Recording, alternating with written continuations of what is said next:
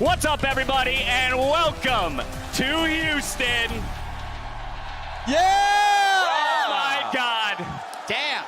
I don't think I realized how much I missed this. So to all of you in the stands already, thank you so much for showing up and showing out for some of the best teams the LCS has ever seen. Hello and welcome to the LCS Spring Finals weekend delivered by Grubhub. Now, as fans begin to make their way into the arena after a fun-filled fan fest, we are only an hour away from our lower bracket battle and the first arena show in more than 2 years. Now, Mark, talk to me, my friend, because you decided early on today you're going to be a little traitor to the analyst desk. You skipped our rehearsal to get an appearance on Hotline League. How was it? I don't regret the choice at all. It was a lot of fun. We had Steve on, Nicole, Papa Smithy talking about the weekend. Fans were able to come up and submit questions. It was nice. I would skip rehearsal every single time to do that again. Oh, no. Wow. Oh, no. I can't wait for the tech issues. You also made a little trip out there as well. How was the fan fest from the It things you got was to see? electric. Yeah? Got to see a lot of people. People were fun to just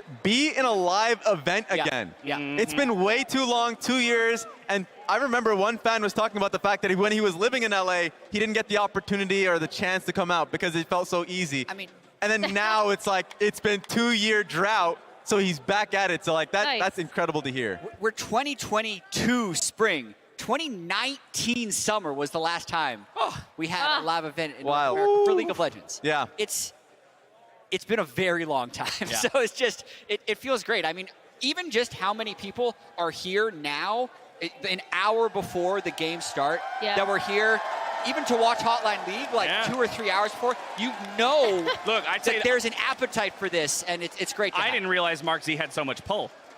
Yeah, that was all me. Everyone showed up early. Yep. Travis, I don't know about that, but the moment Mark was on the that's what it was. yes, there we go. I can't tell you how excited I am for us all to be here. Now, earlier today, we sent Tigris out to the fan zone to get a word from a notable local. Let's take a look. Thank you, Dash. With all of the local Texans that have come to join us at the LCS Finals, we do have one familiar face. I am joined by 100 Thieves head coach for Academy, Golden Glue. What's it like having an event out here in your native state? Yeah, it's long overdue, I would say. The last league event I was a part of was MLG Dallas 2012, so that was a decade ago, and it feels great. You know, the energy is like electric. There's so many people out, and I think it's going to be a really good time. My goodness, a full 10 years. There's also this additional element of we're in NRG Stadium, you know, Houston Texans. Does that mean anything special to you as someone with a deep league history, but also XP in football?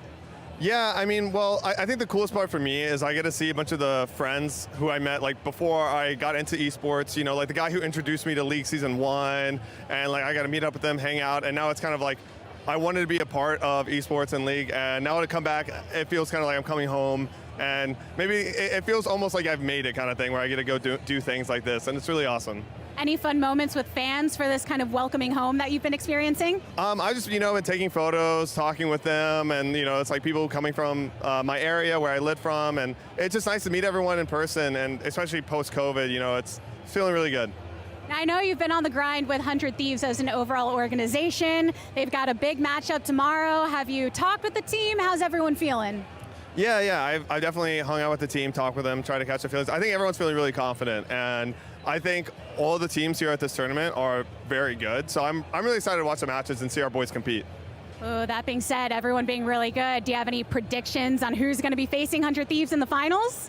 Yeah, that's a tough one. If I had to put money on it, I'd probably bet Team Liquid, but I do think it's going to be really close. I think Evil Geniuses, depending on how they show up on stage, they could definitely take it as well. Should definitely be a good one. Thank you so much for joining us. Back to the rest of the show. Thank you so much, Tigris. Almost fitting that he mentions that it was a decade ago that he was here for an esports event, as we are in our 10th year of the LCS. So we make our trip back to the big state of Texas. Very special, I'm sure, for him as well to be attending in his home state, as he mentioned, for a lot of us too. I mean, personally, my first trip to Houston. I don't know about the rest of you. Same, absolutely. I guess the one time I was outside of LA was you reminded me. The Vegas? Yeah, Vegas event that happened for All-Stars, but first time in Texas, and it's been amazing. You lived your whole life in LA? You've only In my one other entire state? life. We were in Berlin a few months ago. You realize Yeah, that, but I'm right? talking about in America, all right? I'm talking about America. I'm Canadian, if you haven't haven't known.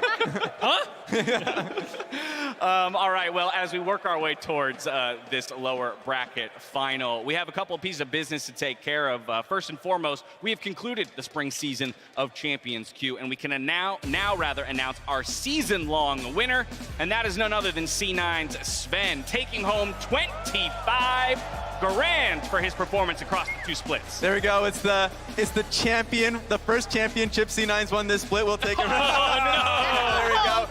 This is why you wanted to talk about this. There we go. Look, I just thought of it in the moment, but I will say congratulations to Sven for picking up the prizing. For me, the one thing I love about Champions Q is you get to see a lot of faces, a lot of grinders from Academy and Amateur. You already see a few of them already. Kaori, who's been consistent for both splits, taking up 4th place. You even see down over there, Breezy was first for a while, but of course just being able to see the names of Dokla, who is there, the champion of the 2nd split. So it's concluded this time around. It's going to come back around summer split, but it's this type of thing that has been so fun to watch in streams. And Raz, there are an awful lot of EG names on there. Yes, it is. From both the main team and then also their Academy and Amateur. That team's been putting in work, and they found their form, as we've talked Good about, team all culture. split long at just the right moment. They bring themselves into this matchup today looking strong. Now, as we continue to celebrate our season and all the excitement here in Houston, there is more than one title left to be awarded. Here is your regular season spring MVP, Summit. It don't matter how high you climb if you can't reach the summit. He's dominating all of top laners in the LCS. He solo kills you 5 minutes into the game. He wants to make you feel like you can't win. Slicing Maelstrom will slice them to pieces. King Kong got nothing on me. Summit's going in and he's looking for more on Fake God. And Summit's just going for it. He's got the ulti at the ready. It's Summit. Once again, wins that. That seems that good. Annihilating on a competition. 1v1. Summit wins. How hard he smurfs on everybody. Definitely a force to be reckoned with up there with the top side. There's Summit. There's what I'm talking about. Summit has joined the fight, so the fight ain't fair anymore. And it ends with a quadra kill for Summit. Summit is taking over. Flash throws him into the wall, even drags an ultimate out of it. Man, how much fun is Summit to watch? Welcome everyone to the NRG Stadium stage. I love the smiling response from you both. I am joined by wonderful company. We have Summit, we have David Hahn as well to assist with the interview. So, after dominating conversation throughout the entirety of the Spring Split, we officially award you the Spring 2022 MVP. What does it mean to you to receive this accolade within your first split of the LCS? 이제 LCS 첫 시즌 만에 MVP를 받으셨는데 서밋 선수한테 그게 어떤 의미가 있나요?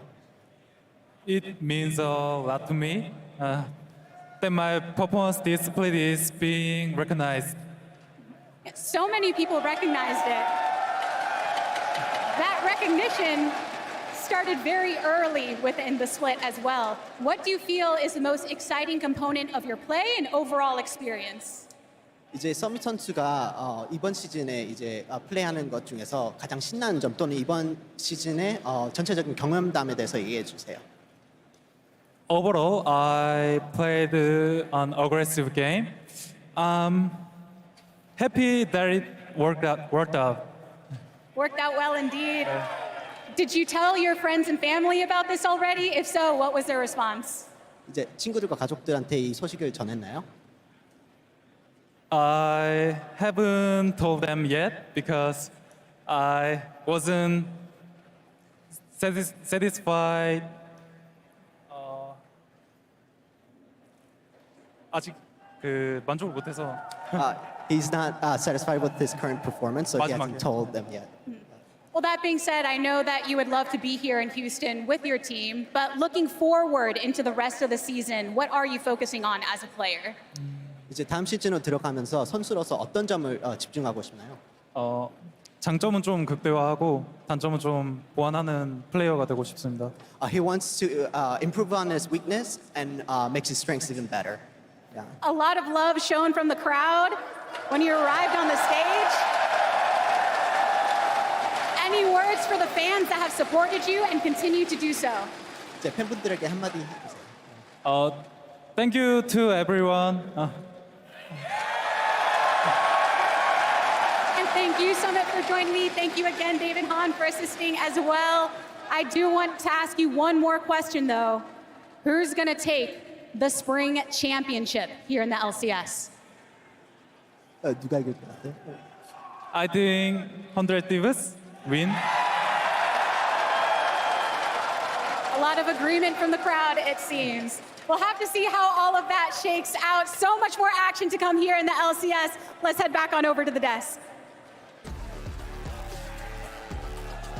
Thank you so much, the Tigers. Once again, congratulations to Summit on a much-deserved MVP for the regular split here in spring 2022. He's calling the 100 Thieves victory. He's a very smart player.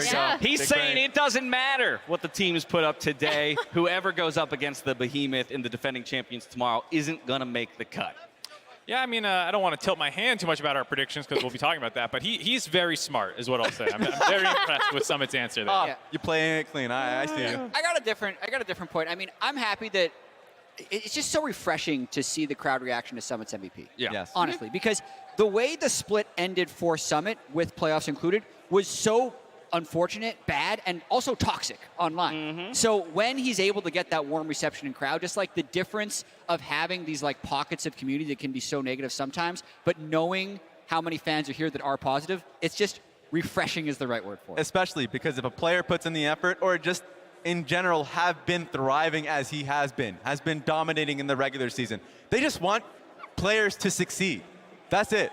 That's the hope that we want. That's why we're here. Exactly. Absolutely. And so that's the hope and pray, look in the summer split, that Cloud9 comes in hot with Summit killing it. I mean, that's the thing that struck me, actually, was the question about whether or not he had shared with his family and friends. He's like, I haven't because I'm not satisfied, right? And that just speaks to his mindset. Now, before we step away, it's a pleasure to announce the return of the 4th annual State Farm Cosplay Contest for the LCS Summer Finals. Now, the winner will take home $5K and a round-trip ticket for Worlds for themselves and a friend. Submissions are opening up on Monday, April 25th. That's this coming Monday. And you can find all the necessary details at LeagueOfLegends.com. Now, Kaya, the Quinn cosplayer in this video, was last year's a winner. I cannot wait to see which incredible cosplayer will come away the victor this year. Feels like every single year the competition ramps up with this kind of stuff. Yeah. I am always having my mind blown with the ingenuity, the engineering feats.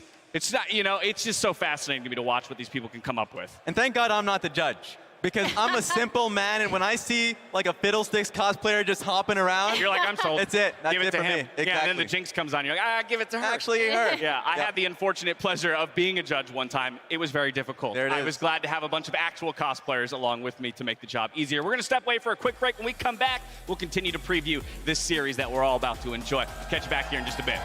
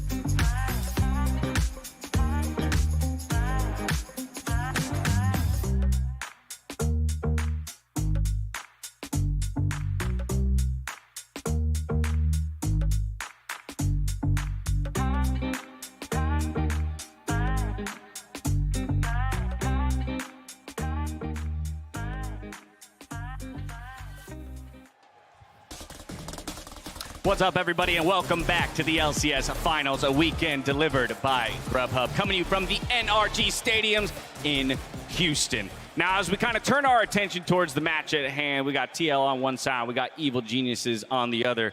Or actually, maybe better said, we just have Core JJ on one side and Vulcan on the other, because if you were tuned into Twitter over the last 24 hours, you'd be hard-pressed to have missed this back-and-forth conversation between the two, the kind of stuff I love to preview a match. I'm so happy they got the robotics championship in there. Yes! Shout out. It's a big deal. Yeah, we've been sharing a hotel with those guys, and they're having a current robotics championship, so I'm glad he snuck that in, you know? I hope your glass prescription is still wrong for this. All right, nice. Honestly, the whole thread is brilliant. We are rolling through it, but if you haven't seen it, I highly recommend going and hunting it down on Twitter, because it just keeps going, and I think that's almost what's so impressive about it. Oh my God, we have another screen? Yeah, it just keeps going, man. There's four. I'm going to call out Vulcan on this one, talking about how Core JJ, old man, you know, old knees. He was the one walking with, like, sticks. Remember, he got Those are called crutches. I call them sticks. He sprains his ankle in the esports soccer match. He blew it out, but he was back on his feet quick. Vulcan, he's young. He recovered. He rebounded. And here comes Closer to cap the conversation. Stop. Closer shows up. Closer with the slam dunk at the end. Listen, here, Closer does slam dunk it, but Core and Vulcan did continue. Oh, they kept going. They just ignored him? Well, eventually Vulcan stopped, and Core was never going to stop. I'm convinced. I feel like he would have not slept. Core actually doesn't need that much sleep. That's an interesting fact about him. He only has 5 hours a night. It's a life hack. Like, some humans just need less sleep. That would be the He would have just kept going. Some pro players play solo queue late tonight. Core JJ can just keep flaming away on Twitter. He doesn't need to stop. In a second language? I mean, what can this guy do? He uses his gamer hours for other things. All right, TL and EG, though, both of these teams have quite prolific histories throughout the LCS. Obviously, people will lean more towards the TL side in terms of thinking as an endemic org that has essentially existed throughout. But EG shouldn't be ignored in that regard, Mark. Yeah, people think I'm a new franchise team. They actually did not come in right with franchising. Is a little bit later, and they came in with a bang. They tried to pick up the Cloud9 Academy players that were all very hyped up, and they wanted to win immediately, and that was actually their best split until now, where they got 3rd place. But then afterwards, it's been a revolving door of players. Every single split, one after the other, they have made changes, and they have been stuck in 5th, 6th place. And I think the change really started when Peter Dunn and Artemis and some of the coaching staff joined the team and started having more of a vision of what they were building to. They invested in younger talent. People like Danny subbed in last summer. Immediately, you saw how powerful he could be, even though they still kind of busted out in 5th, 6th after a strong regular season. And that's what makes this so remarkable to me, is now they've also added another young player in JoJo, and now they're up back into at least 3rd place.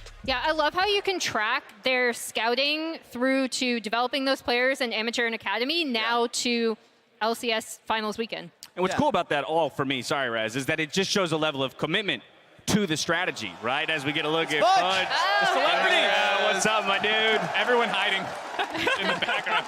It's good to see you, my friend. But yeah, it's that level of commitment to the strategy, right? Because as Mark mentioned, they bring in Danny and they still finish 5th, 6th, right? I think it'd be very easy as an org to react to that and go, okay, well, that's not going to work. We got to go back to the veterans, go back to this other strategy. No, they double down. Let's bring in JoJo and let's go even harder. Exactly. I think they do a great job at understanding the system that they have, the culture that they have as a team, from the top down, from LCS to amateur, where, you know, Danny came from. And I think it's been working really well for them. The fact that they were able to slot in, remember, that first time contracts came in, won player of the game, and he looked so good because it was easy to slot into that team. And they've been only getting better. Well, Emily, let's talk a little bit about what this Evil Geniuses looks like. At the end of the day, they've found the most success they've had in a long time. Where's it coming from? So anyone who's been following a lot of stuff I've been doing throughout the split, including all of my neighborhood tactics segments, most of them have been on EG and how they cross-map trade objectives. So here, they actually allow the Rift Herald to go over, and the big focus is just funneling money into Danny. He's gonna chew through this entire turret, and this is not a one-off thing. This is something that was a regular characteristic of their playstyle going throughout the entirety of the split, where they would constantly give up objectives if they felt like they could get more on the map. And while I don't necessarily always agree with when they're doing it, I was really happy to see an LCS team do that, because I don't think it's always the best call to go for the neutral. Exactly. A lot of teams just really focus on that first Rift Herald and believe it to always just be the end-all, be-all. And for them as a team, even just off their last series, having to hear the words from Danny and what they prioritize as a team. They're intentional about the decisions that they make. Understanding the comps, being like, hey, we just want more gold. We scale better. So it's been a good call from them. Yeah, and I think that's something that they've been refining throughout the year. Yes. Objectives are one thing that seemed more planned to maximize gold on carries versus not getting objectives, but also just kind of taking random fights. They did way too much of that early on in the year, and they have slowly dialed that back to be a much more organized team. And we were talking in the caster green room about like how good their teamwork actually is, which might not be something you expect when you have a 17-year-old mid laner, 18-year-old AD carry. And Danny actually talked about this last week when they're making these calls and when he talked to High. So we're going to hear from him now on like trading some of those objectives as a team, like you said, Jet. That dragon is spawning soon, and you'll see that your team actively makes a decision to not go towards it at all. And I'm wondering, does your team just not care about dragon? And if so, why is that? You actively choose to go for towers and gold. Can you tell me a bit about that team decision? Yeah, okay. So for our champions, Victor and Zeri, I think they are very gold dependent. Like, they scale really well with items. So instead of objectives, we just want to get as strong as we can before Instead of dragon specific. Yeah. Because you guys go for towers or herald. Yeah. Drag, so yeah. So we prioritize the tower gold, and then once we get maybe like 2 or 3 items, we feel confident to fight the soul point or the soul. Is that consistent regardless of what champion you play or what comp you have? Or does that change depending on like your team comp? It might depend, because some champions do better with gold and some champions don't, but it just depends on what kind of comp you have, what kind of champion, for sure. Yeah, so I'm not going to say I always agree with the decision to eschew all Drakes in a series, but to highlight EG's playstyle, we came up with this lovely bingo card that we're going to be filling out during the series. I think we tried to get some fans too. It's that should be on socials, I hope. It should get tweeted out. Yeah. So we've got, we've got the take no dragons and win anyway. We have the duality of inspired AFK farming versus like actual like really creative pathing. You got the JoJo solo kill. That's a free square right there, Zeri. Yeah, Zeri. Yeah. Well, okay, is it only if they play Zeri? Not obviously if it's banned. No. Or do you get credit if if it's played. banned? It has to be played. Okay, got it. I got a question for Mark. For creative level 1s, is running down mid lane with Nautilus creative? Absolutely. It's not necessarily creative, but we'll take it. We'll give it to them. Different. So we'll be tracking this all series long. We'll play along with you at home. And all that said, if we're going to do it for one team, Jad, it feels like we have to do it for the other. Yeah, we have TL Bingo as well. That's still Emily's handwriting. Yeah. Emily did Jad, draw these that's cards. really well done. Yeah, thank you. Working on my artistic skills. Yeah. Oh, nice. We got the zoom. So these are tricky to come up with, but I think this one's pretty good. Core J ganks mid top, duality of Whippo, solo kill gets solo killed. Will we see Ornn duty? Will we see Lucian duty? They're in different places. Corkies. I was also told, that could happen. If you see Corky or Zero, then we know we're in the Corky Zero meta. Pearson 0-0-0 at 15 minutes. I like how these are that's positive. A free square. Yeah. Those are a free positive square squares right as well. There's no negative, like, well, when they lose. Okay, so actually, we didn't plan this, but I want to bet from each of you which card hits bingo first. Oh, EG. You think we're going to hit EG bingo first? Mark, what do you think? EG, Emily, Same. You're saying I made a harder card. Yes, you did. Sounds like it. Is there? Mine too easy. If someone prints these out from a social, is there any reward you two planned for people? I mean, the thing is, I think a lot of times with bingo, you want to come up with one. you're supposed to scramble bingo cards. Yeah. So that different people get different results, but these are just all Just a single bingo. So we'll see. Everyone wins or everyone loses. Everyone will hit at the same time. Team game. We gamed ourselves. We didn't think this through clearly.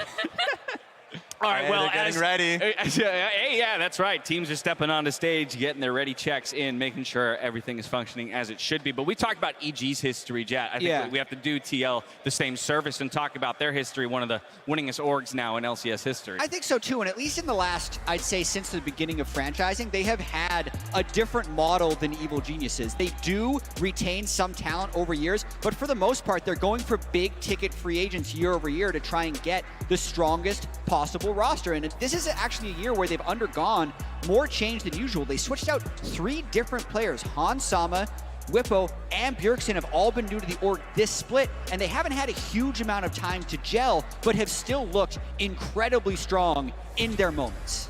Yeah, it's been insane, the players that they've been able to pick up. Right now, you can look in hindsight and say Core JJ being picked up, that's the norm. But at the time, he was a world champion. The amount that they would have to have gone for him was huge. So it's been really They successful for picked Team up Liquid. 3 world champions. If you think about all the way to the beginning, True. Piglet, Impact, Core JJ. Yeah. Crazy. And I mean, it's just been a long time since they've won. We've talked about all those changes that they make when chasing talent. Yeah. It's been over 2 years since Steve has gotten a trophy, and I know he is hungry for another one. Right, we'll all finally remember the 4 titles in a row, and that's what kind of, turned this org into a Titan. But yeah, they haven't felt that glory for some time. Yeah, but it has been close, right? So Yes. 2020 summer when I joined the team, 15-3, but then 3rd place. 2nd place in the spring.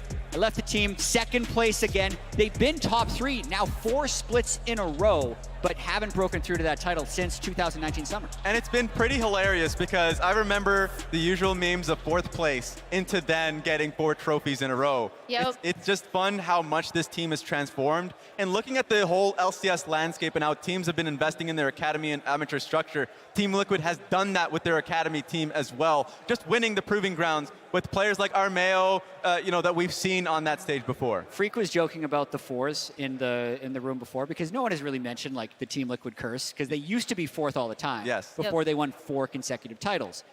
But if they win here, there will be 4 unique winners in 4 splits, which has also never happened before. Oh. But it'll be their 5th title, so who Interesting. knows if they're cursed to be stuck on 4 forever. But you also just mentioned that it's been 4 splits since they won, right? Correct. Yeah, so Nice. it feels Well, like they're we'll due. get a 4 Scripted. either way. It's scripted, guys. Hide the book. If you look for 4s, there's a lot Yeah, of them. of course there is. I want to jump back actually to a point you made, which is about the amount of turnover this split Yeah. with 3 new players coming in. They even had to sub a bit throughout this split. But basically, same question I asked to Emily about EG's playstyle. What does this version of TL look like? How do you define the way they approach the game? I'm not sure if they completely know yet. Okay. Because where they found the most success has been with generally strong scaling team fighting compositions, but they stretch a lot, right? Like, honestly, the first 2 games they won against 100 Thieves, they were actually outpacing them and winning those games in the early game. And when they went back to late game team fighting, they lost game 5. So I'm wondering what they're going to switch to in this final game. All right, maybe still trying to lock it in, but we can say one thing for sure, Emily, that with Bjergsen's return back to the LCS, there are still some quintessentially Bjergsen things that must happen around him. I hand it over to you for our State Farm neighborhood tactics. Yeah, so this was actually Jat's cast, and I'm super glad you brought up those first 2 games, right? Because we're going to take a look at something that was like a Bjergsen staple. So anyone who's watched LCS for a long time, after this mid lane play happens, you are going to see something that like made everyone who had to face Bjergsen in 2015 like absolutely miserable. Yeah, it was not fun. Yeah, exactly. And it's actually not as much to do with like what happens in this fight, but watch core and what happens with the minion wave, because minion waves, they're important. They are? Dash. They're super important. And what he's going to do is actually hold the wave so it's at a prime position for them to just revisit this entire lane right here. So you see that arrow? That's pretty much where the wave is going to end up staying. And they're about to make Abadaga's life absolutely miserable in this 2nd game.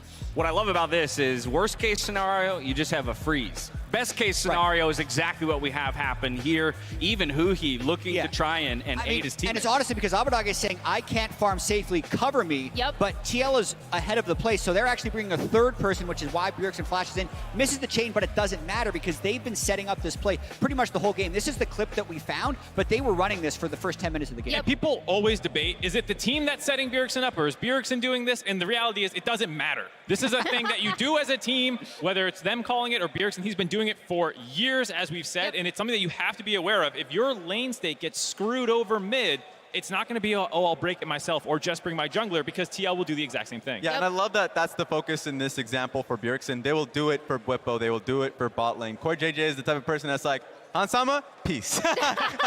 Same I'm gone. Yeah. Well, the reason I found this one particularly interesting is people haven't done this nearly as much, because most people think that's not how you play League of Legends anymore. It's about actually getting the shove in and then just leaving.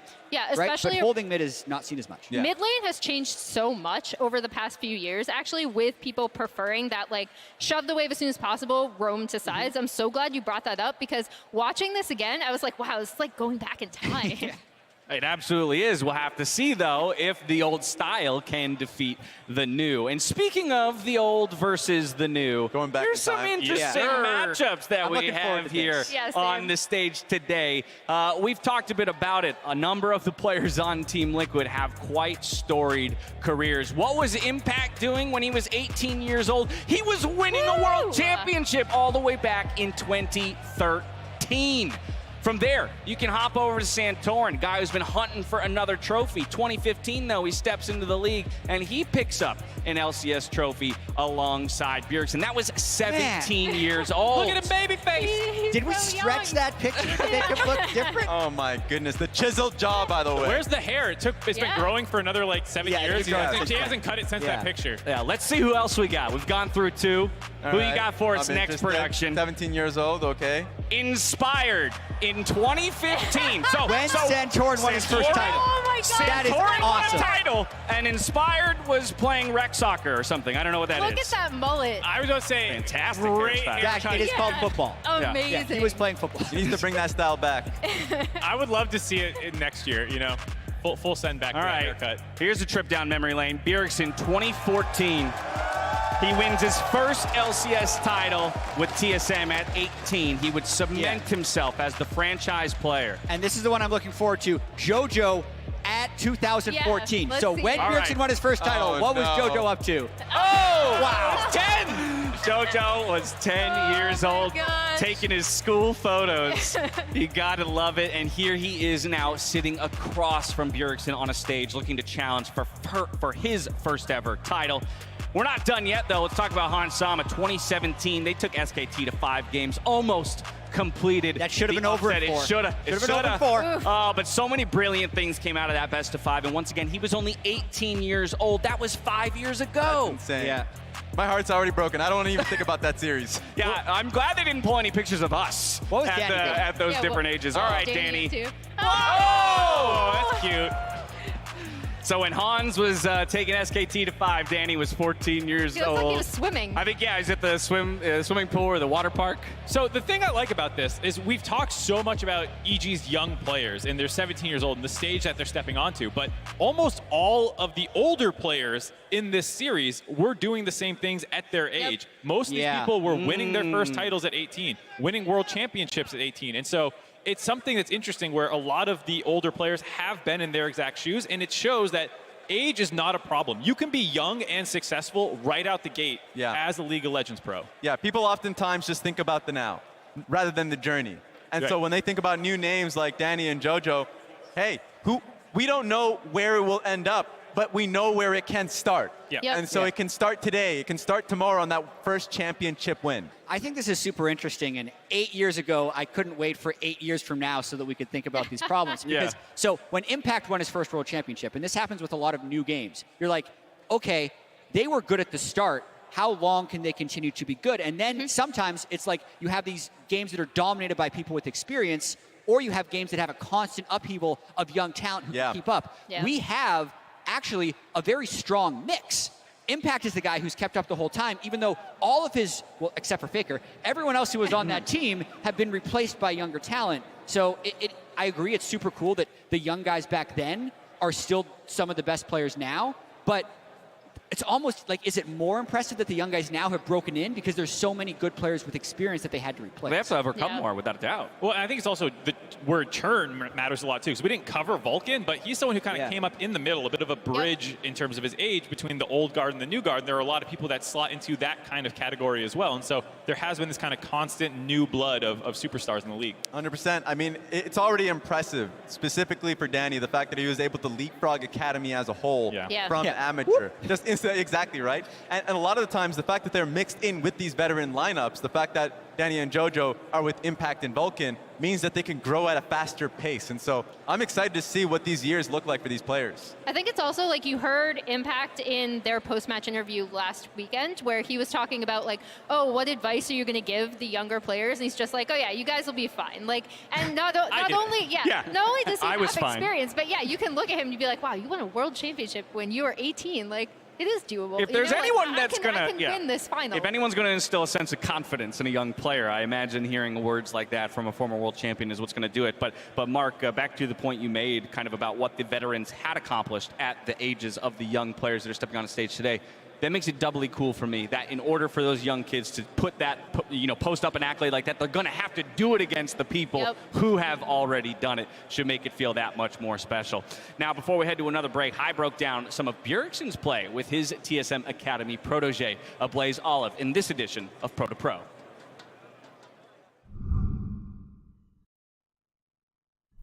Hello everyone, I have Blaze Olive with me here today, and we're gonna do another Pro to Pro, and I'm just gonna basically be watching a lot of stuff that Bjergsen does and ask you about it. Number one, a lot of people, for you guys at home, the reason why level 1s change, where people do different setups or different starts, is because they practice that in scrims. So they might get killed level, like 5-man ace at level 1 or something like that. So I have a question really quick. You'll see that Bjergsen starts sweeper here.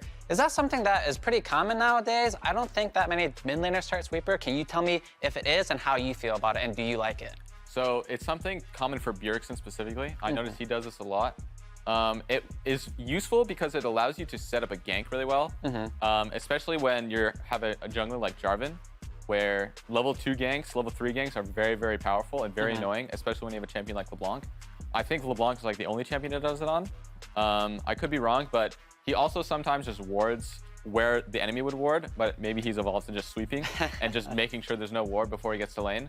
I think it's like definitely like a good idea, but if there's no like follow-up, then it is risky to not have a ward yourself. Right, right. And you also gain a lot of power because, say, for example, you have the push, right? You then can go ward the enemy jungle. So that's also like a trade-off that you do. It's very helpful to have that, yeah. Fair enough, cool. So I have a second play here that is a quote-unquote cool gank. I don't know who told you it was a cool gank, but, you'll see here that Jarvan is basically going to be sitting in this bush for quite a while. And my question basically is, do you feel bad making junglers sit in a bush for quite a while to make a gank work? Because there's no way this gank works if they just run at him. So Bjergsen has to run off to the side to pretend he's either ulting away or running away. And that's why this gank works.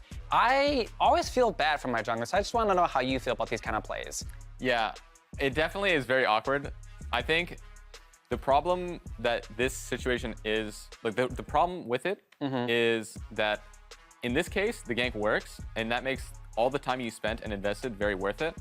But there's going to be some percentage of the time that it won't work, and you can even argue that it shouldn't work because Sylas should be playing respectfully enough to not die to this.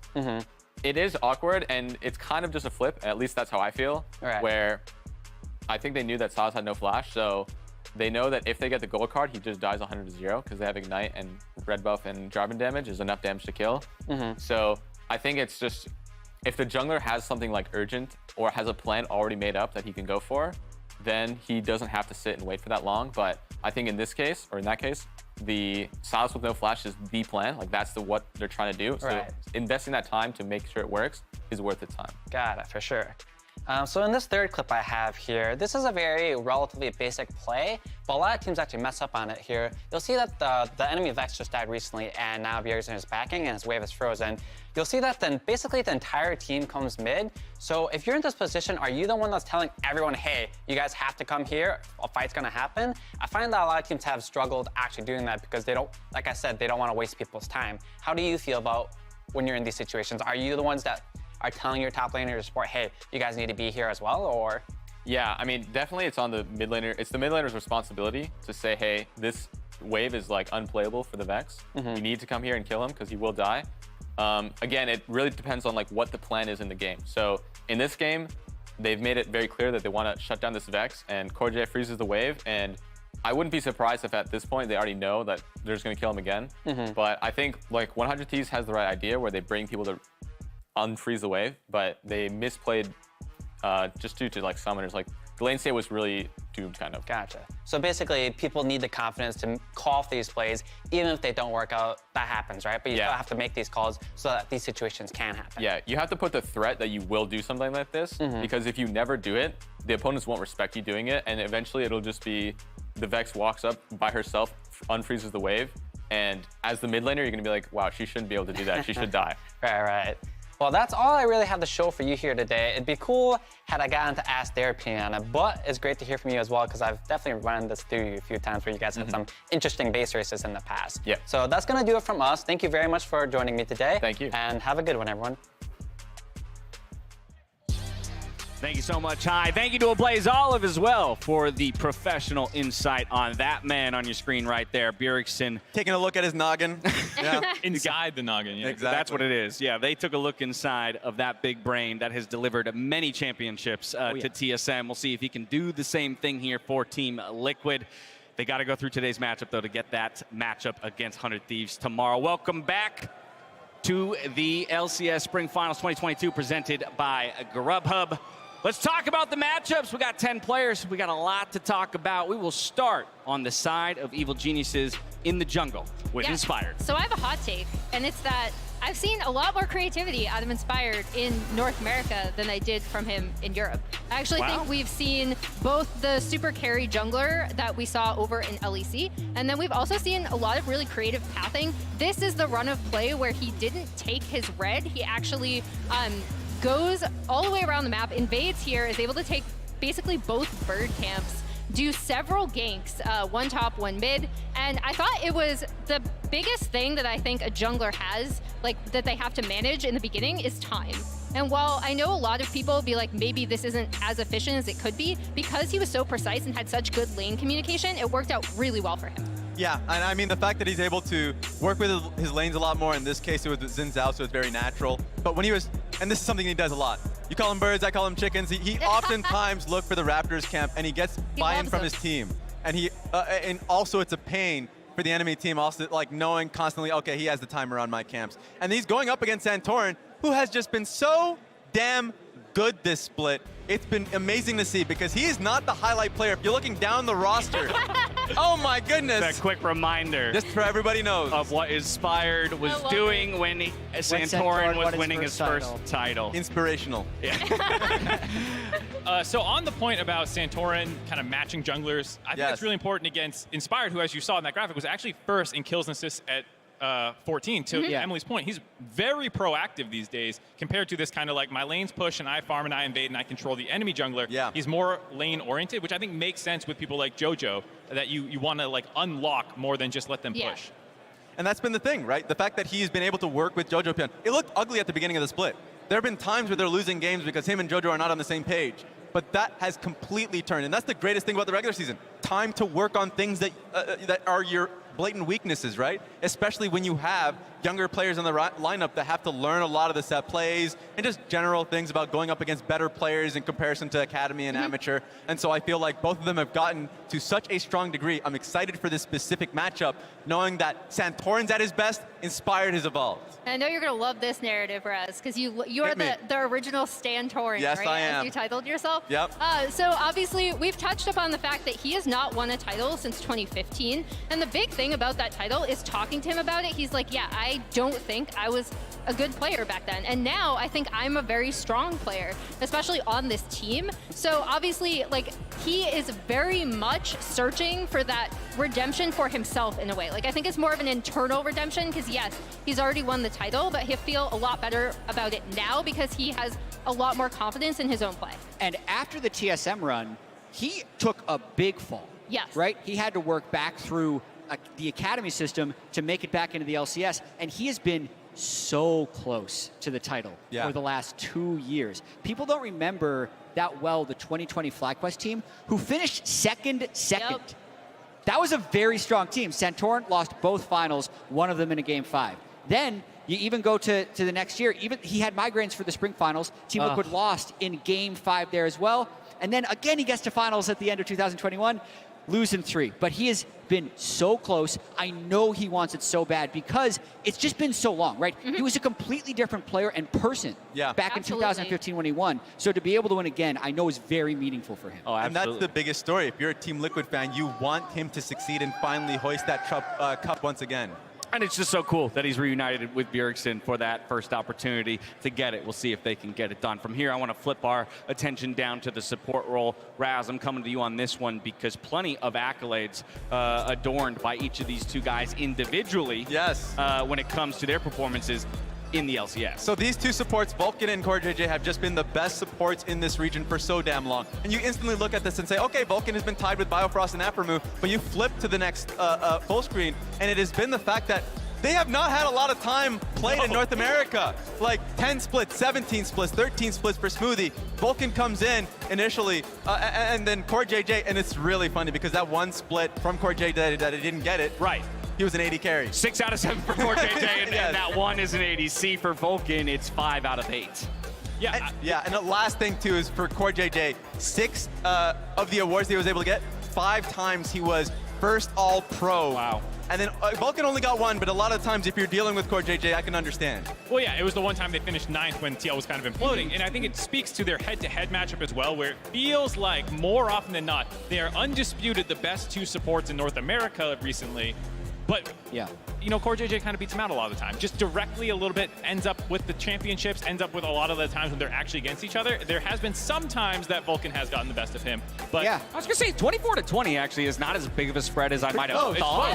That's why they're 1-2 in the league. And these guys have a rivalry in scrims too. Like they go at each other in lane. Saw it on Twitter. It transcends And on 80 Twitter. carries as well, right? Like we've had CoreJJ Doublelift, CoreJJ Tactical, CoreJJ Hans, we've had Vulcan Sven, we've had Vulcan King, we've had Vulcan Danny now, right? Vulcan Yeah, Danny. exactly. And but no matter what, these two guys also have fairly similar play styles. Like Roam they heavy. win lanes so they can roam. They don't just roam. So it's always explosive when they play against each other. I remember when they faced each other last year, and they both had that lowest duo procs. It was what, like 4, and then like Vulcan right ahead of him at like 4.5. Yeah, It's well, like, that's oh man. just you take one look at the bingo card, and that's all you need to know that you should be looking for CoreJ to be roaming the map. From here, we're going to the mid lane because again, it was so much of the focus of our conversation around the new versus the old. Right, Bjergsen is stepping back onto the LCS stage to be a competitor again. He cites constantly how much he didn't realize he missed that competition, how badly he wants to hoist another trophy as a player. But on the side of JoJo, this was EG's big bet on NA talent. Emily, we talk about them doubling down on the strategy. Yeah, and there was such a mixed reaction. I remember talking to Peter Dunn a little bit after like they announced it, and it was like, we felt like in any other region, you'd be like, yes, like we're promoting NA talent, this is great, but the response was really mixed based on what other veteran mid leaders didn't end up on LCS teams. And it was really cool to see EG just double down and be like, no, this is the player we believe in from our academy system. You need to remember the calls for Jensen, the calls for Niski, Jizuke, all the different calls for anyone but JoJo. Yeah.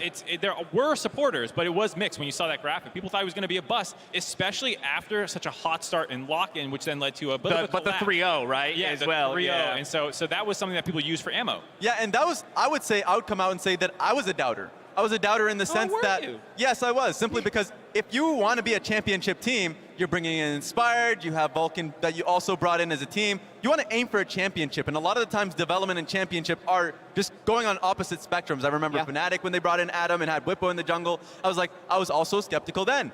But the fact that it has been working out has been such a credit to the coaching staff, the culture on the team, the fact that they let them do what they have been doing so well when they were in academy and amateur and amplifying their strengths. All right, well, while the community has not always had a lot of belief in JoJo, he certainly has some belief in himself. Check it out. I know you had some words with Fudge going into this. Were you threatened at all by him based on his last performance? I mean, I never, how can I say? Let me think. I don't think Fudge is that good at mid, but he beat me every single game. So I couldn't talk much trash because I'm 0-3 against him in regular season, so I couldn't talk much. But now that we 3-0'd him, I think I can say now that I think he's not that good. And I'm pretty confident now, so there we go. Enough to send him back to top lane? We're sending him back to top lane. I think he's going back to top lane after this game, yeah. Yeah, so I talked to JoJo at the very beginning of the season, and I was like, oh yeah, it's in laning, it's Chovy and you, right? And Kelsey, one of his former coaches, told me to ask this, and he was like, oh yeah. And I was like, okay, it's 50-50 whether he actually believes it or whether he's just the joking. biggest troll. But the fact that I couldn't tell, I was like, that's awesome. I'm so happy that he believes that much in his own mechanics. Well, and that people believe in him because we talk about the young players and where we've gone over history a lot, but to stress this, JoJo is the youngest player to ever appear in a finals weekend. by a month. He's 17 years old, 6 months. The closest was Bunny 23 Cuckoo. days. It was in 7 months. So he is actually the youngest player to do it, and to do it in mid lane of all positions. Like, he is someone that everyone should be looking up to and rallying around as, like, NA can compete here. There was a period of time where mid laners were leaving mid lane. They would retire to support because they didn't think that they could get a starting spot as an NA mid laner who was coming up in the scene. And JoJo is this breath of fresh air, not only doing it, but doing it at the youngest age ever. Yeah, and this is a more general point, but I think it's important to say. I think the community in general holds younger players to harsher standards than experienced players. Because as soon as they make a mistake, people think that's who they are. Yet when an experienced player who has a belt full of good plays in their back pocket, somehow their bad plays get overlooked. So I think in general, if people give more time to young players, we will see more of them. JoJo and Danny have been outliers because they've been so good right from the start. But it doesn't always have to be that way, especially if we want to win long term. And man, I love the confidence that he was able to show throughout the split, the fact that he was coming out and just trash talking, right? And the problem is, and this is what I always say, the qualifiers, like, I have to win first before I trash talk. I don't want to see that. Yes, it's overflowing. Like, we've been seeing it from players. We saw it from Core JJ and Vulcan. We've seen it from Fudge, from Cloud9. We want players to be confident and shit talk. That is what the sport is all about. Wow. And oh my goodness, JoJo. Really, the floodgates have opened. Hey, he's declaring the clean sweep. But if that man there has anything to say about it, it's not going to be. He's going to have something easy. to say. Yeah. Speaking of accomplishments. He's got a few. Bjergsen has a few. So JoJo's accomplishment, youngest mid laner to play in finals weekend. That's nice. Right? Good. Cute. How about this? 10 LCS championship appearances, 6 titles, 10 All-Pro, all combined, 4 MVPs, and 5 trips to Worlds. Nobody in the history of the league comes close to this from a mid lane perspective. Yeah. Right, yeah, outside the mid lane, your closest is Double Lift, and even then there's a big debate, right, between who's the real GOAT. Jensen would be second, but it's not 10 championship appearances, it's not 4 MVPs. No, it's absolutely absurd. And then again, sorry, we just got to remind everybody. This is JoJo is 10 years old, and I just think that's so cool because age has been such a long talked about, you know, aspect of esports, and wondering where that ceiling is for people or even where the floor is, and it feels like a number of players on this stage are looking to shatter that. JoJo saying, your time is over, old man. Time is now, old man. That's what he's saying. So it is funny because we talk about the youth side of this discussion, but Bjergsen's on the other end where people are like, aren't you supposed to be done being a pro by now? And the fact that he retired, came back, and I think the spotlight angle that you're talking about for young players has been on Bjergsen. I was asking people, you know, like, where do you think he's playing compared to his peak? And some people are like 4, 5, you know, like it feels like he also has something to prove that, like, I'm not washed, I'm not bad, I'm going to win another championship. Shut up, please. Wait, sorry, I want to... In a way, I was going to say, that's a lot more illustrative of his peak, though, than... That too. Because, like, he's not been playing, like, badly. But so I think that just illustrates the depth of experience that he has, and also, like, how incredibly impressive it is for a player to be able to play consistently at such a high level for so many years. The game itself, we just talked about how he plays mid, right? That in and of itself has changed. We saw the throwback last week, but that's not how he's been playing all split. So, like, he's had to adapt and change and evolve over the years, so that just makes all of his accolades even more impressive. And he's so self-reflective, too. At the start of the year, he said, I also don't think I'm at my peak. I have to work up to that, and I hope people give me the time to get there. And I think he is starting to reach that point now at a critical era where, you know, he's like playing Ari and hard smurfing on people in these best of 5s. All right, just over 5 minutes to go till we kick off this best of 5. You know what that means. It's about that time. It's time to put your money where your mouth is. Predictions. Boom. My boy Raz, we're going to kick things off with you. Is it going to be Evil Geniuses or is it going to be Team Liquid going to the grand finals tomorrow? Look, I've been telling people in FanFest that I'm going to have a boring prediction. I think it's going to be the experience, the leadership, the first seed in Team Liquid taking this one 3-1. 3-1 is the vote here for Raz on Team Liquid.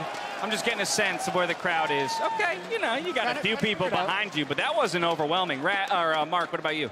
Like I said, the time is now, old man. Oh, my goodness.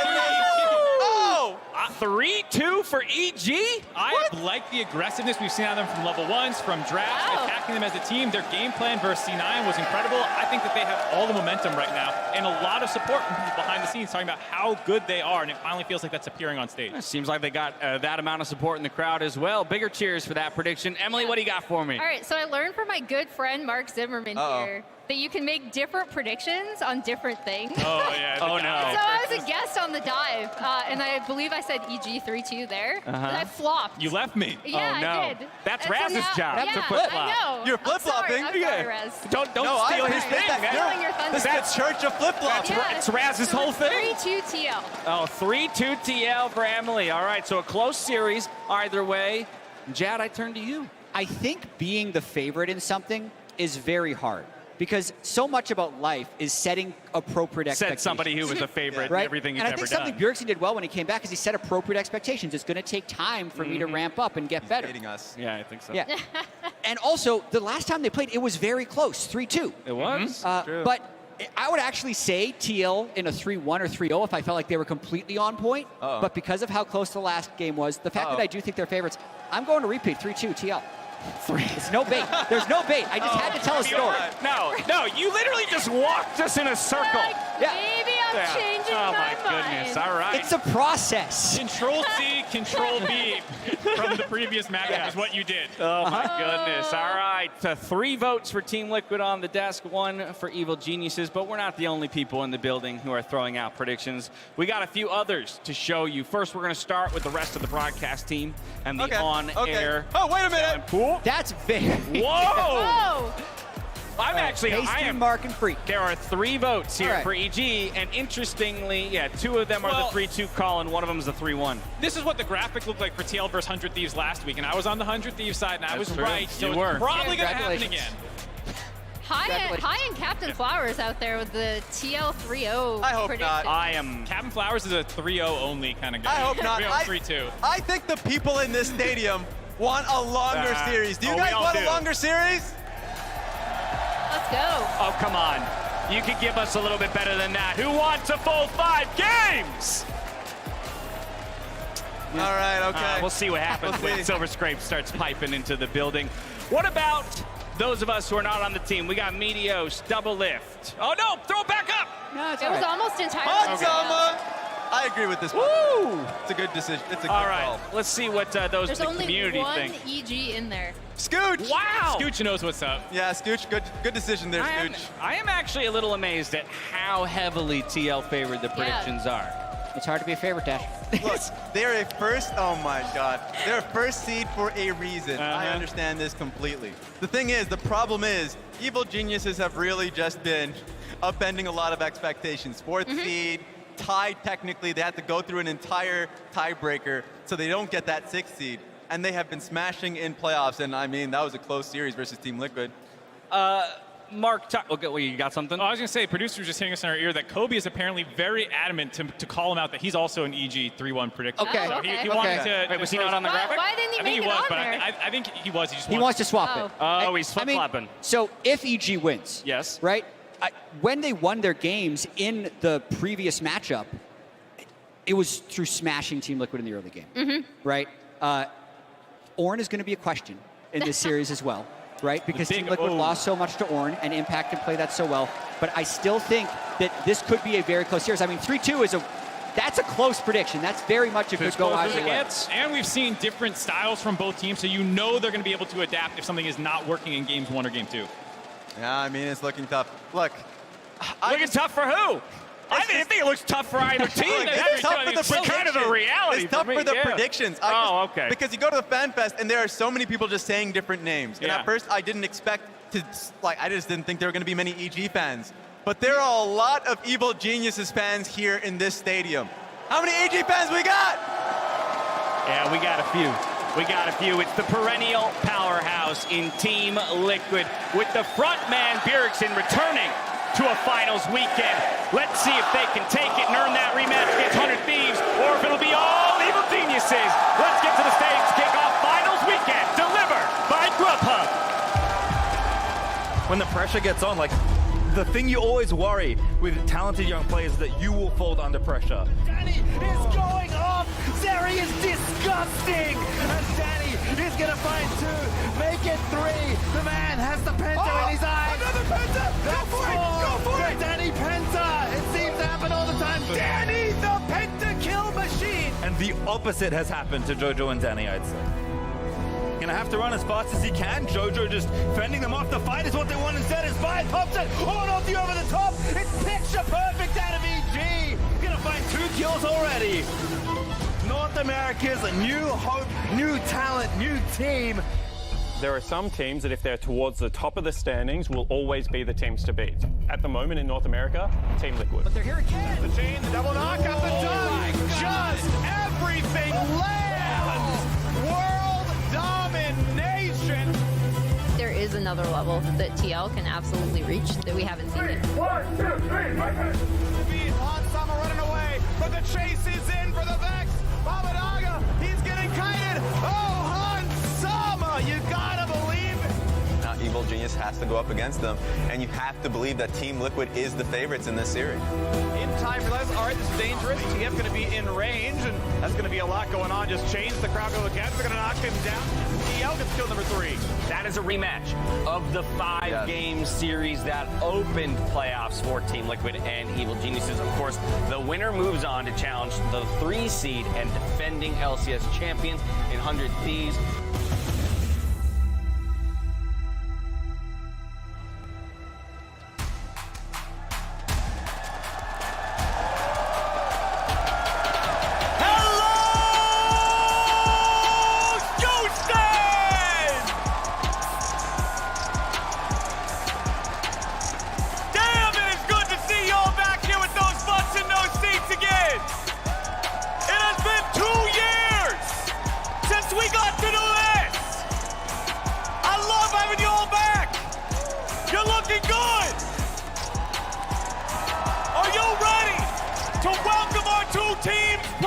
Today.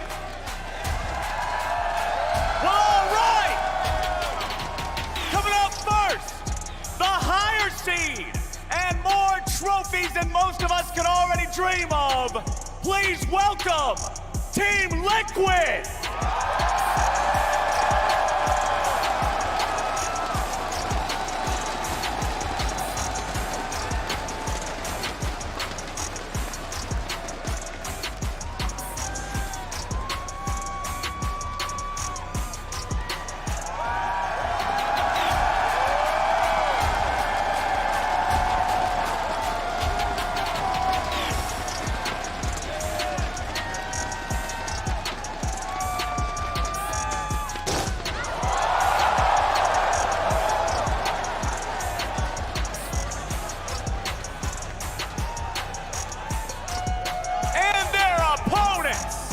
Who've been turning heads and raising eyebrows ever since lock-in.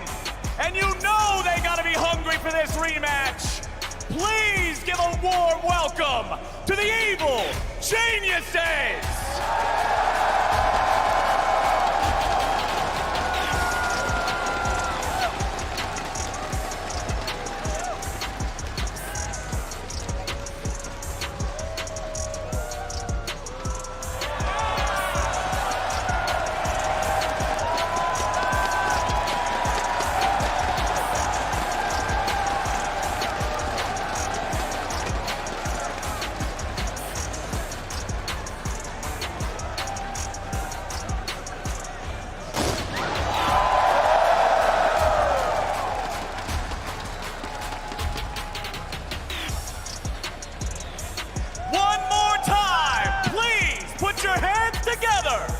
Team Liquid and Evil Geniuses!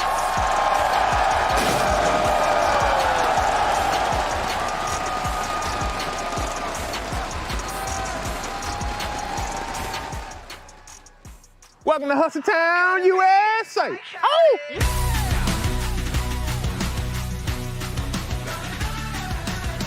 When I first came back, I didn't even know if we would be able to play in front of a big crowd in the stadium again. But as soon as we heard that that was a possibility, that really became my first goal. And now I've made it. I'm not playing in the grand final just yet, but it's not going to feel good unless I take it off. Say you want to make it on your own. It's nothing but a fantasy. Last time I won LCS was 2015 Spring Split with Björk, actually. So it's nice to have him back on my team. That probably, hopefully means that I'll win this time around, because I think that was maybe the magic that was left out.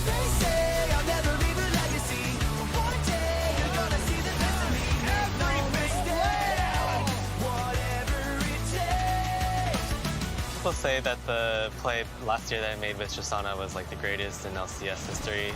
As a new player, you kind of want to have that kind of recognition.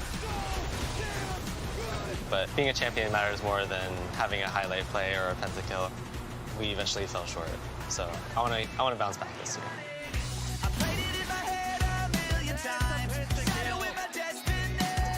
If we win, it'll show a lot, especially since a lot of people don't really think like NA has that much young talent or something.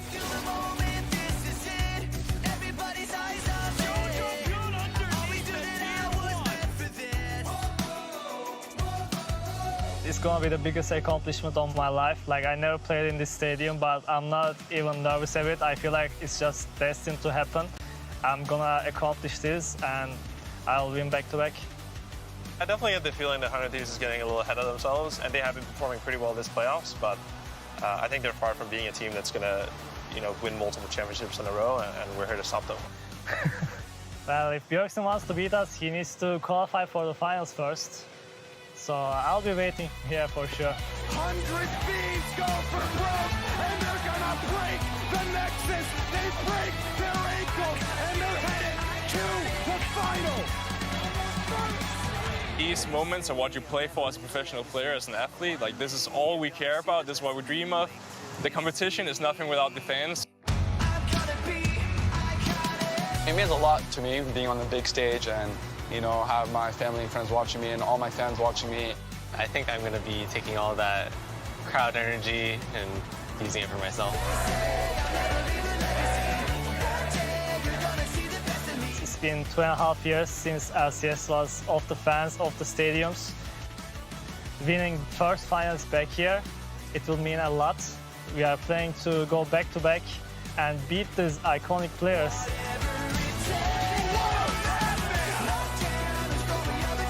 I don't think I realized how much I missed playing. The nerves, the excitement, the ups and the downs. I think I appreciate these moments a little bit more, and I appreciate being able to go on the stage, being able to play in front of the fans. And that's really what we're here for. This is the ultimate test and pressure as a pro player.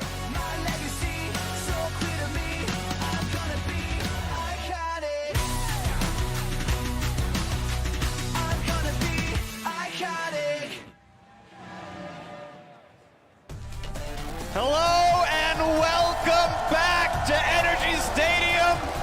And you can tell the crowd is full of it here in Houston. Evil Geniuses and Team Liquid are doing battle. And I am stoked because I think there was a really cool story here. If one of these two teams wins the LCS, it'll be the first time in LCS history there are 4 unique consecutive LCS champions. It's always gone back to someone really quickly. Cloud9 breaking that trend recently, for example. But if it's EG or Teal to take the title home tomorrow, that's 4 different teams and 4 different splits. I am just loving the atmosphere here in the stadium.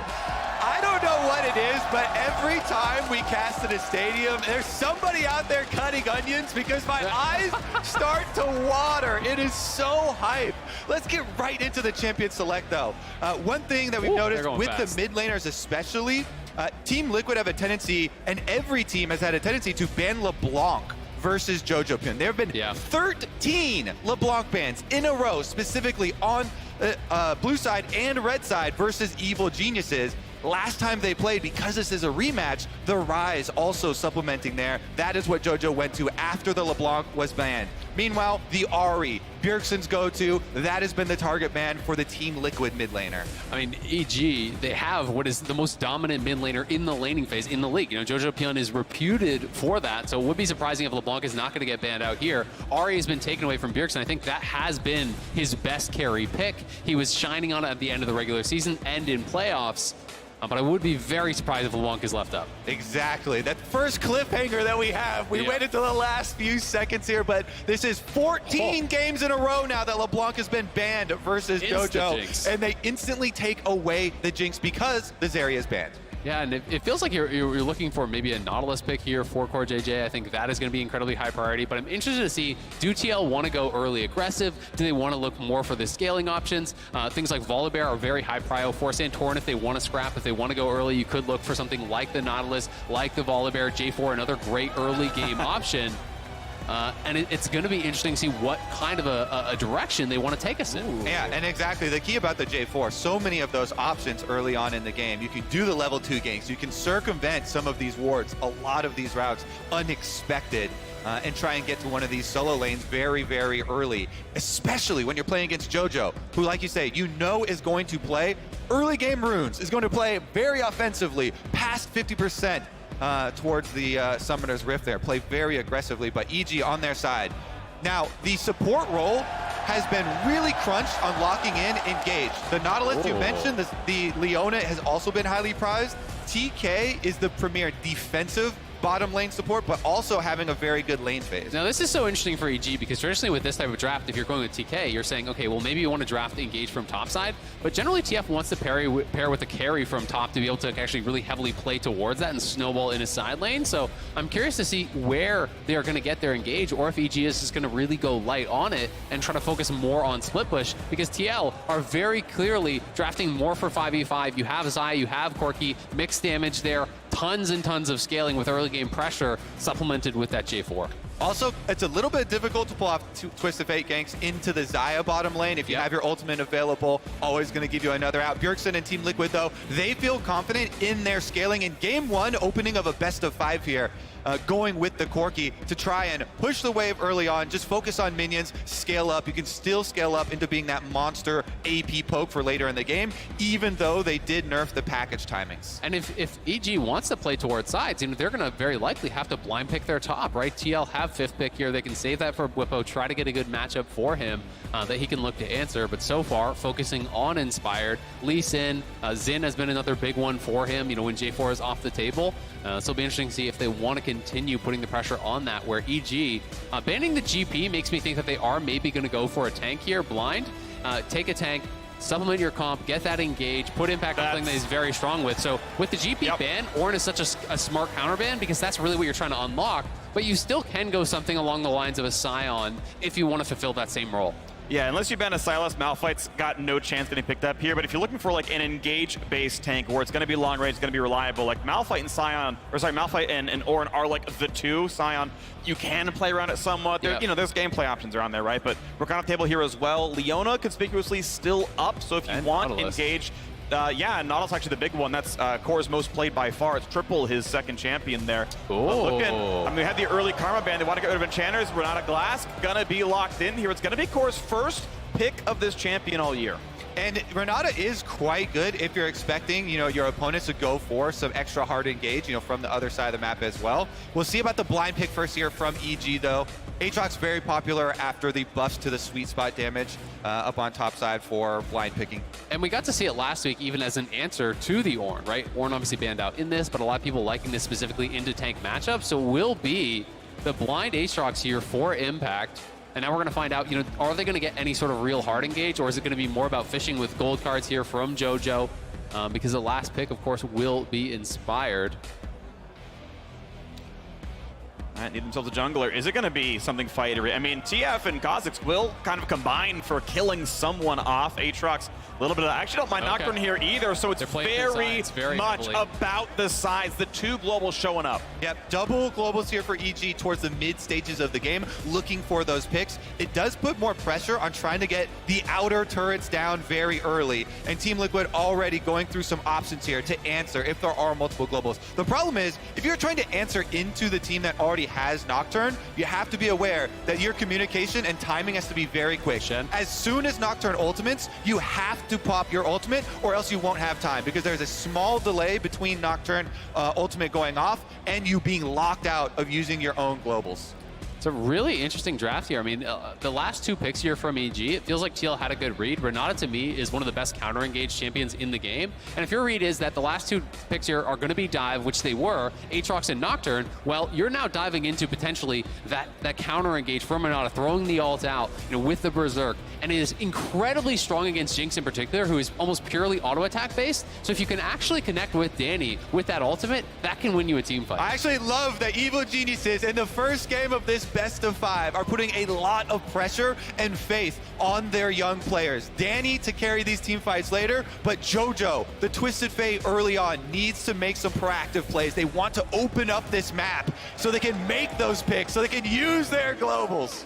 Oh, it's about Inspired. It's about Jojo Pyun. We'll see if TL have gone for scaling. If it's going to be enough for them in the later team fights, because certainly EG looking to play it aggressively. They are the ones who have to push in and get stuff done. Otherwise, I mean, good luck team fighting on a Nocturne and an Aatrox. You're gonna get peeled off. So do EG have it, or do TL? Let's hear it.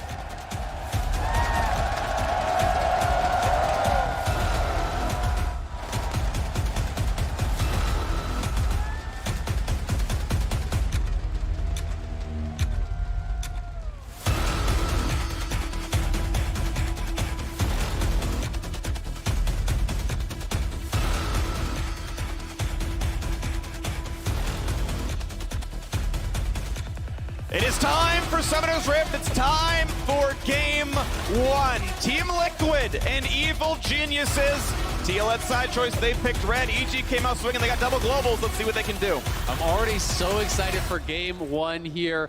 Whippo with the Ignite on Shen, so he is playing to try to kill the Aatrox. You take the Ignite to get aggressive in the 1v1, and is going to put a lot of pressure on him to play this matchup well. So much of this matchup is about timing the parry with the passive auto attack, from Aatrox there, that bonus damage, and timing your taunts very well, because if you mistime the taunt, you can get queued out of it with the sweep spot or pulled back in by the chain, and that can be devastating. So we're going to see how aggressively Whippo wants to play this. If you get chained up, is he taunting in instead of away to dodge those first 2 sweet spots and look for a kill? I am so ready for this rematch from the upper bracket. It went a full 5 games previously.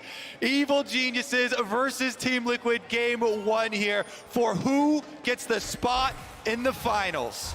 We see a quick scrap in the top side. That 5-game series were the only games EG won against TL all year. The 2022 record is 8-2 in favor of Team Liquid. EG, for the most part, have not had a snowball's chance in hell, but we'll see if they can turn it around here. And it's so interesting seeing these 2 top laners, very, very clearly, Impact is so aware of what Shen wants to do. They're fighting over the placement of the Keyblade. Whippo is actually trying to put the Keyblade up far in the lane so that he can get the early pull through at level 1. Movement. Impact was fighting him for it, trying to harass him with that. I'm going to trade back and forth right now with the Q and the shield and a grasp as well. That auto's going to look pretty good. Impact will have more sustain in the lane. Obviously just has Omni Vamp in general from level 2 onwards, but Whippo getting the better of the beginning of this. Exactly, and Whippo doing a good job too, working around the cooldowns. Seeing the early Qs come out from Impact, knowing there's nothing left. Oh, he got the extra attack speed. Yeah. He got every one of the empowered autos. Shen, baby. We got to fight, though. We got to fight. Hansama going to be slowed down. Q would stun, but the minions are in the way. Hellfire lead. Quajade trades back in, lands a bit. And in these all-ins, you have to remember that Hansama has been forced to take cleanse because of the Twisted Fate coming from mid lane. So you are basically down an extra combat summoner. In this exchange, it was heal from Danny for the Ignite from Core JJ. Ignite a bit of a shorter cooldown by, I think it's about 30 seconds. So we'll see if that ends up mattering as time moves on. Quick early word. Good job by Bergson getting the early push. 10 CS to 9 as the lane equalizes again. Will push towards the Corki, so they'll have to fight over that. It's also interesting seeing Santorin, pathing down towards bot, not playing up towards Whippo. Generally you're not expecting Nocturne to look for pre-6 ganks, but if Whippo is going to get really aggressive, you do still have to pay respect to the fact that Nocturne can go for those wraparound plays. And since he has taken Ignite too, you have to be quite careful with pushing the wave in. Yeah. So you see Whippo immediately trying to hard push this wave, make sure it bounces off the turret, it will reset against, so he does not have to worry about, missing out on the teleport summoner spell. And I actually really like taking the Ignite as the Shen in this matchup. Because of the cutting of the healing when Aatrox does get access to his ultimate, you can threaten that 1v1 while also still threatening the bottom lane plays. Bot lane's pretty chill right now. CS lead for Team Liquid side, but there are still minions to farm. Santorin gonna have no problem getting the bottom scuttle here. Pretty equal farm for both sides. Krug's gonna be claimed no problem here on the Nocturne side. Inspired just generally trying to rush towards that 6 minutes and change level 6. Pretty full clear. Sadly, not going to find a scuttle for himself. And with bot pressure the way it is, I mean, you can try, but junglers dive. He just flag and dragged in, but they're going to see each other. This is fearful. He can do a lot here. Santorin actually could have been chased, maybe. I think he didn't know what cooldowns were missing, but Santorin would have lost a couple hundred health there. Yeah, he absolutely wasn't sure that the flag and drag was down. They didn't actually have a ward in try to see that. If that was spotted, he could have punished him much more heavily. And now they're just trying to harass here under tower. This airy. Oh my word! First blood's in. The Q snipe comes across. Team Liquid already off to a lane kingdom. It's pure skill shots from the bottom lane of Team Liquid. CoreJJ and Hansama both landing there under tower. No heal left for Danny, and he is down. Oh man, dying with that pushing wave is so brutal there for EG. Hans is going to have a monstrous buy off of this base. Danny down very low. The heal wasn't there, and he just gets the QE pull through with the airy proc. One feather to the side. Danny tries to move over to the edge to farm this up. But when you put yourself between the tower and that wall, there's just no way to actually dodge the skill shots as you step forward to CS. Yeah, CoreJJ hitting that loyalty program, getting that slow on him. Huge stuff here from the Team Liquid side, from the veterans. And this is one thing you look out as well. In the big stadium, you watch especially in the first game, our players a little bit more timid to committing to some all-ins. You know, who is going to be able to react to some of these skill shots and this poke? And Team Liquid off to an early start for the players with the extra experience. I mean, you just compare the buys now between Jinx and Hans. Hans is so far ahead here with the serrated Dirk, the tier on top. His buy is very, very powerful, and he's going to be ready to scrap. Yeah, I mean, also the real punch to the gut is the minion wave loss that you mentioned. You know, that extra experience of all the minions dying at tower while you got killed. Now dealing more damage down here. Vulcan is going to let himself take it and then just regen back up with the thick skin. But yeah, Team Liquid so far just going to have constant pressure to the bot lane. I expect them to get a dragon before too long. Yeah, exactly. And up on the top side, it's actually a bit concerning for Bwipo. You know, off camera, he was losing a lot of trades after the early push here.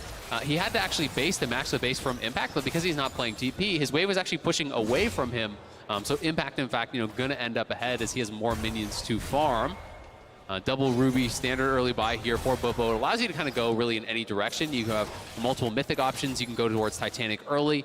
So really kind of keeping the options open. But if you want to play heavily through sides, I do like Titanic Rush a lot on Shen. It can give you a lot of early and mid-game scrapping power here as Inspired sneaking into the brush. Another decent hit right here. It's going to be walking out of everything else. But yeah, level 6 means he's got the move speed. He's got a good chance at Bwipo here. Is he going to find the rest of the damage he needs, though? Ultimately, no. Ultimate down for approximately nothing. Bwipo might have to take a bad recall. We'll see what the regen looks like. And because of the teleport discrepancy that you mentioned, once Bwipo does hit level 6, then EG know that they can't pull off this bottom lane play. So that's why they went for this timing you just saw on screen. Inspired goes for a possible lane gank here into the brush with the control ward. They're trying to squeeze out something just before the timing of Bwipo hitting that level 6. Now that he is level 6, they know he's got access to that minion wave. They call off the play. They back out. They know that Shen will be able to come and Aatrox will not.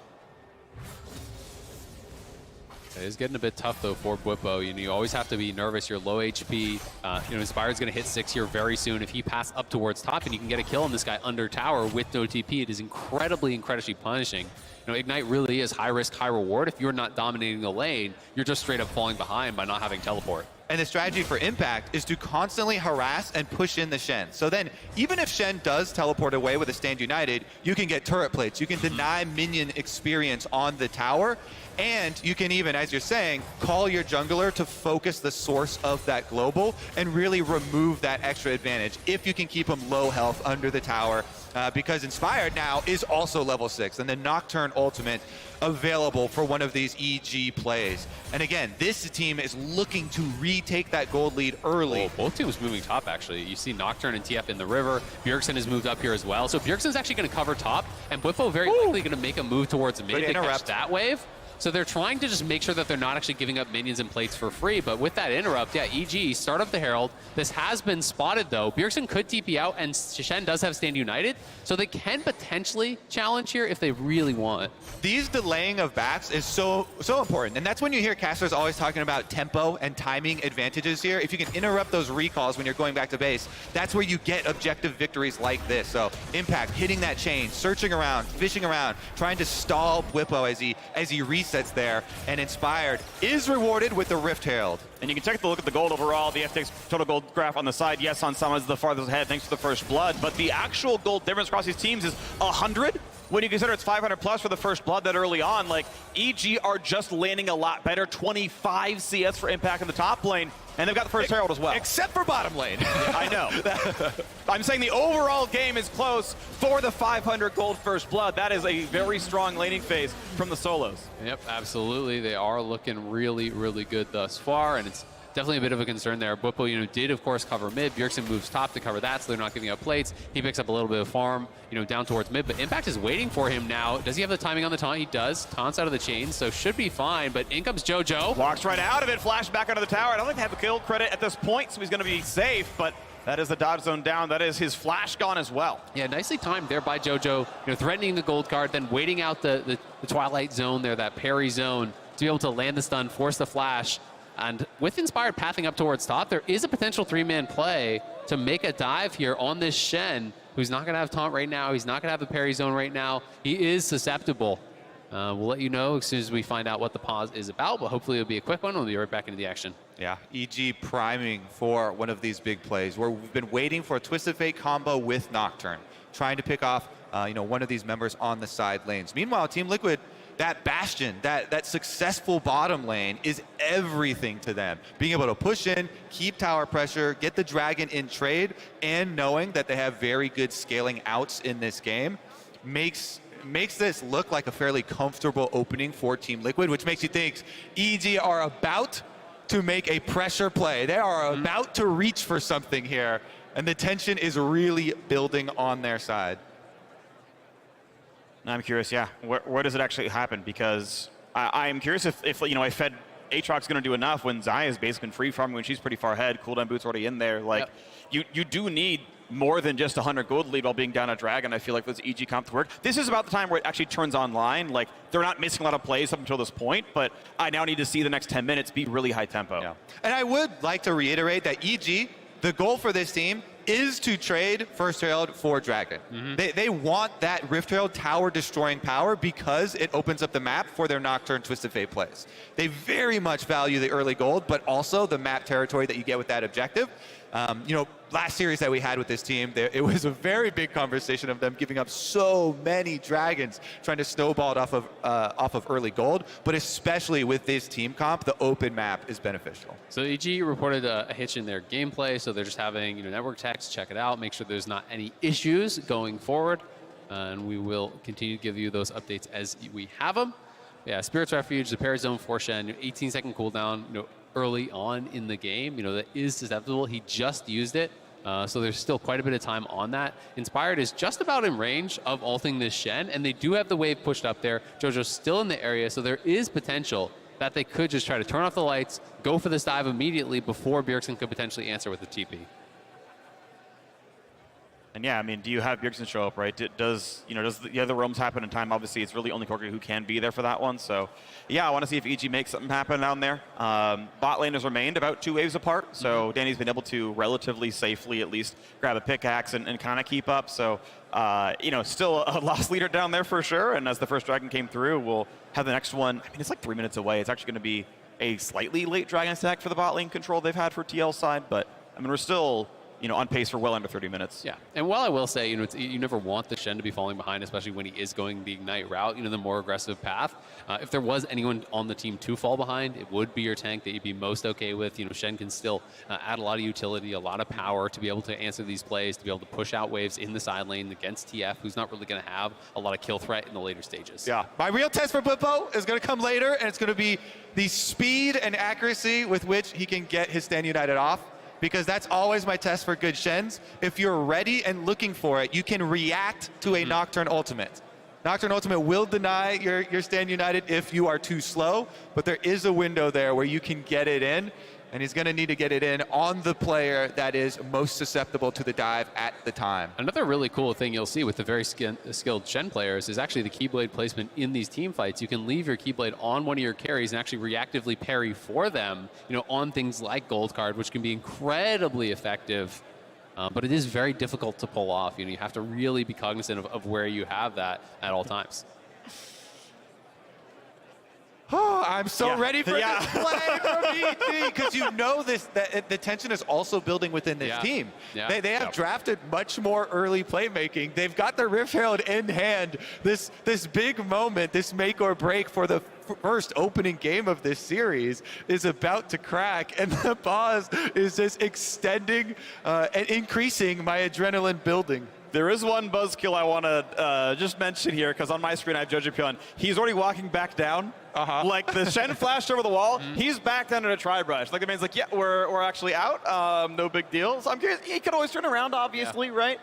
They've got time, but they got to get the wave still in. But I'm gonna laugh. It's like, all right, I can't wait. Oh, can they make stuff happen? Dodges down. It's like, they're walking in mid lane. I will proffer one more option, because there is still a timer on Bjergsen's flash that was blown earlier from that aggressive play. So there is also a small window if you can pin Corki, Twist of Fate Gold Card into Nocturne Ultimate Dive is another viable target. Basically anything except for Hansama. Hansama is extremely safe right now under turret with Ultimate and Flash Cleanse available. We're creating our dream scenarios of the explosive return to live gameplay here. Yeah, and once we get a word of what is actually going on, of course, we'll let you know. Haven't heard anything yet in the headset, but yeah, it is just sitting here. And I mean, it's kind of amazing. So one player, we talk about, the people who've been around forever, Santorin and Bjergsen, primary options here. And you look over at the EG side, we keep talking about Jujupun and Danny and whatnot, but Inspired has played about 2 months in front of the LEC crowd. Yep. Right? Like, he played the beginning of the 2020 season. That was kind of his LEC debut. And, those beautiful people. Yeah, wonderful, beautiful people. The LCS audience isn't actually as big. It's actually much smaller than the LCS studio audience-wise. Yeah. It's like, just 70 to 80 instead of like 200-ish. So, his experience had actually been in front of, very small crowds by comparison. And so, he's also kind of had the ramp up, almost his entire career has been during COVID area, right? Some of it actually just straight up online, just at home or at the team house, and a little bit now at the studio here as well. We are ready to go back into this one. And Nocturne's recalling, and TF's walking mid, baby. No kill to be seen. A flash away from Whippo, but game one resumes. Yeah, we'll see. We'll see if they want to make that first play with the Nocturne here soon. But it has been a really good bit of pressure here. And it is a bit concerning, even just confidence-wise, when you are going into a matchup like this, when you have counterpick and it's going bad for you early, the stress can start to mount. Yeah, as a theoretical discussion, too, because I've seen so many best of fives and stadium gameplay tournaments start this way. Just as a theoretical, if you are doing Champ Select for the first game and first series where your team is in front of this giant crowd, can you even anticipate the possibility of hesitation early on and a little bit of a warm-up for teams getting into it to be able to commit to plays like this? If you draft a team comp like this that does have to commit and does have so many early possibilities and early tools, that can be something worth taking into account when you really do have a little bit of a time crunch. No, it's a really good point, right? It's an interesting question. Should you be drafting around the fact that players may be playing a little bit more safe in game one? This is something that you see, across all games, across all regions, is that often people come out, they play a little bit more hesitant as they're kind of getting used to this new environment, then they start to build confidence throughout the series and kind of play more like themselves.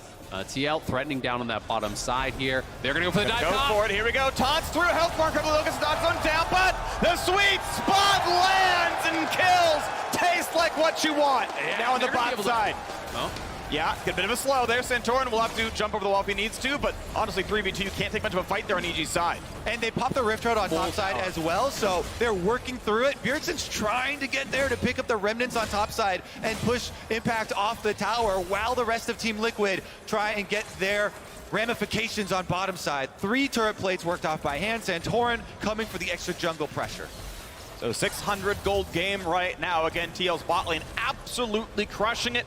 EG playing through the top side. They blind picked the Aatrox. Whippo went for the Shen to, lose as gracefully as he can, but the man is down 40 CS in a tower, and here comes the first play on Jojo Pion. He's going to flash to safety, but still stays in range of the Shen. That flash does nothing, and Whippo gets his revenge. Yep, vengeance for Whippo. They make a global play on him, and he answers right back with Bjergsen. Now, they would have loved to get that actual kill credit onto Bjergsen to fund this Corki, because 2-item Corki is what you're looking to play off of for Team Liquid. This whole draft is around the Xayah and the Corki getting their poke damage up and operational with 2-item power spikes. But it's a very good proactive play. You have package for the super long range dash and the Whippo stand united. They know they'll be able to secure it. You just get right next to them, and even though Jojo flashes there, upon arrival, easy answer from Whippo. And it was just really good positioning from Bjergsen. You notice he positioned himself, on the side that Jojo would have to run to. So even though Jojo flashes, he just makes it from one side of the character to the other, still in range of the Shen. Bjergsen not even having to spend his flash to reposition there.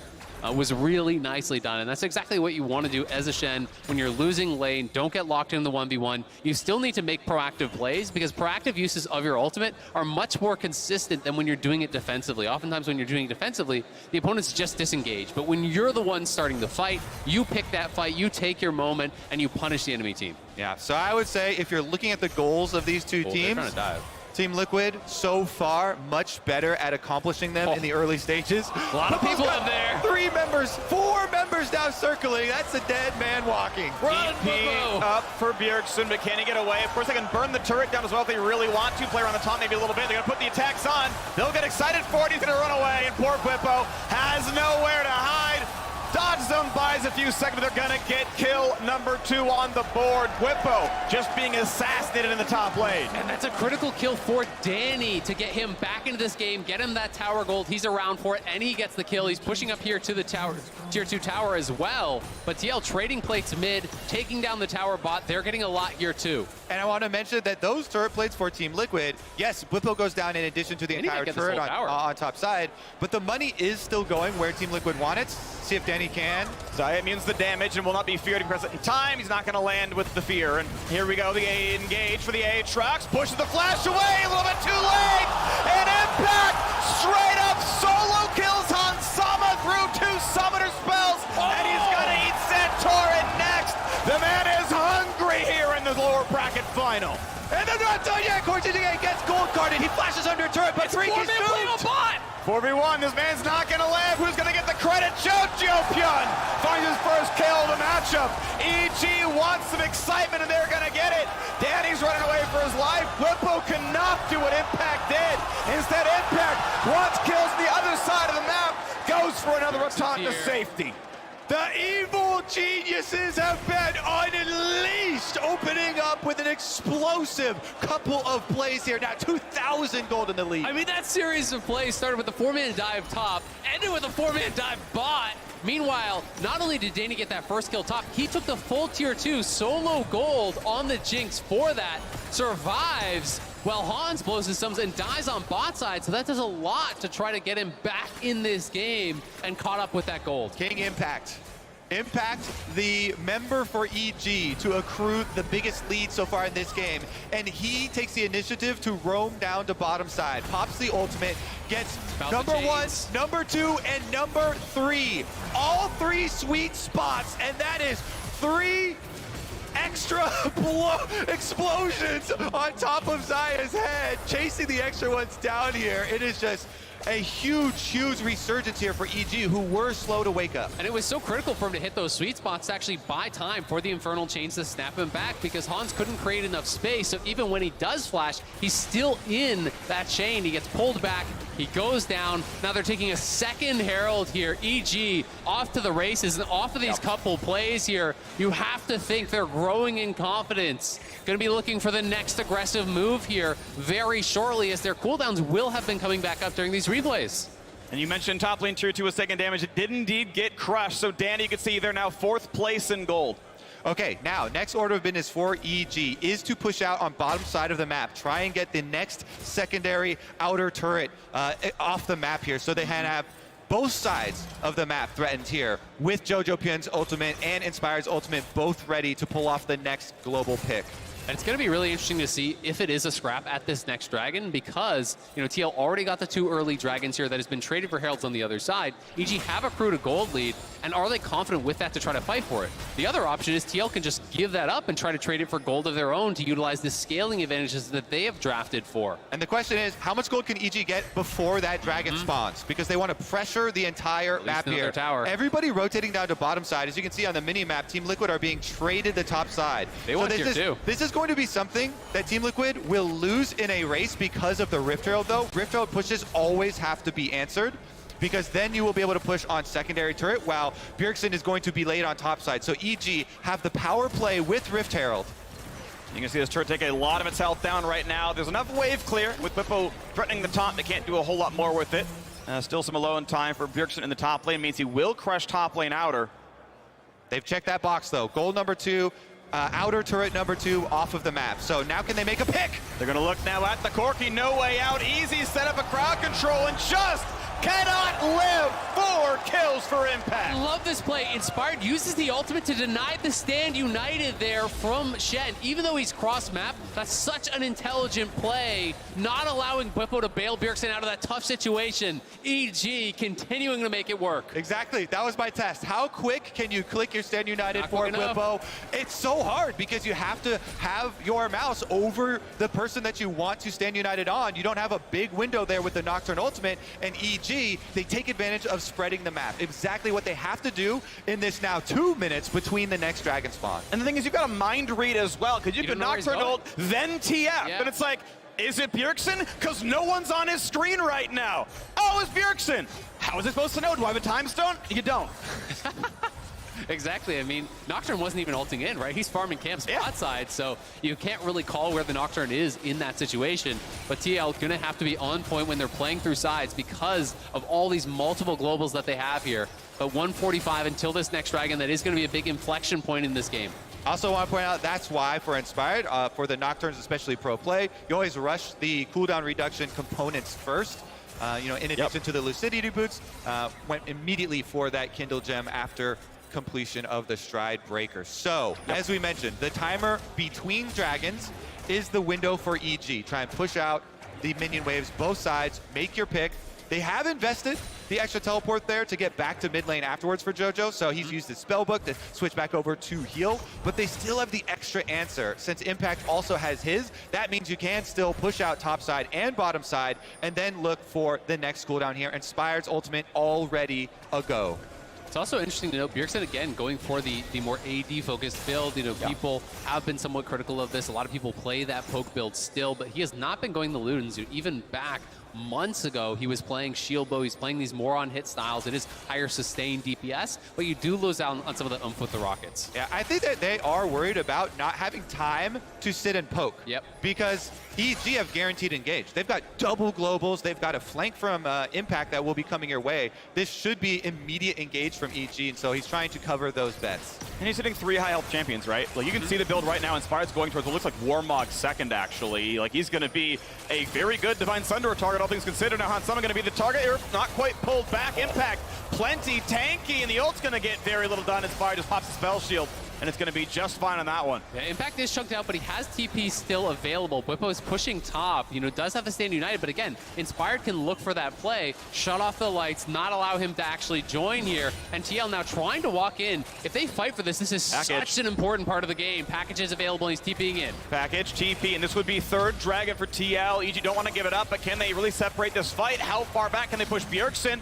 Volk going to now show up there as well over the wall. Not going to get locked down by Santorin. And now the midway's pushed in. Do EG still stay for the dragon? They're going to have Bjergsen go and take the wave. And that means TL has to go to the river yet again. But as long as the wave is gone, it's going to be okay. Now, can you wait out a full minute for Package? That seems pretty unlikely. But EG are playing it slow. Danny's going to be the target. Package and Stand United ready. Look at Bjergsen. There it is. They can't bring in Shen anymore. They're going to go in for the dive. Will it be enough in time? Huge damage to the backline. The redive comes in. JoJo burns his Zonius, and now Shen can arrive. Feathers pull off back, and TF is down. And this could be the fight that they need. TL get 1 for nothing. Looking for a second now. Vulcan dangerously low, pops the shield, walks away. The taunt's going to land, and Impact just gets flattened.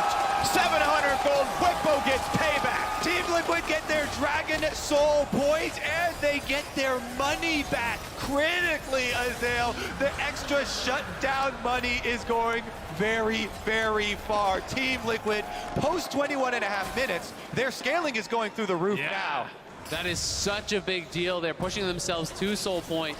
You can see it again. Danny was getting poked out pretty heavily prior to this fight. Bjergsen had great positioning on the side because you can't engage on this guy with the package. He packages back towards his team, putting this line in the sand that EG cannot go across, and then collapses onto Jojo, who they focus down. Just such a good peeling option here from Bjergsen. He does not use it aggressively to dive. He uses it to cut off this small window that EG have the advantage where they can jump to your back line. And it's just really good team communication from the veterans on Team Liquid. They know they've got the upper hand in scaling. They've got the upper hand in dragon stacking. All they have to do is defend the offensive EG play. Bjergsen does that for the team. Then Whippo comes in for the chase. And now it is TL in control of game number 1.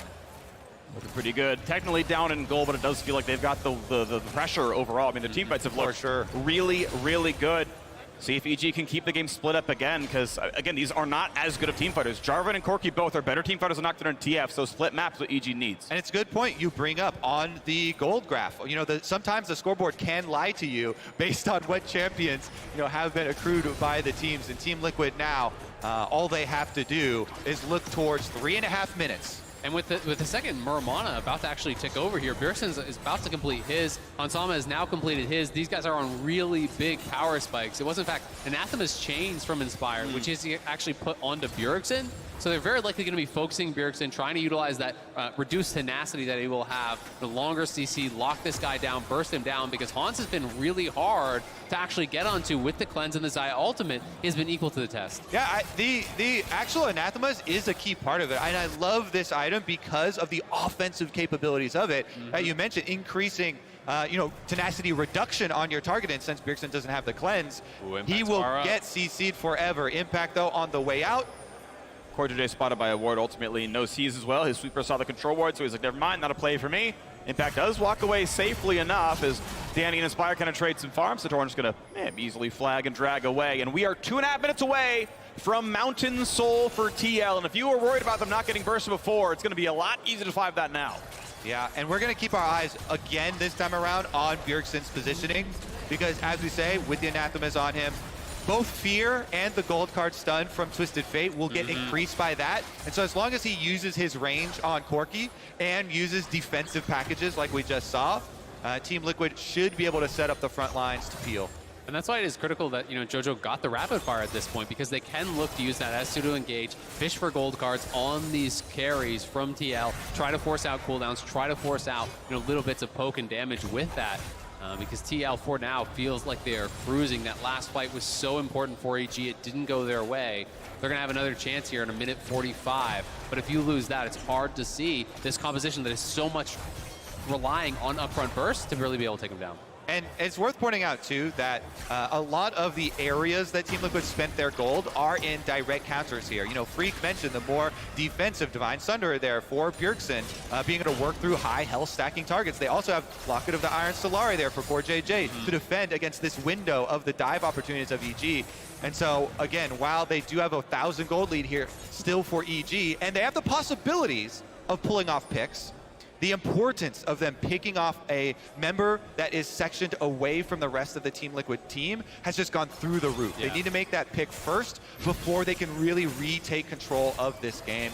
Team Liquid have just stacked up so many answers here in the first 25 minutes. And it's so hard to find those picks if you're not able to do it before Dragon, because once they're grouped up around that pit, you're having to engage through the Renata ultimate. And yes, it's slow. You can sidestep it, but then you're being zoned out of that fight that entire time. So it can become pretty difficult. IE has been completed for Danny, so he is on a really big spike right now. And at a good time to fight, but they need this next fight. It is paramount to their chances in this game. Yeah, I was going to say, nothing happening since the previous Dragon kind of favors TL as they're getting these items across. RFC done on the Corki, 3 items everywhere, ready to go. Just about, not for package though, keep in mind, right, it should still be that 6-minute timer difference. So I believe, it doesn't have it. I'll just kind of double check that I'm not trolling. He's okay, just kidding. It, so I guess it's the exact timer, it's 5 minutes. I guess, yeah, he picked it up early enough, so he's going to have the package for this one. And I mean, that's everything they need. I feel like TL feels so favored in this team fight. And Bjergsen could play for the mid wave. He can get over there really, really fast. And EG, can they find that first pick? Every single summoner is up. Danny's on 3 headers. Maybe they can frontline for him. But look at Core's positioning. He could try to ult over the wall here potentially. Oh, huge route. Jojo has to get ulted back to safety. Vulcan going to walk up a bit. Santorin's just fine. Bjergsen plenty healthy. And Tom Kent's ultimate is actually one of the biggest cooldowns here for EG. Now no TK ultimate at all for this Dragon. The critical Mountain Drake. Impact over the wall, no one in the brush, walk up again, try to find the next play. Bjergsen holding on a package, will time out relatively soon, but he engages on impact, flash to safety, Nocturne in, the ulti's pretty good, it locks him down for a while, Aatrox's gone, Smite, rushing it down, will it happen? It's claimed, Inspired, stops the worst from happening, Whippo fakes the taunt flash, gets one out of Dan. They're gonna go Baron. Rocket's not bad though, good damage.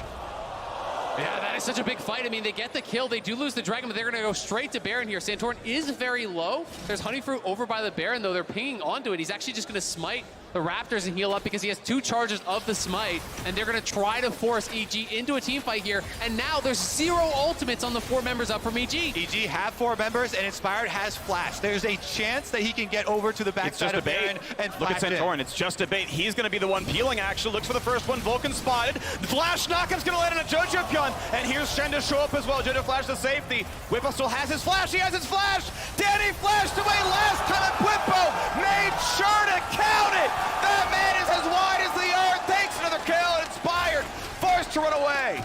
Team Liquid with full control of the Baron area. Inspired, as long as he has his life though, and Nocturne ultimate, there is a hope. There is a small flickering candle of hope for evil geniuses. Can Inspired pull off a miracle? His smite cooldown is not even up right now, actually. They don't know that. There might be respect required. 3K help from the Baron. Smites up in 2 seconds, and they peel it. They buy the time. Engage comes in. Good damage. No, it's still low at 3K. Frontline damage on Sama. Gonna stay alive. Finds one. Ton of time bought by Santorin. Gonna get the spike. CoreJJ taking shots from the Baron, but no kills just yet. Good at impact. Santorin's 1 hit from dead, but Whippo takes it well enough. The rocket. Is it gonna land? What's he gonna get? And it's gonna be a goose egg. A rampage for Hansama. EG come up with nothing. Team Liquid are gonna wrap it up now. Vulcan is the hope for EG. Danny's on his way. There's so many low health members, but Team Liquid wants to buy time for Danny. 2v5 is possible. I mean, you're not gonna start the Baron, but you might get a team fight. He's gonna shoot. You're kidding me! Santorin fights early. Kill number 1. Here comes kill number 2. Danny's in for number 3. For 4. The king of Pentakill. Oh my God! You gotta be kidding me! Was not Danny with the most incredible play I have seen. Stolen Baron, 2v5 Penta. Kobe, can you believe it? The 18-year-old from Honolulu, baby. Danny saves the game for EG. Baron and a Penta. Are you insane? Well, they're going to go for the base. The respawn timer's come before too long. 15 seconds, the important ones. It's going to be at least the inhibitor. Hansama's up in 4. Core's already alive. Nothing but the inhib. But obviously a huge play. So much just done right then. What can you say about this kid? How many pentas does he have? He's been in the league for a year and a half. He just seems to rack them up with ease. You saw him, Tomade, talking about that Tristana play from last year's playoffs. Now, this is the new hotness. He just one-upped himself. Danny is a pentakill machine. And this is even adding a Baron steal on top of it. The smite got Baron to 155 health. Danny got it with a rocket. And he doesn't miss a beat. Did regen, yeah. He immediately goes in. He dodges out on the taunt. He keeps his spacing here with Jinx. He picks up every single member. Yeah. I have never before seen a single player have that big of an impact on a game. That was unreal. That one single play is some of the biggest stuff I've ever seen. And from the 2021 Rookie of the Year, Danny, this kid is going places. Right there. Oh my God, that was just unreal. I mean, this game was over, and now EG 5K up. They are pressing here. Danny, 5 items plus the stopwatch, and his summoners are back because he didn't need them for the penta. We cannot stop talking about this because this kid now has 2 of the most impressive pentakills of all time in the LCS. Easily. The Tristana one plays ever. and this one. It was not a fluke. He manufactures them. And they're both to save his team in clutch playoff games. Like, the narrative is always like, oh, can new players hold up in you know, the high pressure situations? He gets better with pressure. The man's a diamond, but put him in the LCS, and he's gonna master everybody. And here we go, gonna push down the bottom inhibitor, and he's gonna challenge for the Nexus now as well. Get out, Santorin! Get out, Bjergsen! What is a king to a god right now? Because Danny is about to rule the LCS. Believe in him, because he will do it all by himself. Whippo forced away. Guardian Angel down. The Chompers are in. It's time for the turret number 2. Evil geniuses are gonna clean it up. They get Santorin. They're gonna get the Nexus, baby. Would you believe it? Danny puts the team on his back, and he's gonna carry him through to game 1. 1-0 EG, 2 more to go. Just like that. Where were you when Danny had the Baron steal, the 2v5 penta on your feet, Houston? Texas, baby. What a game. How are these kids going to fare under the pressure of our biggest crowd? How are they going to fare under pressure, Azael? Pretty damn well. Yeah. That's the report card so far. Evil geniuses went all in on young North American talent, and they have been rewarded so heavily. What a crazy success story. Actually cannot write a better play than that. If you wrote that play, I would tell you it's fake. Yeah. Like, you can't do that play. That's unrealistic. That doesn't work. Oh my God. We just saw it. Even just getting the Baron with the rocket is one of those crazy plays you see once every few hundred games. Yeah. And then following up with the pentakill and instantly ending the game with it. Actually crazy stuff here. For that to happen in game 1 in a best of 5 series, Team Liquid now, those veterans, their mental really will be tested because they have not had that happen to them before. They've been playing a long time, and stealing the Baron into a pentakill and losing the game where you had the scaling advantage. You were on the precipice of getting that game. It's crazy. And I mean, we saw when TL actually lost to 100 Thieves, after they picked red side and they lost on red side, they defaulted then to actually swapping, kind of giving up on some of their prep, going blue side. That didn't work for them either. They went red side here. They had 5th pick here for Whippo. He went Ignite Shen. Didn't really work out. I think he was more effective in the later stages, but laning phase did not look good for them. And now you have to wonder, like, do they just throw that away and say that's a fluke at Baron, or do they start to really change things again? I just want to remind everybody of how that game started, because that went from 0 to 100 real quick. To 1,000. It was so calm. They were so trepid for the early stages, and you could see them kind of warming up and getting into it, not committing to the jungle face-off. You know, they each saw each other, instant back-off, not committing to any early global plays. But when that hits, man, it really hits. My heart is racing, man. That was a game. Yeah, and it's good to see him step up because, I mean, keep in mind the game actually started with him just giving up first blood in lane. Like, they took the heavy scrap, and then he just goes for a CS. He's going to miss anyway. And just like, well, the feathers come back, and you're dead for this one. And just sort of sat there like, all right, I'm down 20 CS. Like, I will stay this point, and we'll catch up in macro rotations. He was given 2 towers, right? Exactly. Like, that caught him up. He was there at 3 items. But, I mean, Santorin, the man who made 4 straight finals, losing every single one of them, misses the Dragon Smite that is going to give them Soul, misses the Dragon Smite that's going to give them Baron. Like, that is the man. Yes, I know at Region. I'm aware at Region. He still missed both of them. I am now just caught by the quote from Santorin at the beginning of the day. Playing in front of these big crowds. This is what we play for. This is what we dream of. Yeah. Plays like that in front of an audience are literally, I have had dreams as a professional player of that happening. The crowd cheers your name, and everybody knows you are the one who just saved this game. You are the one Unreal. that just took over everything. That is actual dream play that we just saw live here in the LCS Finals weekend. It's a beautiful thing. It's a great thing. So we wanted to give you all a chance to take home some piece of the LCS, and Rocket is delivering just that. They're giving you a chance to win a mouse signed by members of our talent team here on the LCS. So if you want to enter, follow both the LCS official and Rocket Twitter accounts, as well as retweeting Rocket's post and replying to let us know who you want to win the spring finals. Maybe some Danny fans going to chime in for that one. Now, while you get yourself entered, we are heading on to the State Farm Analyst Desk. See you there.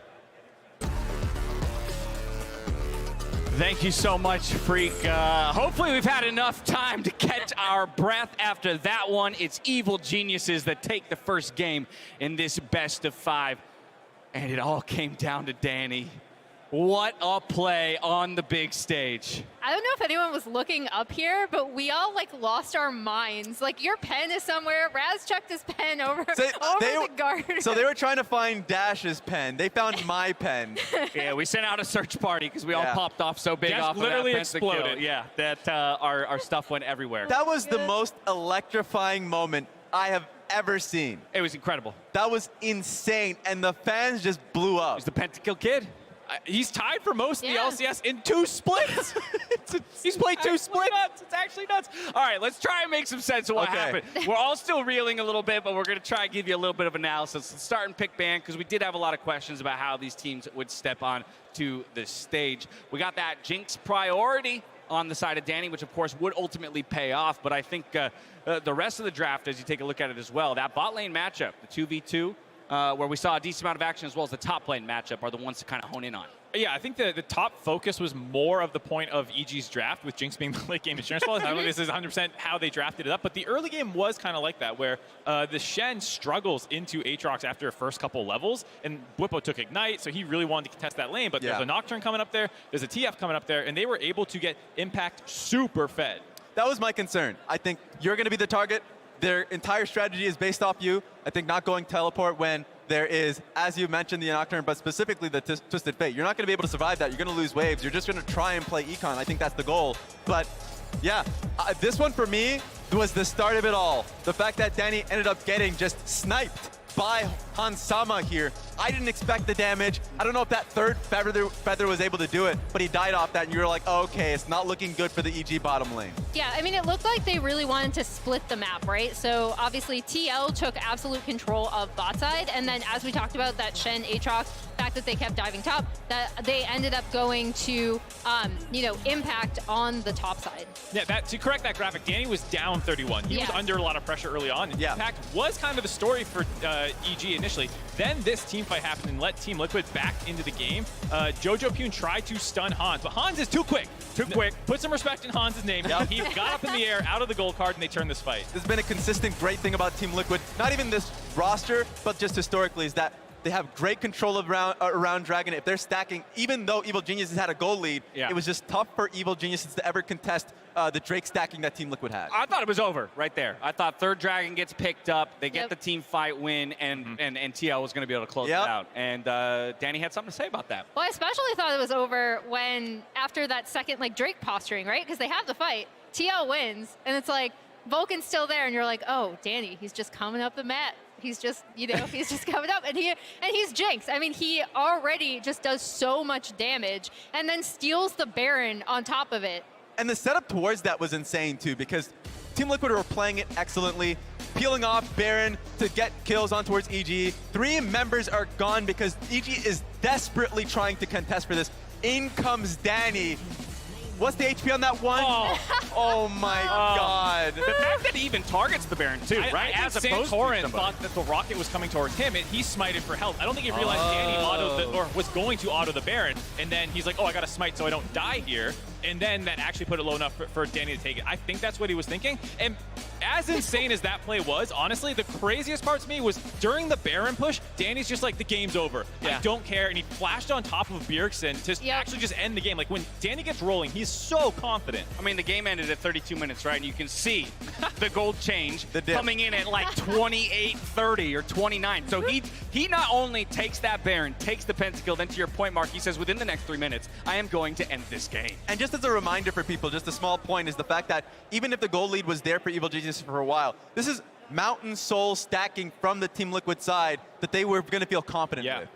And look at that man right there. Like, look at these two. They don't look phased at all. Like, we were like, oh, you know, how are they going to play in front of like this massive crowd? The answer is amazingly. Well, right, and I love too that we took one of the camera shots of JoJo on Danny's pentakill there, because you see JoJo popping off even more so. And yeah, we prefaced this whole series with the idea of the veterans versus the newcomers. And we did have some questions about particularly what game one would look like. Okay, maybe we throw a small piece of criticism to JoJo for that dragon fight, maybe the wrong target selection in not respecting Hans Sama. But Danny stepped up in a big way, and there's nothing better to build confidence than performing in the first game of a series. Well, so what's crazy, too, is it's game one. Yeah. Like, your heart rate has to come back down. You have to be like, nope, I'm going to lose my voice. The players do need to talk about draft for game two, because there will be adaptations. 180 beats per minute. Exactly. We ain't stopping here. And this is the point about the veterancy, is like Team Liquid is a group of pros. They've been playing forever. Like, they should hopefully be able to be like, that was insane. I can't believe we lost that game. Yeah. Let's go get the next one. Oh, you know, the draft conversation is pretty much just going to be, hey, JoJo, what do you want to pick again? Twisted Fate! Blowing his gasket. Well, let's try and do exactly what you just talked about Team Liquid has to do. They have to recover from that loss. So they get side selection. They're going to jump to red side. In other words, staying on the same side. So what do you think they learned, if anything? Or is this, simply put, one of those moments where you go, as long as we don't give Jinx a pentakill and a Baron, we should be fine to run it back? So maybe rethink the Shen pick, I think, because we talked about like the drawbacks to that. Obviously, it's more for like team comp and trying to match the TF. Like, you can see the thought process behind it. But they're staying on red side. I still think they are going to go for like that top lane counter pick, because that has been such a huge, important part of just drafting overall and the overall strength of red side. So yeah, I mean, I don't feel like they're coming into this being like, we definitely lost because of draft, because that's just not true. Yeah, the worst thing you can do is overthink everything after a single loss when you had control over this game. I think even when they were hovering over the pick and we were like, we don't really like the Shen for the obvious reasons of Nocturne, like, they had to have thought about that. They played around it, and they were playing well in this game. So positive reinforcements, make it clear to the team, this is why we lost. Not much you can do about it. Get it out of your memory, and let's go to the next game. One of the best game ones we've ever had in an LCS, a playoff best of fives. And it goes the way of Evil Geniuses. They're going to continue their playoff momentum with a statement game in game number one. And while Team Liquid ready up for game number two, their hearts and minds are on more than just the game. Take a look. Playoffs. It's a time for excitement, fans, and hopefully trophies. Whether you're wearing red today or a different shade of blue, it's supposed to be a celebration for all of us, not just some of us. But every day, it feels harder to celebrate what's happening in this arena when people's real lives are getting harder outside of it. We're not going to fix everything with a slick corporate video about all the things that are wrong, but there is something we can do.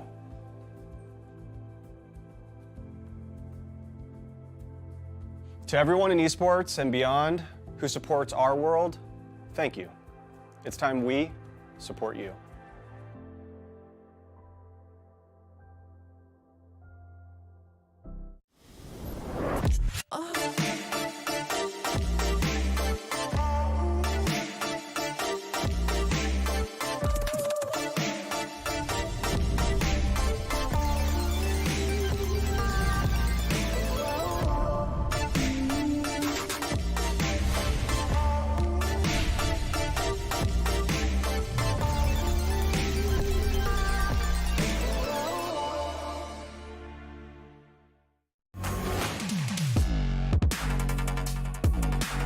This is the sort of pride that gets you in those big moments, allows you to take down giants.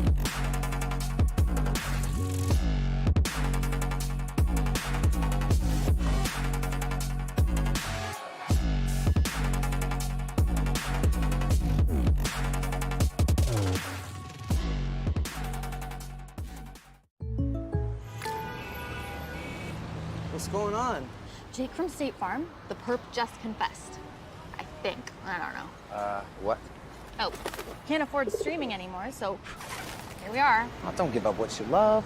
State Farm has options to personalize your policy so you get a rate that fits your budget. Oh, that's great. Mm-hmm. The subtitles would be nice. For surprisingly great rates that fit any budget, like a good neighbor, State Farm is there. Call or click to get a quote today. Verizon is going ultra with 5G ultra wideband in many more cities so you can do more. Mindy, with up to 10 times faster speeds, she can download a movie in minutes or a song in seconds. Yep. Okay, now let's work off-site. Public Wi-Fi? No thanks. 5G ultra wideband is faster and safer and so powerful that it's not just for phones. Hello 5G home and business internet. It's time to go ultra with Verizon, America's most reliable 5G network, so you can do more.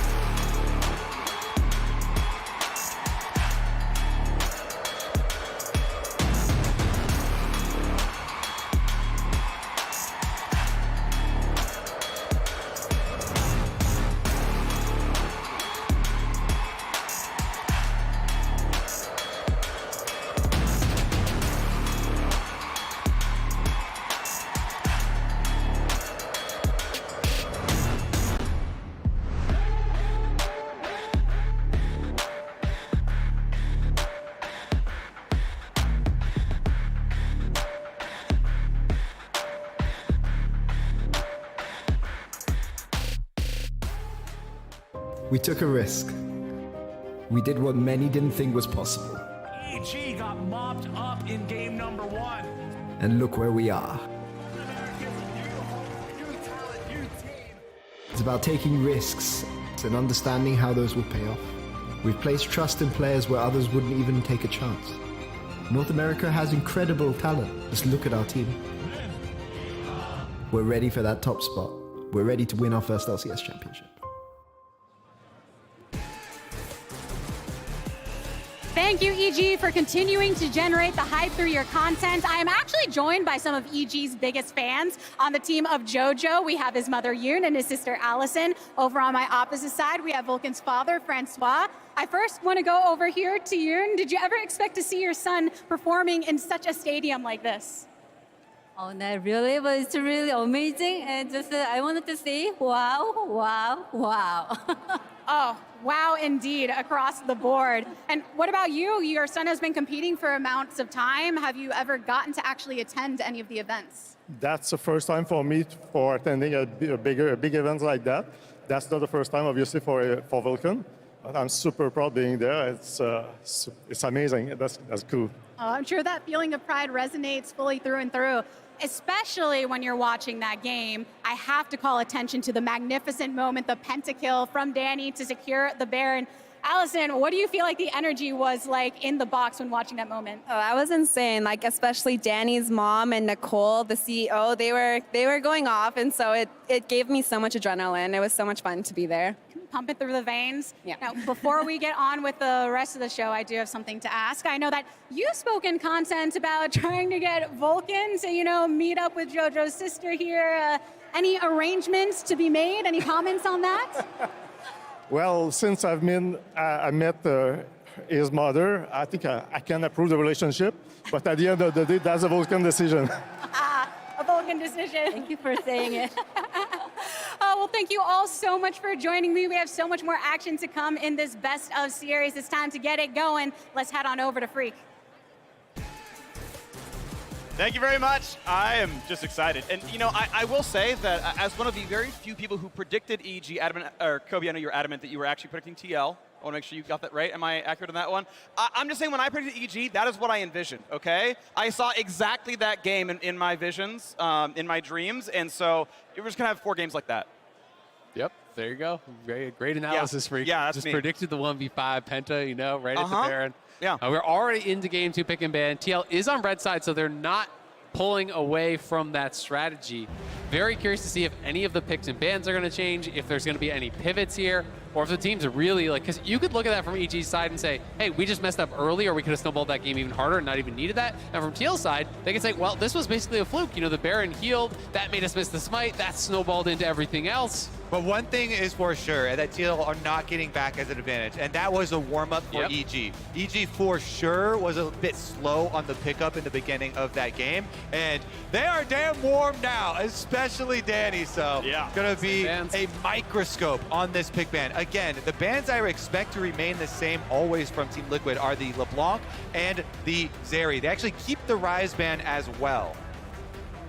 Oh, Jinx first pick. They're taking the time with this one, actually. Still not locked in just yet, but obviously he played very well on it, but are they worried about the bot lane matchup the way it went last time? Says no, we'll go back. Yeah, it's really interesting, right? Because, of course, this is like one of the best plays, if not the best play in LCS that you've probably ever seen. Yeah. And so you can say, oh, of course you go for the Jinx, but if that had not happened, the rest of the game, he was relatively quiet. He got, killed early on in lane. That put him very far behind, so I can understand why they would want to have some time to discuss. And even if they're certain that they're going to go that way, TL now grabbing the TF here, pairing that with the J4, so they're the ones that are going to be able to play more heavily towards side. And when you get TF on red side, it feels really nice because you have counter pick on top and you can play towards it. And I expect now for sure that Tahm Kench again for EG, because Twisted Fate ganking bottom side, it will save Jinx an abnormal amount of times as well. You're going to be getting pressure down there. Jarvan early ganking jungler, Twisted Fate logged in. This is TL retaking the early game reign, so yeah, no surprise there. Yeah, Tahm Kench keep him safe. Obviously, you want some kind of safety, whether you're bringing Cleanse. Often not enough for TF, he still provides some damage, but the Tahm Kench can keep him pretty safe. If you're really fast, you mean the gold card itself. You can wait till the stun comes in, and now realizing, okay, they are banning the Ornn away. Impact, you want this early on for some more straightforward team fight engage. See if it comes through. I would love to see it. It's not going to happen here. I think it's probably just going to be mid, because if you actually go Ornn, wait, okay. If you go Ornn, they can just counterpick on 3, right? So I guess they're feeling that it's important enough that they don't feel he can get punished. So they go Ornn. They're setting themselves up for a really strong 5v5 late game already. And now TL, you can counterpick on 3 and then still have answers later. I, though, for one, have been waiting for a real Ornn counterpick. Something The like Alawi, Kale, even Darius, really leaning in to counterpicking this champion. Gangplank is a very strong one. Whippo definitely tons of games on Gangplank as well, so right into the player comfort as well as being able to make bottom side plays still with your ultimate with Twisted Fate. It's one of the oldest combinations. These two Bilgewater champions, Twisted Fate and Gangplank, it is a recipe for disaster most of the time for enemy carries, because Gangplank ultimate is the slow that guarantees that Twisted Fate is going to be able to gold card you. So Team Liquid have so much skirmishing power on the other side of the map, and then, hey, you're facing a tank matchup in your 1v1 for Whippo on the top side, so he should be fine there, farming up, getting extra gold as Gangplank. Yeah, it's fun to see the comps kind of flipped in sort of intention, right? Where it is TL who's playing aggressive. It's TL with the early game jungler who's going to go high tempo, who's going to play around the double globe, who's trying to get stuff done early on. And like Ornn's like, yo, give me level 15 so I can upgrade me, Danny, and JoJo, and like, we'll play League of Legends with Infinite Frontline. I would actually like to see EG ban out Ashe. I just think that in these kind of comps, Hans has defaulted to it very, very frequently. TL is not hurting for damage if you're going to go GP, if you're going to have that kind of heavy amount of damage coming from the top side. So I do think that Ashe could be an intelligent ban. Instead, they're going to ban out Caitlyn. So concerned about possibilities of Caitlyn Lux. TL has a lot of options here. I mean, if you want to play a poke-heavy lane, there's Ezreal. Ezreal is available. I'd say the Karma's Misfortune banned, as well Alto, is quite powerful if you MF, want to get Ashe. a big AoE. Yeah, but there is so much engage, and it's so clear for Team Liquid. If you are the jungler, this is basically make Santorin God mode. You've got Twisted Fate, Gangplank, and Ashe all having your back. Yep. You get to have free information on opponent jungler. Oh, yes! Oh, you love to see it. EG comes back with more spice. I gotta say, I walked into Artemis today and I said, hey man, give me some info. What's going on in the draft? He's like, we got some exciting for you. I thought it was talking about game one. Yeah. I thought the excitement was over in game one, but nah, we got the Diana Yasuo in. That is confidence, man. And now, what is the answer for Core? Does he go hard engaged or does he pick more defensively? Yo, I love this, by the way. I love this. Oh, Yes! Syra! Finally! I have been waiting so damn long like for a Cloud9 mages throwback. into Tom Kench. Shouts out to Sneaky and Lemon Nation, baby, for the classic Ashe, Syra, double range, hard poke, abuse bottom lane, abuse that Tom Kench, make him wish he was back on the bench. Now, this is so interesting because traditionally you have to be worried about those ganks, right? But they have TF to support, they have GP ult to support, they have a strong early ganking jungler in J4, so they can play heavily through this bot lane and have that safety of all the backup that TL can provide them. And it is into a Diana jungle. Please give me answers of what is the early ganking jungle that you do not care about in this meta. It is few and far between. This is one of the very few. And this is crazy. Diana early is not going to do anything to the Ashe Zyra, especially because you have Hawk shots tracking him. I really, really want to emphasize how much Santorin is set up to succeed in controlling this early and mid game for Team Liquid. The man that has made 4 back-to-back consecutive finals wants to get that dub on the record here. He has so many possibilities. Well, here we go. Spicy draft is in. Will it be as spicy of a game as one? Let's find out. EG vs TL, game 2. Let's hear it, Houston!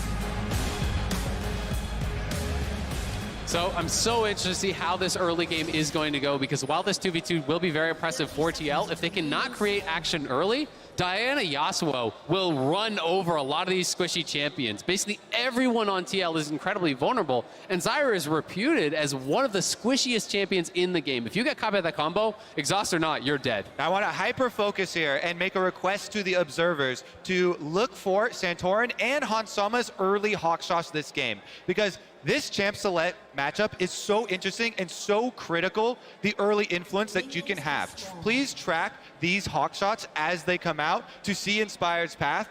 You already will have very high importance on every trinket ward from Evil Geniuses. Santorin here, as a Jarvan, you have options of starting either side of the jungle, of making early passes towards mid lane because you have setup in mid lane. Jarvan actually crushes Yasuo here. Only Bjergsen has to worry about the win wall. And you constantly have this threat on the bottom side where CoreJJ and Hansama will be throwing out poke, trying to whittle down their opponents. They're getting run down right now. Tongue Lash is a slow couple of shots into Hansama. Trading back, though, feels pretty good for lethal tempo Ashe. Ignite is on, trading back for more. Danny down a bit low. Misses the tongue. Already ate his cleanse now as well, going back for a lot more. Vulcan at 100 HP. This could be a kill. A flash to safety. Vulcan's low. Vulcan, but at the flash to get out, just barely stays alive. They've got double flash advantage on the side of Hansama and CoreJJ now. This gets so brutal. You have to expect jungles to be extracted down to the bottom side. EG have no summoner spells to have as a crutch. They will get pushed in. They will get poked at their tower. Santorin, again, this jungler, he's pathing down from red side. Red Raptors, he's going to get level 3 off of the blue quadrant, and the bottom lane opens up a massive lead for Team Liquid. And now Santorin doesn't even have to come because because he's paying respect to the dive. They know that this could happen. There's zone of XP, so they're pushing them out here. You're stuck at level 1. Shot You're going. gonna have to base at Nowhere 1 near. CS. That hawk shot is going to find Diana on top side of the map. It hits now. You see it on the mini map. Inspired is known. Bottom lane can do whatever they please. And this is so punishing. You know, it looked like Danny thought he had the heal. It was a bit of a panic cleanse. You know, he didn't actually cleanse. He cleansed before exhaust. There was no CC. That's one of those things where it's just the reaction time. You know, you're just used to having heal in that situation. He pops it out, and he gets punished very heavily for it. They're going to lose a plate even here, very likely. And you walk back. Your only buy is 2 additional pots, and now Santorin is here. You're still level 1. Do they have the time? The minion is dead, and he has been spotted, but they can potentially zone them off of this as well. Inspired's got to come cover. Yeah, they do know there's a ward in the brush. You're going to see Vulcan sweep it out. Danny gets his seconds. Oh, he doesn't even get it. Vulcan stole it. Danny's still in 1 CS. Turret play already getting knocked down here for the Team Liquid bottom lane, though. And they know they Inspired to transition back to this side of the map. They can keep up the pressure. Now Santorin, as you're mentioning, is so free. Again, the Yasuo is also a volatile and vulnerable lane that can be under pressure of constant Jarvan threat. If EG are unable to get any deep wards or unable to track the camps from Santorin, Jojo constantly has to be aware of how he's pushing the lane, of keeping minions to dash back to have some extra safety there, because Bjergsen will not be throwing gold cards into the wind wall. You wait for the Jarvan to go first, wait for the Jarvan to get the mobility out, and then you follow it up. Looks like it'll be just a dedicated recall in the first place. The wave just too awkward of a spot. It's going to keep vision, so it won't get much done here.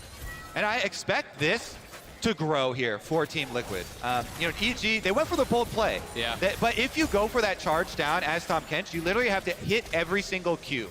If your opponents dodge one of your Qs, you are screwed, and walking back out, you get slowed down by the Ashe passive. And they took so much damage, just brutal there. He's pretty good about that one. Yeah, eats the oranges, still winning the trades. Grasp Qs look pretty good. 23-26 in CS, but more for the farm, and the lane is frozen away from impact. Has to be respectful. Yeah, should bounce back eventually, with Core taking a couple zaps there, and is out of potion, so he has to pay some respect. Does have his flash available, so knows he can always flash a Tahm Kench W, but for EG now, you're kind of just playing for mid. You're playing for 6 there. They are heading towards top. Santorin is here. This will be something you have to flash. They don't go for quite in time. Ultimately, yeah, just able to lock away, no problem. Wave in quite a nice spot there for Bwipo, though, so Impact going to have to choose. Call up jungle, help him push in. He does have teleport available. Looks like he canceled his recall. Oh, and he got caught. Wow, that's actually a pretty good target, honestly. Hansama more in need of buy-in, gets the Noon Quiver plus boots is a really outstanding purchase. Yeah, Core, I mean, the difficulty's been in the desynced wave, right? Like, Ashe Zyra needs to be together to get stuff done. You poke so much that, you know, they can't really go back on you, but there's going to be a solid, like, 15, 20 seconds of Hans alone. Actually, really smart stuff there from Impact. He waited at his tower out of vision, canceled his recall to move back up and push that wave in. So his wave will bounce off easily now. He corrects his own vulnerabilities on the top side, and that just means for EG, they can try and focus even more on the ultimates coming up for Jojo plus Inspired. This Diana Yasuo combo. Yeah, there's a lot to talk about in this game. It's so interesting, but we've been so focused on bot lane, obviously, because of all the action down there, but Orin, an additional knockup. Impact also not playing Unsealed Spellbook, which has become almost 100% of the time for Orins, you know, in these matchups, because they can swap over to Ignite at 6 and have that kill threat. He is instead playing Grasp. It's kind of a little bit more consistent, but you have to be consistently able to get in range of that GP to get value out of it. Because we haven't seen any of the extra pressure towards mid, though. No ganks towards mid. Yasuo naturally going to have a very nice matchup there, and he has been able to farm up. He is level 6 now. Zerker Greaves as well rushed for the extra mobility too to get in range for the possible combo. Inspired still needs a little bit more experience to get access to his 6, but Dragons are ready, and Team Liquid trying to get superiority in River first. As the wave goes down, Jojo, I think historically, pretty easily, pretty obviously, has been the best laning mid laner in the LCS. Just the lead down here. Bot lane going to be a bit of a scuffle now as well. Santorin would like to take the dragon, but ultimately, you've got a Yasuo right there watching you. The ult towards bot lane does absolutely nothing. I think a bit of miscommunication there, as that is a very important cooldown for possible bottom side fights for Team Liquid. There's no level 6, you know, even close here for Hansama. I believe he's right at the beginning of level 5, so no follow-up Ashe ultimate or anything, and not in range for Team Liquid to capitalize. It kind of looked to me like TL was thinking about cheating down and actually moving Bjergsen down, but because Inspired and JoJo were between him and bot lane, they kind of called off that play, and Whippo drops the ulti, not going to get too much. We'll see how much of this wave they can deny. I mean, it's a monstrous lead already in bot, 37-63. We'll see how much this Danny can pick up, but he needs each and every CS that he can get because he is very far behind, despite not actually dying. It's definitely a tough matchup, and they want to stay relevant so that there is the threat of those all-ins onto Core JJ. Well, wave goes down yet again. Jojopin now going to look towards the top side. Keep in mind, a level 6 Ornn. We used to see it with Nocturne. It was the Nocturne Ornn combo we saw a lot throughout playoffs, and it seemed like it was pretty easy to pick people off in the top side. Yasuo Ornn, not quite as easy to pilot, but he walks back to mid anyway. And you can see Whippo, he knows his job in this game is to farm up, make extra gold with his passive, and just utilize his ult cooldown for the bottom half of the map. So he is not exposing himself to combinations from Ornn to get low or be vulnerable for a tower dive. It does mean that EG are going to have pressure on top side with the rotation over, so Inspired will be able to pick this up with the support of the threat of Yasuo coming through, and Rift Trail #1 again here. We'll go towards EG. Oh, gets a chomper. That's so much damage. Ashe could fall, flash to safety, but now on a Core JJ has his own flash and trades heavily enough that they're going to stay alive down there. A nice trade, though, coming out of EG. Yeah, they go positive on summoners there, and that time, Danny having the cleanse for the exhaust, able to keep that damage up. Hans is low, and potentially you could look to punish, during this window where he doesn't have flash, he doesn't have heal. Vulcan and Danny warding out their sides, making sure no one is sneaking down here to dive them. We know Santorin is over by that blue and Gromp, but of course they do not. And with Bjergsen missing from mid, you always have to pay respect now of those potential roams. But Inspired is post 6, so they have that combo available. Likely JoJo wants to buy before they pull the trigger on it because he's sitting on quite a bit of gold. TL, though, off to a 1,200 gold lead. Sure, some of that is TF and Gangplank print a bunch of cash automatically, but obviously we know bot lane is crushing just as hard as they were last game. Yeah, no first blood, but even more CS this time around. I mean, Ashe Zyra is there to be lane dominant. Obviously, Zyra is no engaged champion. She's there to be kind of a peel. She's got decent damage output once you get Leandry's online, and Santorin, almost the exact same time as last game, a right 3-10 minutes first rate. And it was delayed again by the early Gangplank ultimate. You can steal this last time around, but they still convert on it. And you see they cycle basically all the way around right until the next Gangplank ultimate is up. So if you do have to fight that dragon fight, you will be able to have the upper hand there for Team Liquid. So it's a little bit more delayed on their dragon stacking, but they still get #1 here pre-10. And again, similar to last game, Inspired has been able to pick up the Rift Herald, so they're trying to trade that to hopefully for them even out the gold a little bit. But Santorin wrapping around, Inspired is here, so there's not really much of a play to be had. Has been down here at the correct timings, and this passive kind of jungle game, does benefit Inspired very much, despite the fact that the 2v2 is going really well for TL. Santorin would be wanting to have more action, where Inspired is super happy to just power farm, right? Like he's up 3-4 camps already, over his opponent jungler. I am definitely looking at Danny now, though. No summoner spells after that ultimate from Hansama. That is a worthy investment because there are so many other dive ultimates that they can throw at Danny who now have to rely on Vulcan. Like, keep in mind, push. Flash ER is basically unplayable. You just get to ult Hansama with everybody if you wanted to really, really try super hard, like Core could root him, but it's not going to stop the combo. Ultimately, doesn't get much done down there. Whippo still pushed around. Pretty close in farm up there. Whippo up by about a wave and a half. Ultimately, doesn't mean too much as JoJo has been trying to roam and unfortunately hasn't got anything done with that. It is tricky. He wants to get down there and support their bot lane. They know that in an isolated 2v2, there's just no winning for Vulcan and Danny, barring a misplay really from Hans and Core JJ. So unless you're going to make a move down there, you're going to continue passively losing this lane. You're going to continue losing plates. And so Santorin has just been hovering because he has to do this to make sure that they are not going to get ganked in all in. That is kind of the answer to this.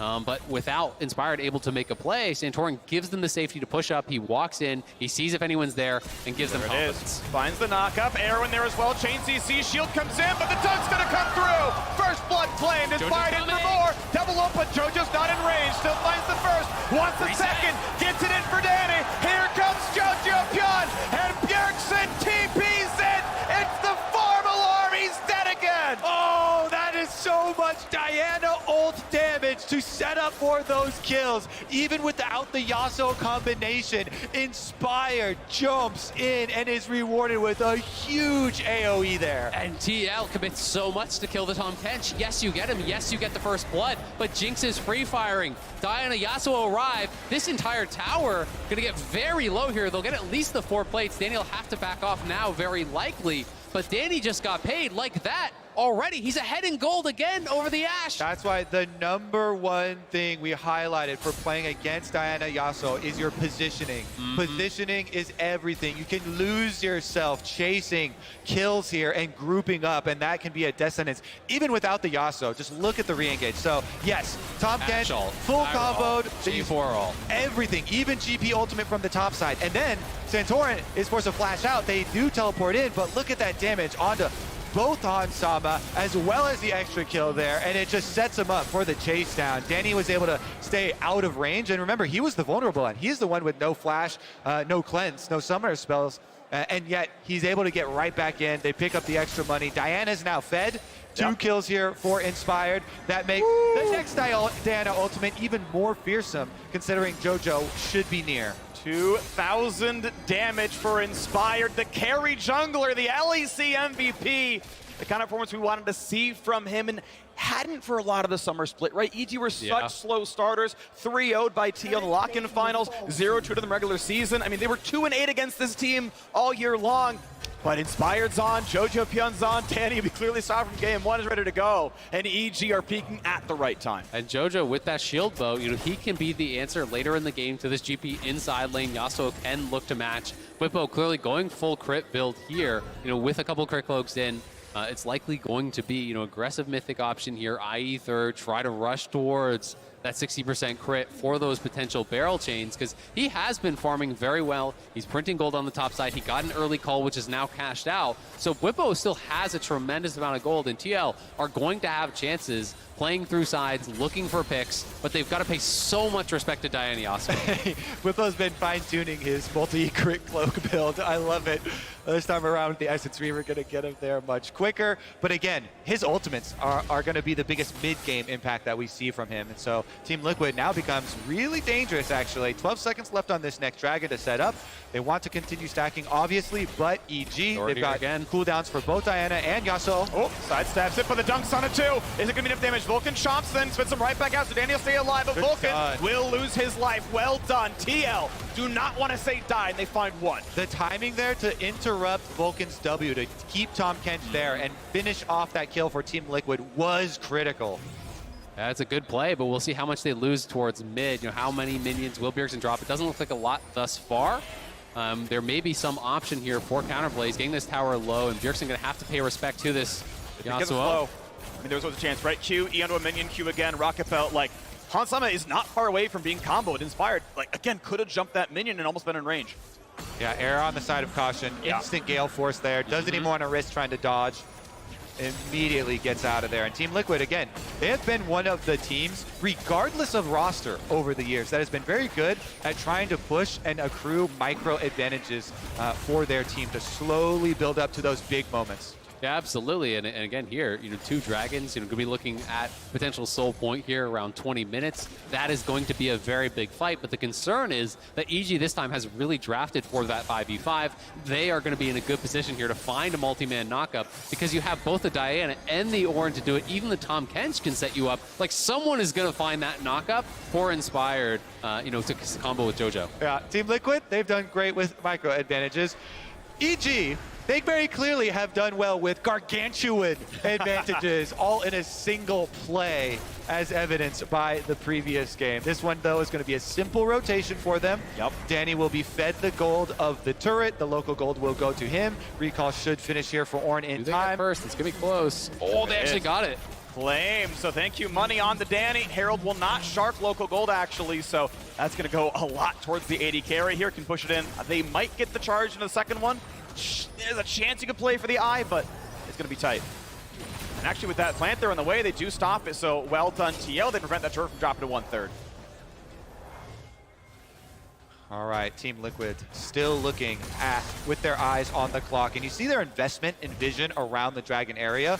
it's not only for the next setup of Dragon, but for the next placement of Vision. Each Vision placement, it comes in kind of waves, and if you have the deeper one already set, then it'll make it much safer for you to keep that up. Of course, they also have Hawkshot to rely on, so their movements into the river should be the most safe, and they've got another pick. Still rooted. Arrow's going to land as well. There's nowhere to go. Reinforcements aren't coming in time. 3 kills in a row. TL knocking down Vulcan. Exactly why you invest in Vision. It always delivers returns. They had the entire red quadrant lit up there, and EG trying to move their way in a bit recklessly through what is considered Team Liquid territory because of the existing wards. Nice punishment there from Team Liquid. Again, the micro advantages. 1 kill picked off, a little bit more gold. Yes, it's well in advance of the Dragon. It's not going to help them with the objective, but every little bit of gold gets them to the area where they can bring that fight to completion. And you can see how devastating that lockdown is. I mean, even with unflinching and Merc Treads, you can't actually live through it.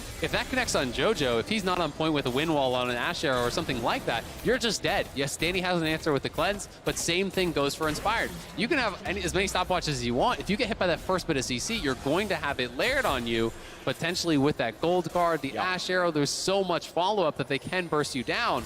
And that's why the engages are going to be so important in this game. The first moments of the fight can decide a lot. I will say it's also critical to take advantage of what happens in the lulls. On the reset from Team Liquid, EG just got the mid turret. That mid turret is pivotal in setting up for your Dragon fights because you always want to try and get your mid push first to transition into the Dragon pit, into that river. And EG actually pretty happy with what they're paid for afterwards. Danny is able to get that mid turret down.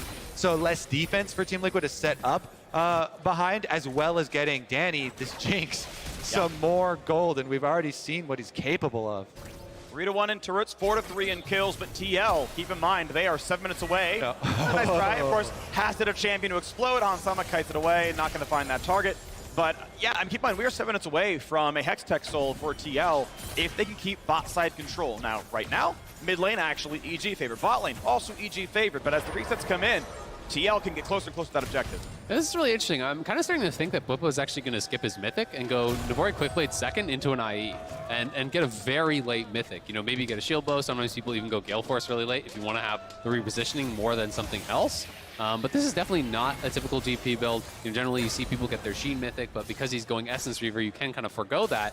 But it will mean he won't get that Mythic passive until very late, if I'm correct about what his build is. But to me, it also spikes really incredibly hard super early on 3 items. Because Gangplank, when you have Infinity Edge plus the active actually available and enabled, that actually is where you get your one-shots on the back line. That's why he rushes the Essence Reaver, so he has the Sheen built in with the crit ready to go. As soon as you get your hands on that Infinity Edge, Bwipo transforms into a backline exploding god. And EG has no vision around that Dragon area, so they have to be so respectful. Now that Bwipo responds, they're going to TP in, and they're going to move 5 men strong, you know, into this river area. But they've got to be careful. They see Bwipo moving down, but you know that there's going to be a barrel chain from here, and that, if it hits a carry, can just end your possibility of a team fight. All right, watch the barrel chains from Bwipo here from the Fog of War. Can he get anything back there? Fire's wrapping around. He's going to look for a flank. And right now, based on TL's movements, they will see, okay, we don't see Diana, we see the other 4, and he's blocking him with a gold card. He's going to find that stun. They're going, Arrow's going to land as well, and he can't do a damn thing. Engage comes in towards Bwipo, but it's not going to matter. The slows are in, the Gale Force forward. Jujupun running away for his life, the slows in for Hansama, red buff there as well. Impact, gonna have a hard time getting away. Here comes the dunk, Volk gonna target, gonna not, W to safety, gets rooted out of place, and it's gonna be a 2 for nothing, and it's time for Impact to die as well. Team Liquid find what they need, they get the fight, and they're gonna go for Baron. They sniff out that flank and they chase down Evil Geniuses. The rewards will be the entire map. Baron picked up here for Team Liquid. They can even reset and transition over to Dragon afterwards. What a play. Jumping on Inspired, the Diana could not get away. Team Liquid, the key is no hesitation as soon as they find him. 2v5 on the Baron. So much worse. Rocket, well tanked, not going to be a problem. JoJo's done. There's no real play here, right? There's no real play. It's going to be claimed. The root's in place. Danny wants to go, but the health bar is so low. Has Inspired, flash, pulls in 1, onto the Osmo, wind walls into place, and they're going to get 1 for nothing. Chase in for another. There's 2. Looking for number 3 is already sent Santorin's in for a bit himself. Vulcan's nearby, Inspired, shot back up. I think he's been in for more. Is he in range for the rest of this kill? Q's in. He's going to be on cooldown, though. Cannot quite find those kills. But that should give them the priority on Dragon here. Because they got the extra kills, Santorin's going to have the Baron-empowered recall. It'll get him back quicker, but I don't think it'll be quick enough. Inspired does have his smite ready, so Evil Geniuses chase down a few stragglers out of Team Liquid and should be able to at least cut off that Dragon Soul. Very, very exciting game. Back and forth here. You know, TL taking the edge, but EG able to at least knock a couple of those Baron buffs off, stave off Soul Point here, so giving themselves a chance. I mean, if they can find that combo, they can pull it off, but TL just had such good setup. Zoning with Zyra plants, zoning with GP barrels, you know, utilizing the TF ulti to be able to scout out. It's just very intelligent setups around that Dragon. You know, Danny looking for the play here. TL not going to let them have it, but it's all about delaying and buying time for Inspired. And I do want to point out that this type of chase down is enabled by the Rift. It is a Hextech Rift, enabling them to use those Hextech gates to get here even quicker in just barely the small time frame to chase down a couple of kills. So the type of Rift sometimes does matter. That in the play. Danny flashing in to try to get that last auto on CoreJJ, right as Santorin flag and drags in, so he just goes down instantly. Yeah, if that was a split second earlier, he gets that kill. If he doesn't get hit by the flag, that can look pretty different. Unfortunately for him, he does go down. And TL, during these replays, we saw Bjergsen kill top tower. Now they take the tier 1 in mid. They're pushing in bot. They're extending that advantage here. And in fact, it was Prowler's Claw, so it wasn't the build I was thinking. Yeah. It's going to be a much later IE. He will go for that 4th, but gets that additional armor pen in early. Yeah, lethality, if you're going for, you know, one shot in the back line, it's the best lethality item you can buy. Obviously, Gangplank has kind of awkward mythics. He doesn't often yield the shield bow. Gale Force can sometimes be a little bit weird. Kraken, obviously not really a thing. Impact, and no one's going to go for him. I also want to point out that he doesn't actually have to dive backline with it. You can go on Yasuo, but here we go. JJ going to try to find the win wall, gets away from the TF, jumps right back out. Ornn not going to find it, gets stuck in place, and cannot find the ulti. So they're going to stay alive, but TL still want the siege. That was still really well played, though, by JoJo. You know, win walls out Bjergsen, then finds the dash behind Santorin out of the G4 ulti to safety, but TL putting that pressure on.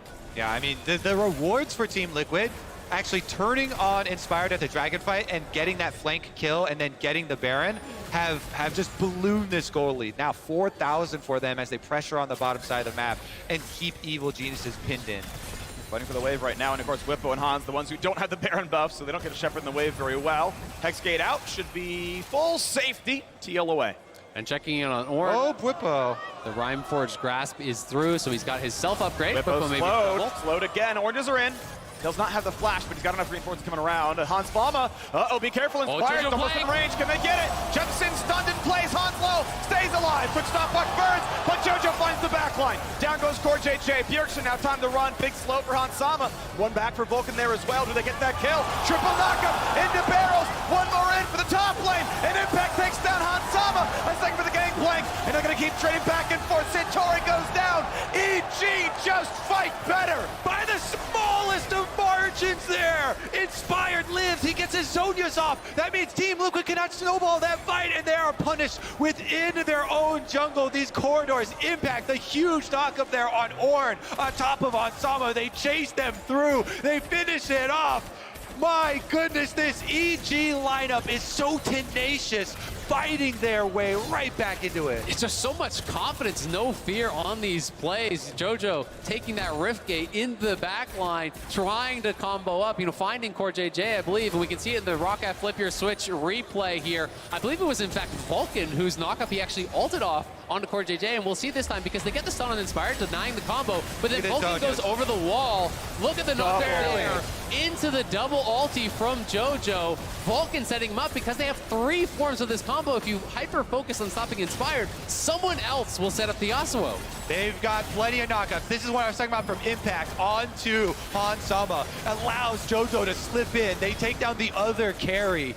It's the swarm of Evil Geniuses, and I'm just so impressed with the composure of this team that was put together so quickly in the off-season, combining the young NA talent with some veteran shot calling. The discipline of Impact really showing through here as well, and they have not given up. They cut the gold lead in more than half. And off of that team fight, you not only get multiple item completions here, i.e. through from Danny, Zonia is purchased up by Inspired, but Impact just got another level. level. So now the upgrades for the teammates are going to start coming through, and the gold lead really starts to lie to you. Cool thing is, the supports combined for over 4K damage in that fight. 1,400 out of Vulcan and like 2-7 out of Corey J. Davis, most on his team, man. Well, I love Leandry Zyre. That champ is a real carry. And what does this mean for the next stage of the game? It means that Team Liquid are much more flimsy in these full-on 5v5s. And so they have to be very good at utilizing their long-range gameplay. The Whippo barrel chains we mentioned, the ultimates from him, Hansama, and Bjergsen are critical here. Core JJ is the main peel for the team, but they also need to spread out so they don't get comboed like that. Fighting in the jungle is a death sentence. You have to choose where you're going for these fights. Whippo here gonna force down this dragon while the rest of the team engages. Got flash, Gale Force keeps him in range. They can't find it yet. The rocket lands for damage. Arrow gets him out of the range, but you're gonna solo him anyway. Inspired saves the ult, finds the kill. And he gets the zap.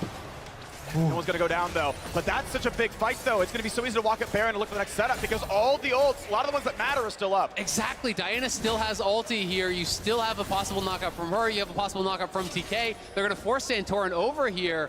Core has no flash. He's easy pickings. Bjergsen has no flash. They're going to pop the ulti to get vision here, but they're looking like they're just trying to burst it down. Santorin, he's going to want it. Can he make it happen? Oh, it's again Inspired. The better fights all series long. Not going to fight it from impact. He's got to be careful. 1K health left. Whippo goes in for nothing. Going to go ahead and Prowler's Claw himself the death. 2-0 now. Bjergsen runs away. There's nothing Team Liquid can do to stop this EG onslaught as soon as they get the engage. And EG knowingly, gladly give up that dragon in favor of the engage. No matter what Hansama used, everything, they chase him down, they chase down the Baron, and they want to take the rewards of the Team Liquid base. And how far are they going to push? I mean, they didn't even base to spend gold here. Now recalling up some members, but they have TP on impact. Will they bring him back? They look like they want to at least try to get down this tower. But with the respawns coming in, Inspired is pushing mid, so EG should back off and spend their gold because they do have a lot of it in pocket here. About 8,000 gold on the top 4 on your screen there for EG to actually spend up. So huge amounts waiting to be purchased here. Look at this game right now. All right, here we go. Another replay, though. The fact that they just say, you know what, screw it, flip it. We'll just go for it. And the fact that Inspired wins the smite. Confidence has been so true for Evil Geniuses. Combo right there. The smite is good from Inspired. Santorin tries to get himself out, but again, the chase down from this Evil Geniuses squad, especially through jungle where there's so many walls. They all flashed in, and now Core has no flash. He's in trouble here. Slowed, easily knocked up, finds his own ult, and actually maybe they get away. You're gonna have JoJo coming in, Inspired's gonna try again. An early stopwatch, but he didn't press R, so still goes down. And look at the mini-map. This is with Ash split pushing, so EG, no, they don't have anything that's going to stop them here. They can hard push this next wave all the way into Inhibitor. Hansama now the Ash starting recall as EG are knocking at their gates. That's where it's dying, no problem at all. You can see how far they're cheating up. They want to go for another one if that's the case here. Reset from both Diana and Tom Kench. With the Hex gates though, the resets are so quick, they can get right back out, and Hansama cancels his base. He doesn't expect it. Well, he's got no summoners. And Inspired's, I mean, locking, impact blocking as well. But it's on cooldown, sadly. So if he had it, yeah, I think that's on Sama flashing, or, you know, Gale Force to go up and get dodges. Ultimately able to get away. TP just gets the wave. It will be okay, and now it really comes down to these dragons, because for TL, that's kind of your last bastion. You really have to depend on being able to pick up this dragon soul. You've fallen behind in gold. There's multiple levels of Ornn items coming through here, you know, on the EG side, and you can see it swinging further and further in their favor. They have a very strong engage, very strong team site setup here on EG. Yeah, they have Phoenix Gold graph, right? It's TL, and then bam, right there, that last fight. Key word for Team Liquid now, we must pick a member of Evil Geniuses off separated. They have Twisted Fate Ultimate, they have Ashe Ultimate, Gangplank Ultimate, all these tools that were highlighted in Champion Select.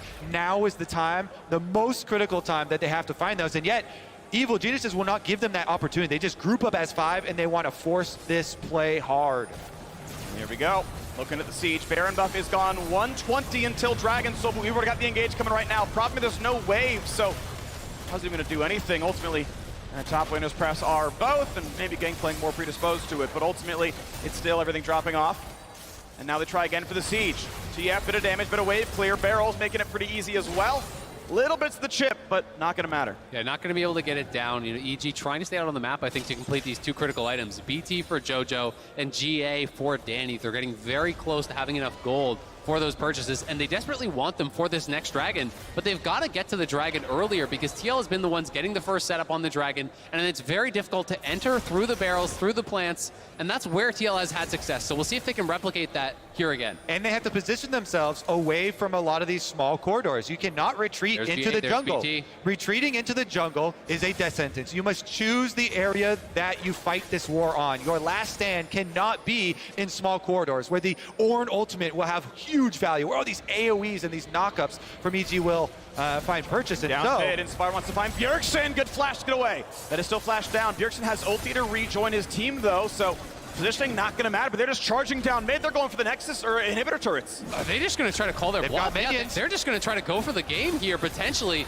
TL are going to have to recall. Bwipo is soloing it up, so TL are going to get sold, but EG, they just want to end the game. Got one cannon. Bjergsen kill the cannon. Q should kill the cannon. That's going to do a lot to the wave. I don't think you can end the game here. Try to get some damage, but ultimately just giving away the Dragon Soul for middle inhibitor. And the read here from EG is that they can't actually walk in. They have no vision on Dragon. They don't think they can fight through the GP barrels, through the Zyra poke, but now the poke will be that much stronger for TL. Yeah.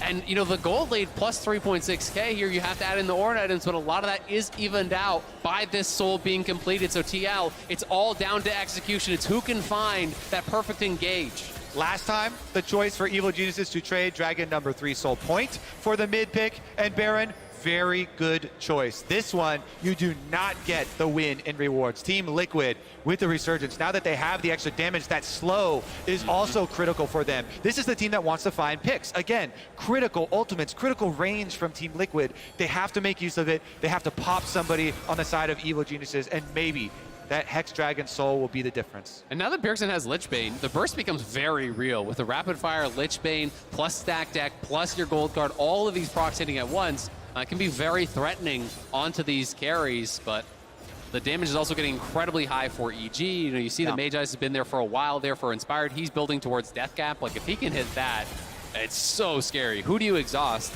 The Yasuo, the Diana, the Jinx, like all of these carries can run you over.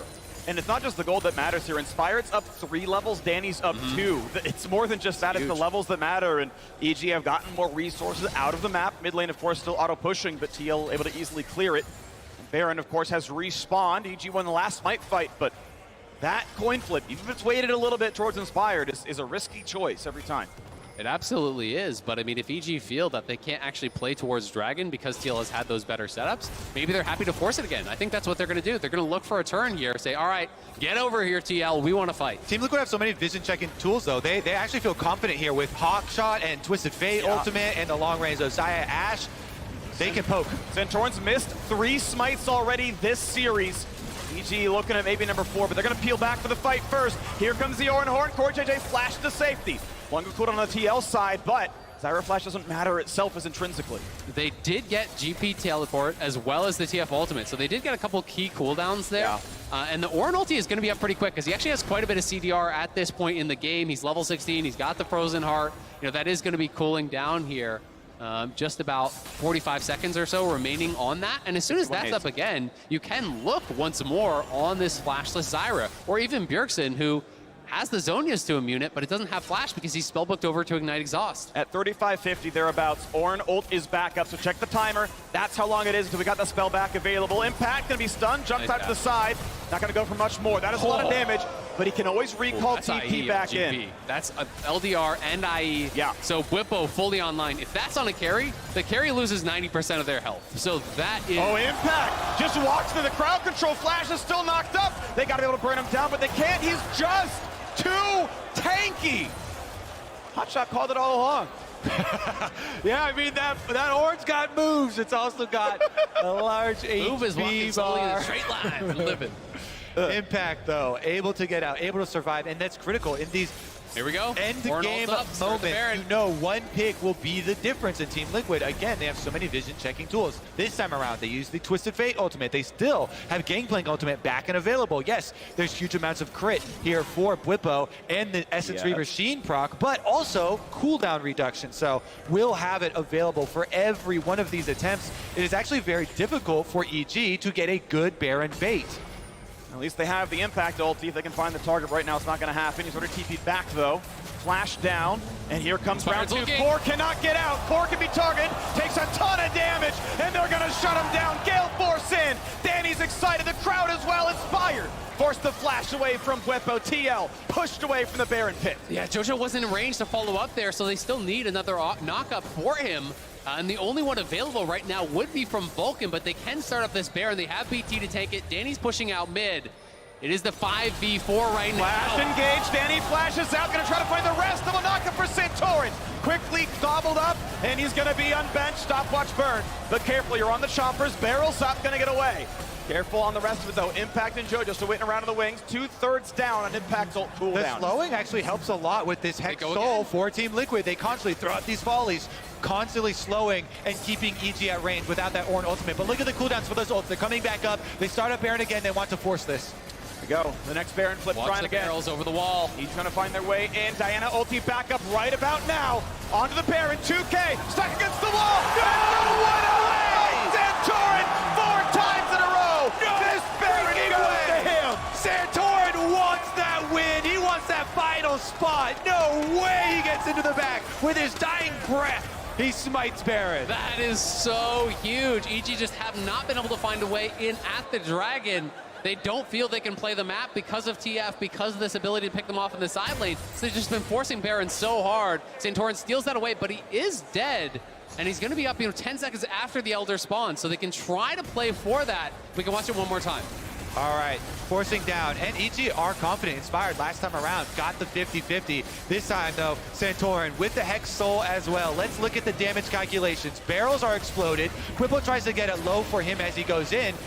Doesn't matter that he gets stunned. Oh, my goodness, he actually, it was really early on the first one there. Had plenty of time and the extra coordination on the side of EG. I think there was probably communication on bursting at a much higher health, and the other half of that coordination of the burst was not there. Elder, though. Here's the burn against Dragon Soul and a Baron buff. They're going to try to find the engage now. Santorin's in, and it's going to go to Bwipo, and they're going to start the slaughter.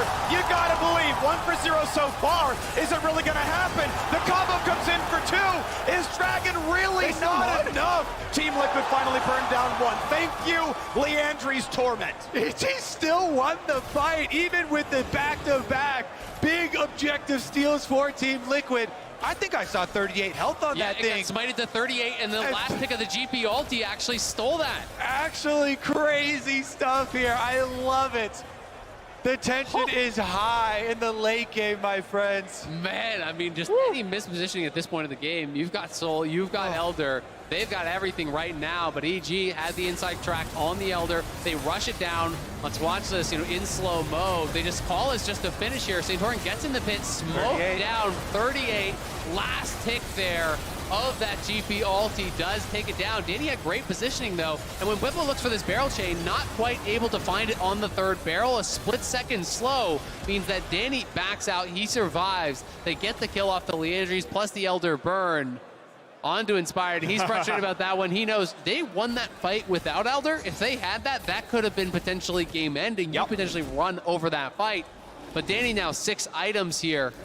JoJo working on his 5th. A lot of these members now capping out. And as you cap out in items, things like these Medjais that are almost fully stacked there by Inspired really do matter. There's huge efficiency in that item slot. So these Diana ultimates hit like a truck.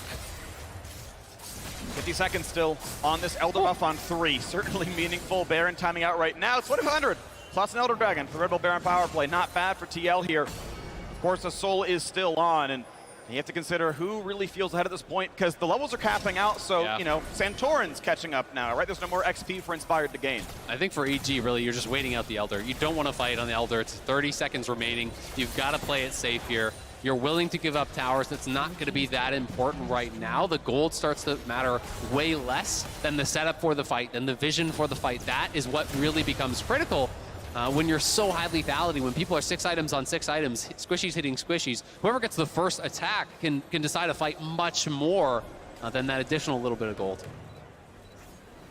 Let's go down. Vision's certainly incredibly relevant here. Jojo Pyun gets the credit. Damage far outscales tankiness in the very late game. When you get full builds, it doesn't matter who you are.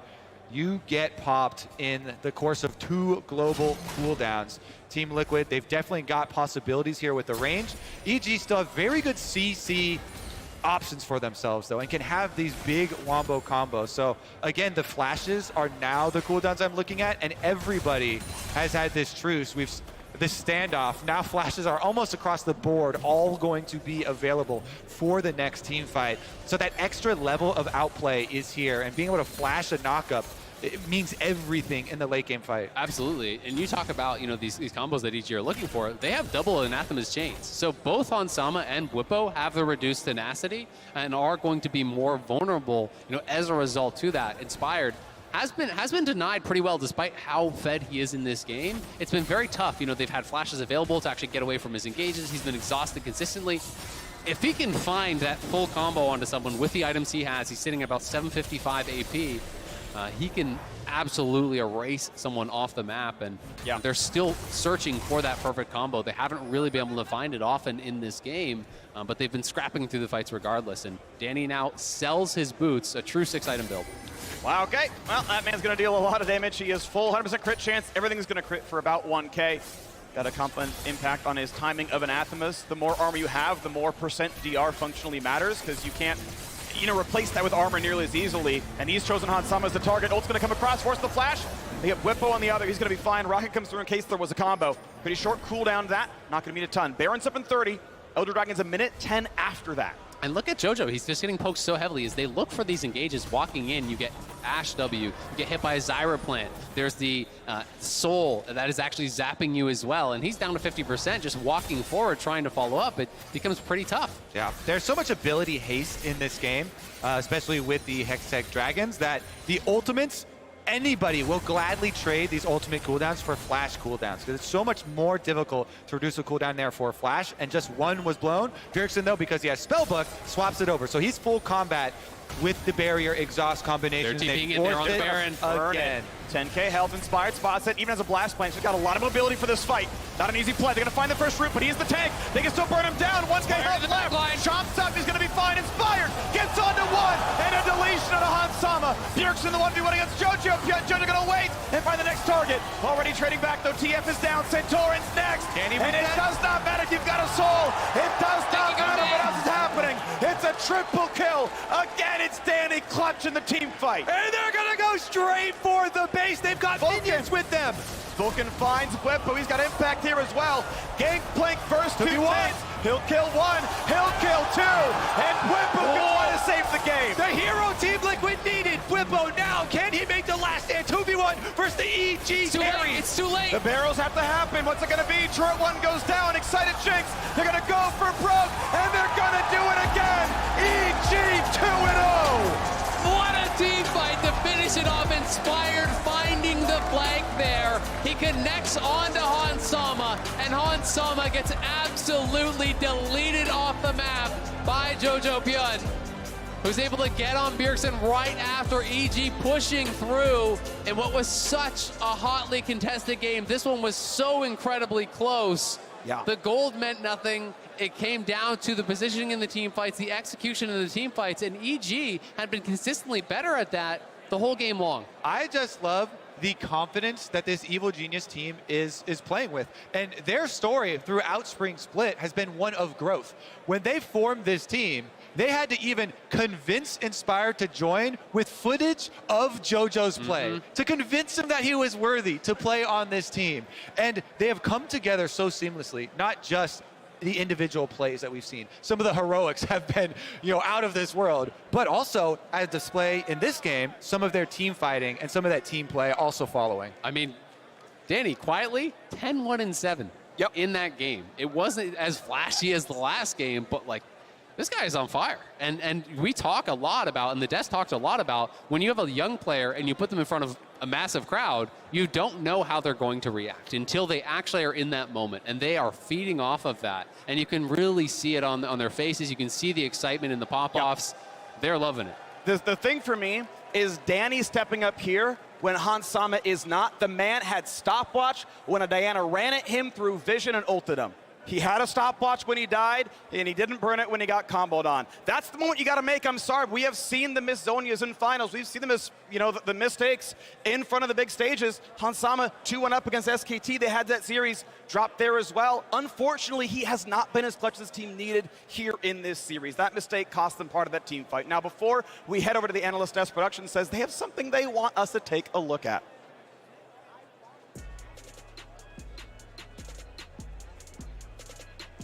Oh. You're pretty much all losing your minds. I mean, this is one of the craziest moments that we have ever casted, man. Like, this is, I've been casting for 12 years now, nearly 13 years, and this is one of those moments that you're going to remember forever as just something that is like, you said it, Kobe, it's one of those things that you dream about, right? And it just seems too unrealistic to ever expect to actually see it. But there it is. It actually is. The only one that it sticks in my memory even more is the CLG over RNG MSI comeback with 3 inhibitors down. But man, this one, I was on my feet. You could tell we got some air on that one. That was a lot of fun. So excitement here so far. We'll see if TL can make the Rona first sweep happen or if EG's headed to the 3-0. But we're going to head down to the State Farm Analyst Desk. Take it away. Thank you so much, Freak. Kobe and being on the cast for really hype NA moments. Coincidence? I think not. We've got Golden Glue joining us on the desk to help break down game number 2. Golden Glue, I feel like I have whiplash already from this series. It's only game 2. It's already a 2-0, but it doesn't necessarily feel that way. Yeah, I think, as you can see in that game, Evil Geniuses, while they are a good team, they are struggling with some of the stuff that Team Liquid is good at. This dragon control, this objective, like playing a clean, smooth game. That's not really what Evil Genius is here to do. They're here to get pentakills on Barons. They're here to like mess around on Hex Gates and whatnot. And that was a fun game to watch, and it was a lot closer than I thought it was going to be. What I want to talk to you about is draft, because I was sitting next to you when they locked in the Diana Yasuo, and you're like, it's over. Like, this game is over. Yeah, I mean, the whole time when I was watching that game, even when TL was winning and they're about to get Baron, I was like, it's still over. EG cannot lose this game. I think really good pick of Diana Yasuo, and it shows a lot of confidence, especially out of, like, Jojo Pune. I was really excited to see that from such a young and talented player, to pull out that confidence pick of Diana Yasuo. And, like, people just forgot about it. Like, people haven't played it a while in this playoffs, and it's strong. And they picked Ashe, Zyra, Twisted Fate into it. You put up the wind wall, and how do you touch them? You know what I mean? So I'm going to +1 that just because it was Bjergsen that took away the TF as well, which was JoJo's pick in game number 1, Mark. So it definitely feels like EG's done their homework and knowing where they'll go next. Well, especially like with the Nocturne ban, we've seen Inspire just spamming that in playoffs, and they're like, all right, well, what's next on your list? And he's like, don't test me. I got a champ pool, all right? So I was also impressed with the draft. It was funny when I was going back and forth. I was like, should we pull that replay? And you're like, the game's not over.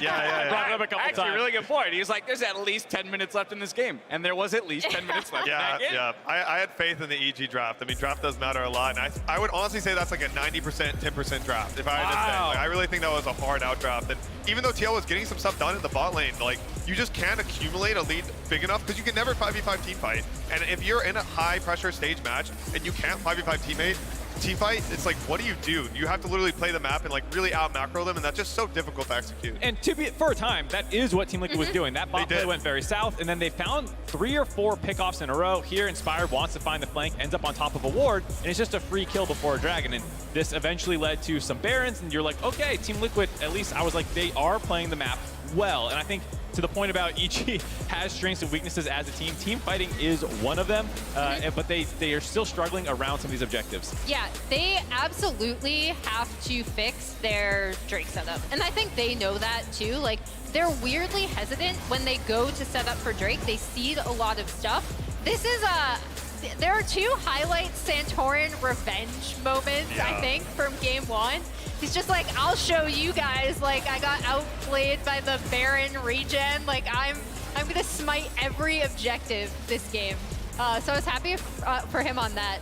But like, yeah, their EG's Drake setups, like they just absolutely have to work on them. I mean, across the board, I was actually impressed by Santorin in this game. He had some heroic moments, like we mentioned, with the smite steals, but Golden Glue, I also felt like he team fought very well, but I think it almost serves your point that when he's team fighting as well as he is and they still can't come out with a team fight win, how dire a situation they were in. Yeah, and also how depressed are you, right? Like, you're playing this, like, 38-minute game, and, like, you're playing really well, you're taking these fights really well, and you just, like, you're just set up to fail because you can't 5v5 team fight. Even when you play it super well, they're not ever going to be able to win a dragon fight if the enemy team sets up well. Now, you also mentioned how EG has come into this weekend perfectly comfortable with not playing the cleanest League of Legends as long as it's winning League of Legends. And there was a moment in this game, 24 minutes in, Bwipo just pushed up a little bit too far in the lane as the rest of the team is trying to base, and EG finds their moment to strike. Yeah, I mean, this is just some of the X factor that you're talking about, not just with the draft that they took, like Golden Glue's talking about, but also just their willingness to find unique angles and plays. And so, you know, Team Liquid, we talked about, got this Baron buff. They were in a really long pushing sequence, and eventually the entire team chooses to back off. It's going to be actually quite a while from now if we can speed through this, hopefully. Yeah, it's in a hot minute from now. It's like, here they go. They start the retreat. Yeah. And this is what's interesting. They themselves use the Hex Gate. So they use the very device that will be their undoing. Yeah, I honestly think the Hex... Oh, sorry to interrupt you. No, go. The Hex game maps is something that even when I'm coaching my players, I have to constantly remind them that like the way the game is actually played changes when it's a Hex game map. Because stuff like this can just happen that just normally cannot happen. And with this team fight comp, as we already pointed out, if they get the angle on this, it ends up looking really awful for TL just because of all of the CC and damage that's coming out of this comp. And it's very, like we've talked about how easy things are to execute. This composition is also pretty easy to execute for EG. No, I think that's a really important thing to note, right? When you have Yasuo, Ornn, Diana, Jinx, it's just like, all you have to do, go to an objective, hit it, and they come, go on them, right? That's it, right? And to be fair, the fact that it took them 4-4-4-4 in the Team Liquid game, that's pretty funny. Damn.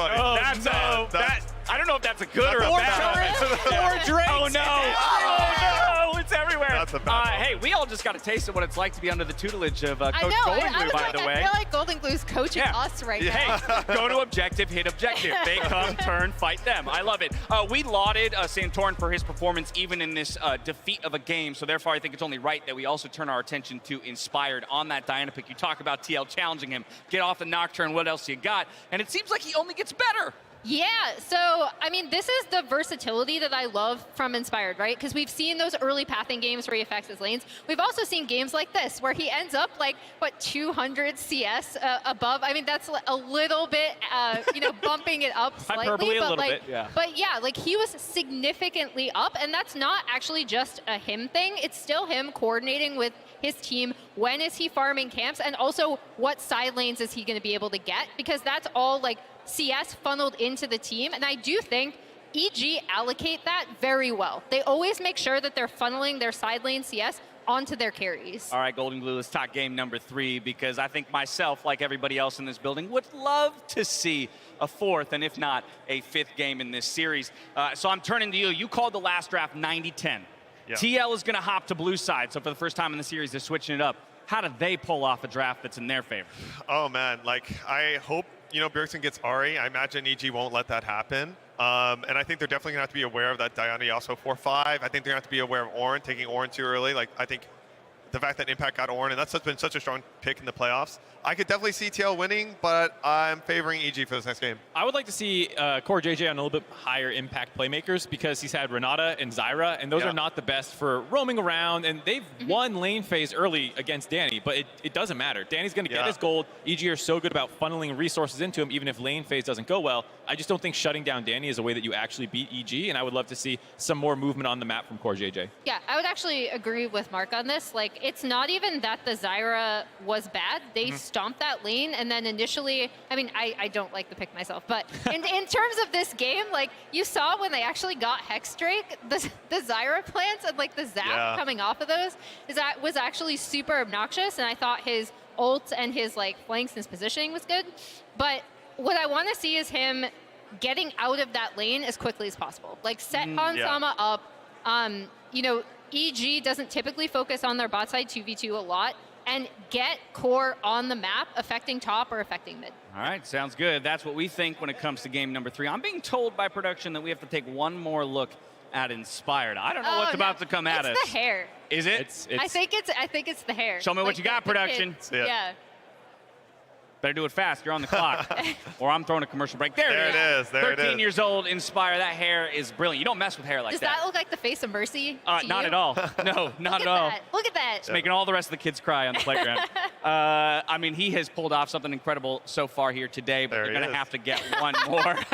I don't know, man. It's like reverse Samson. Like, cut the hair off, gain power. Yeah. I like the new look a little bit more. I can't tell which one's like peaked, you know? Like, is he peaked back then or is he peaking now? It's kind of hard to tell. I don't know. I would not have messed with that kid on the playground, I tell you that much. Well, that about concludes our segment here. Golden Blue, I'm going to hand it off to you for the honor. Yeah, so as we head up to the match point in this back and forth elimination game, let's go to the next installment of Grubhub's Dine Together with yours truly and my good friend Acadian. Let's check it out. Hey, you're going to take my job. There you go. And practice. What do you do on your off day, Mr. Matthew? Hang out with friends, go to the gym, eat food. One of our daily routines that I really enjoyed is when we woke up early in the morning, went to the gym, order our food, and then having the protein ready for us right when we get back. What food did you order for today?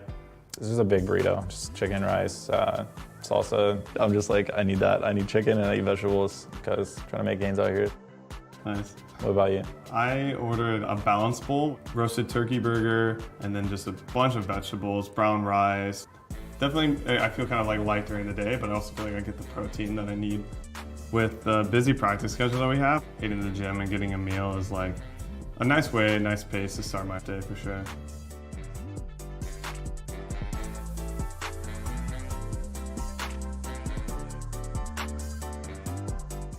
Should I go with my main? Why not try something new? Something cheesy? No, something spicy. Just hurry up and pick your Grubhub order. Done. Champs League starting. Here we go. Let's go! Guys, we are in this. On time, lowest price, or we'll make it right. That's the Grubhub guarantee.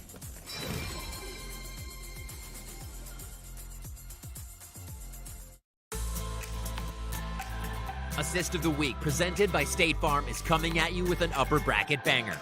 With the last pieces of the reverse sweep in place and the moons aligning, Team Liquid's fate was twisted when 100 Thieves pulled a Made You Look as Abadage remained safe to destroy the Nexus, while 100 Thieves dogpiled Team Liquid at Dragon. He's still going Nexus, reveals them all. They gotta stop the ports. They gotta stop the ports. He's onto the base. Is it enough? When does the recall come in? Bjergsen's package.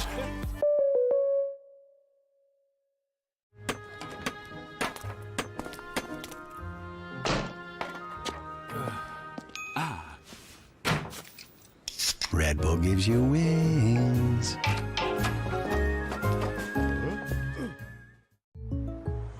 What is going on? I can't afford streaming anymore, so. Sure you can. State Farm has rates that fit your budget. Oh, good. Because some true crime would be nice. Like a good neighbor, State Farm is there. Call or click to get a quote today.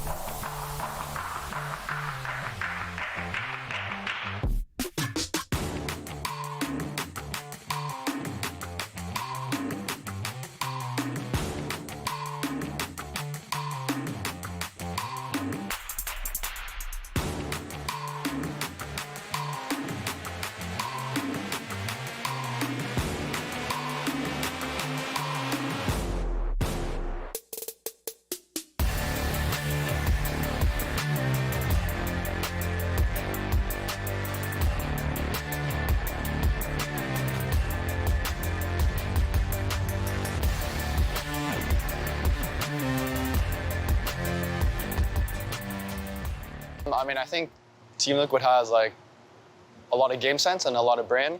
I think we have better mechanics though, and we have better just team fighting and everything. So I think Team Liquid are maybe smarter though, so yeah. I like that he says TL are smarter. I gotta say though, Inspired, I feel like he's winning the trash talk game in the pregame lobby. Guys, there's nobody get through by a Fortnite kid, right? It's a good start. It's a good start. Yeah, I mean, it's great.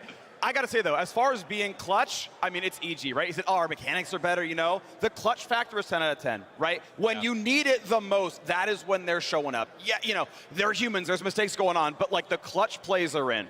Yeah, they have not been flawless by any means, but their team fighting has just been next level. And that has really been the difference, I think, in this series, is that has been very scrappy games back and forth. And EG has been outperforming in the vast majority of team fights. And even when they make a misstep, they're not deterred. Yeah. You can tell there's no hesitation in the next play. Right back and setting up the next play, keeping their eyes on the goals, on their win conditions for their team comp. And last one was fun. They injected some excitement into it. Tons of knockups for Yasuo, playing around to set up their youngest player, 17-year-old JoJo, and they were rewarded for it. So I'm excited to see what adjustments come through now from Team Liquid, as they are the ones facing elimination from playoffs every single game. They must reverse sweep now. Yeah, you know, are they going to go blue side, right? You know, they've been red side 2 games in a row. They had side selection 2 games in a row. Over 90% win rate. You probably heard that a lot on red side, you know, throughout, you know, the previous series / regular season. And they are now going to be on blue. So they're going to have to change things up. Will they be first picking something like the Jinx, trying to take it out of Danny's hands, because he has just been unstoppable in team fights? It's a kind of damned if you do, damned if you don't, because TL have also been pinned into banning Zeri and LeBlanc every single game. I don't expect them to give those bans up. Have you seen Danny on Zeri? Yes, you have. Also, Pentakill. Yeah. You were there. Have you seen Danny on Jinx? Yes, you have. I was there. You got a pentakill on that. You got a pentakill on this. Yeah, 4 pentakills on the year, by the way. We're halfway through. Lock in spring playoffs, spring playoffs. Danny's a little bit cracked. Definitely so. And so the bans, as we kind of expect, do remain the same from them. Yeah. But it's in, what are you going to try and steal away with your first pick? Because you've mentioned the Jinx, Hansama. This is one of Hansama's best over this year's champion overall for Team Liquid. Has been most consistent, most played for them. It's most double his second most, right? Like, this is clearly a priority pick here in this series, but we'll always start with the Kai's Hover. But if it's not Jinx, I'm just kind of shocked, right? Yeah, I think it's going to be Jinx, almost for sure, right? You know, that seems like why you would swap the blue, take that out of Danny's hands, you know, try to set Hans up for team fight success, because he is a monster in his own right in those team fights, has always been known, you know, for that consistency, has been such a power point for TL since joining them when it comes down to 5v5, but instead Core JJ warps teams around him. It's so interesting though, because Nautilus has gone through pick and ban entirely in some of these drafts. So to put that much priority to first pick it feels like they are going to pair this with something else aggressive that they think can stomp the Jinx, right? If you're not first picking yourself, you have an AD pairing that's going to get aggressive, and maybe as a result, EG just don't go Jinx at all. But I do want to highlight how critical it has been for Team Liquid. They were the team to start the trend in the LCS of the first pick Nautilus. Yeah, the ban they dropped was the Karma ban. It's the Jinx Hover. Like, yeah, you know about this one, but yeah, they dropped the Karma ban to go for Tom Kench. They considered that one valuable, hovering all kinds of things they won with. But yeah, I mean, Karma Ezreal is the dual lane you think of. If there's something else that got, you know, hidden away as dark tech, then sure, but that's the obvious look. I think it's for sure what they're going to go for. You don't have to go for it on 2. You can go for it on 3, right? Because Karma's not going to get taken away. I don't think the TL are going to go for a Karma solo lane plus the Nautilus or anything weird like that. So instead, TF has been picked every single game. It's back on EG's side this time around. And when you're playing red, if you go Karma Ezreal plus TF, you're really setting up to play towards the other side of the map, potentially. You can also, if you can get really good pokes, you know, hammer home dives and things like that. So they have options. Or I also want to highlight, they have played for Inspired. You can just also even play for jungle and not to one of the side lanes. They have had games where EG, where Inspired counter jungles multiple camps, even in the first rotation. So that's definitely something if you keep your eyes on the jungle pool as we whittle even further down here. Team Liquid kind of expect them to pick up their jungler here, while all options are still on the table though. And it's very interesting. You know, the desk was talking about, Mark, I believe, was the one talking about how he felt the way to beat EG is not to put Danny behind, right? Because Danny is going to get his farm, he's going to get that injection of gold, and he's going to be successful in team fights. So will TL, you know, put this Nautilus to work roaming and getting Bjergsen ahead, for example, right? You know you have the Ornn, so you're not really trying to play through top, but potentially you bring Ornn to mid, you roam Nautilus up, you try to get a power pick there for Bjergsen, and maybe they're going to put their eggs in the Bjergsen basket because he has been so clutch in his career come playoffs time.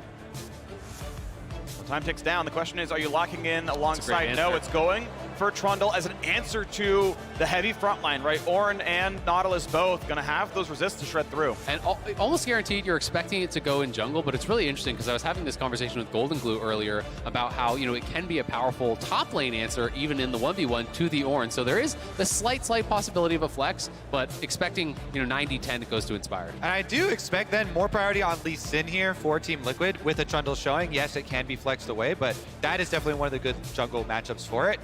And their priority for Lee Sin has kind of dropped off recently in the last few series, so it might see a resurgence here as the bans from EG are just going to hit Nocturne and maybe Jarvan instead as far as the early priority, and then it would leave you open with that.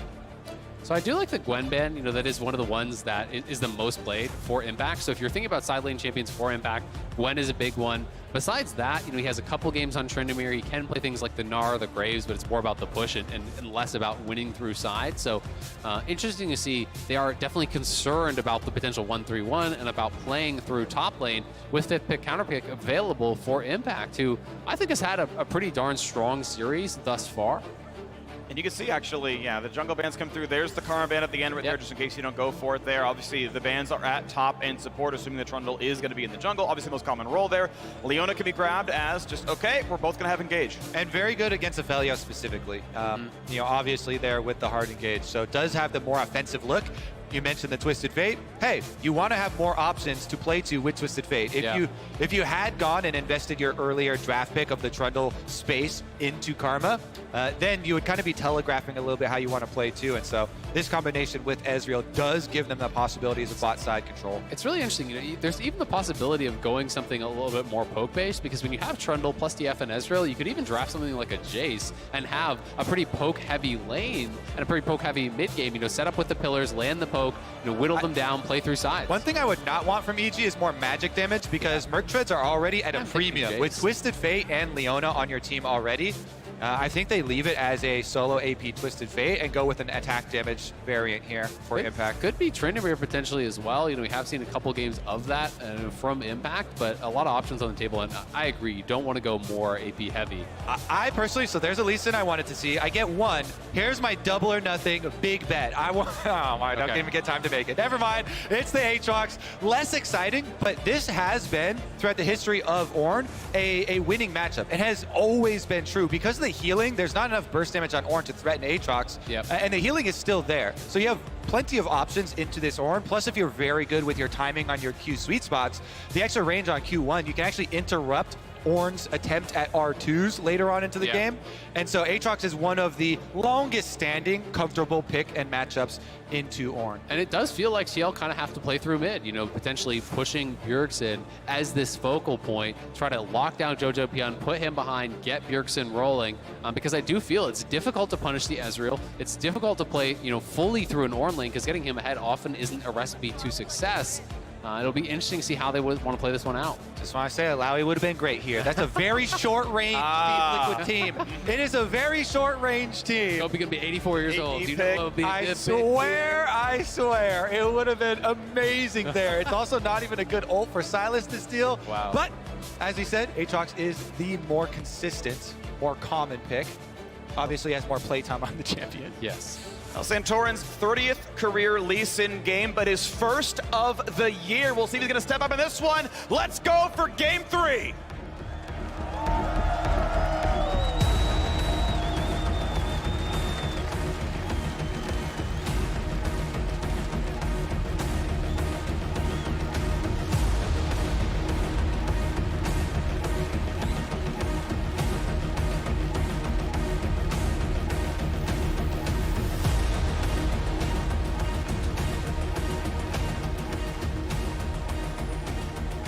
It all comes down to this. Team Liquid Spring Split will end with a Fallen Nexus. It'll be a sweep. It'll be a rout. 6 straight losses. An 0-3 reverse sweep against 100 Thieves, a 3-0 against EG if it happens. EG 1 game away from that final. What a crazy moment this is for the Evil Geniuses. With all of their investment into building up young talent. Danny, last year's Rookie of the Year. JoJo, far and away out in front of the voting for Rookie of the Year this year. And this would be, if EG win this, their first LCS Finals appearance.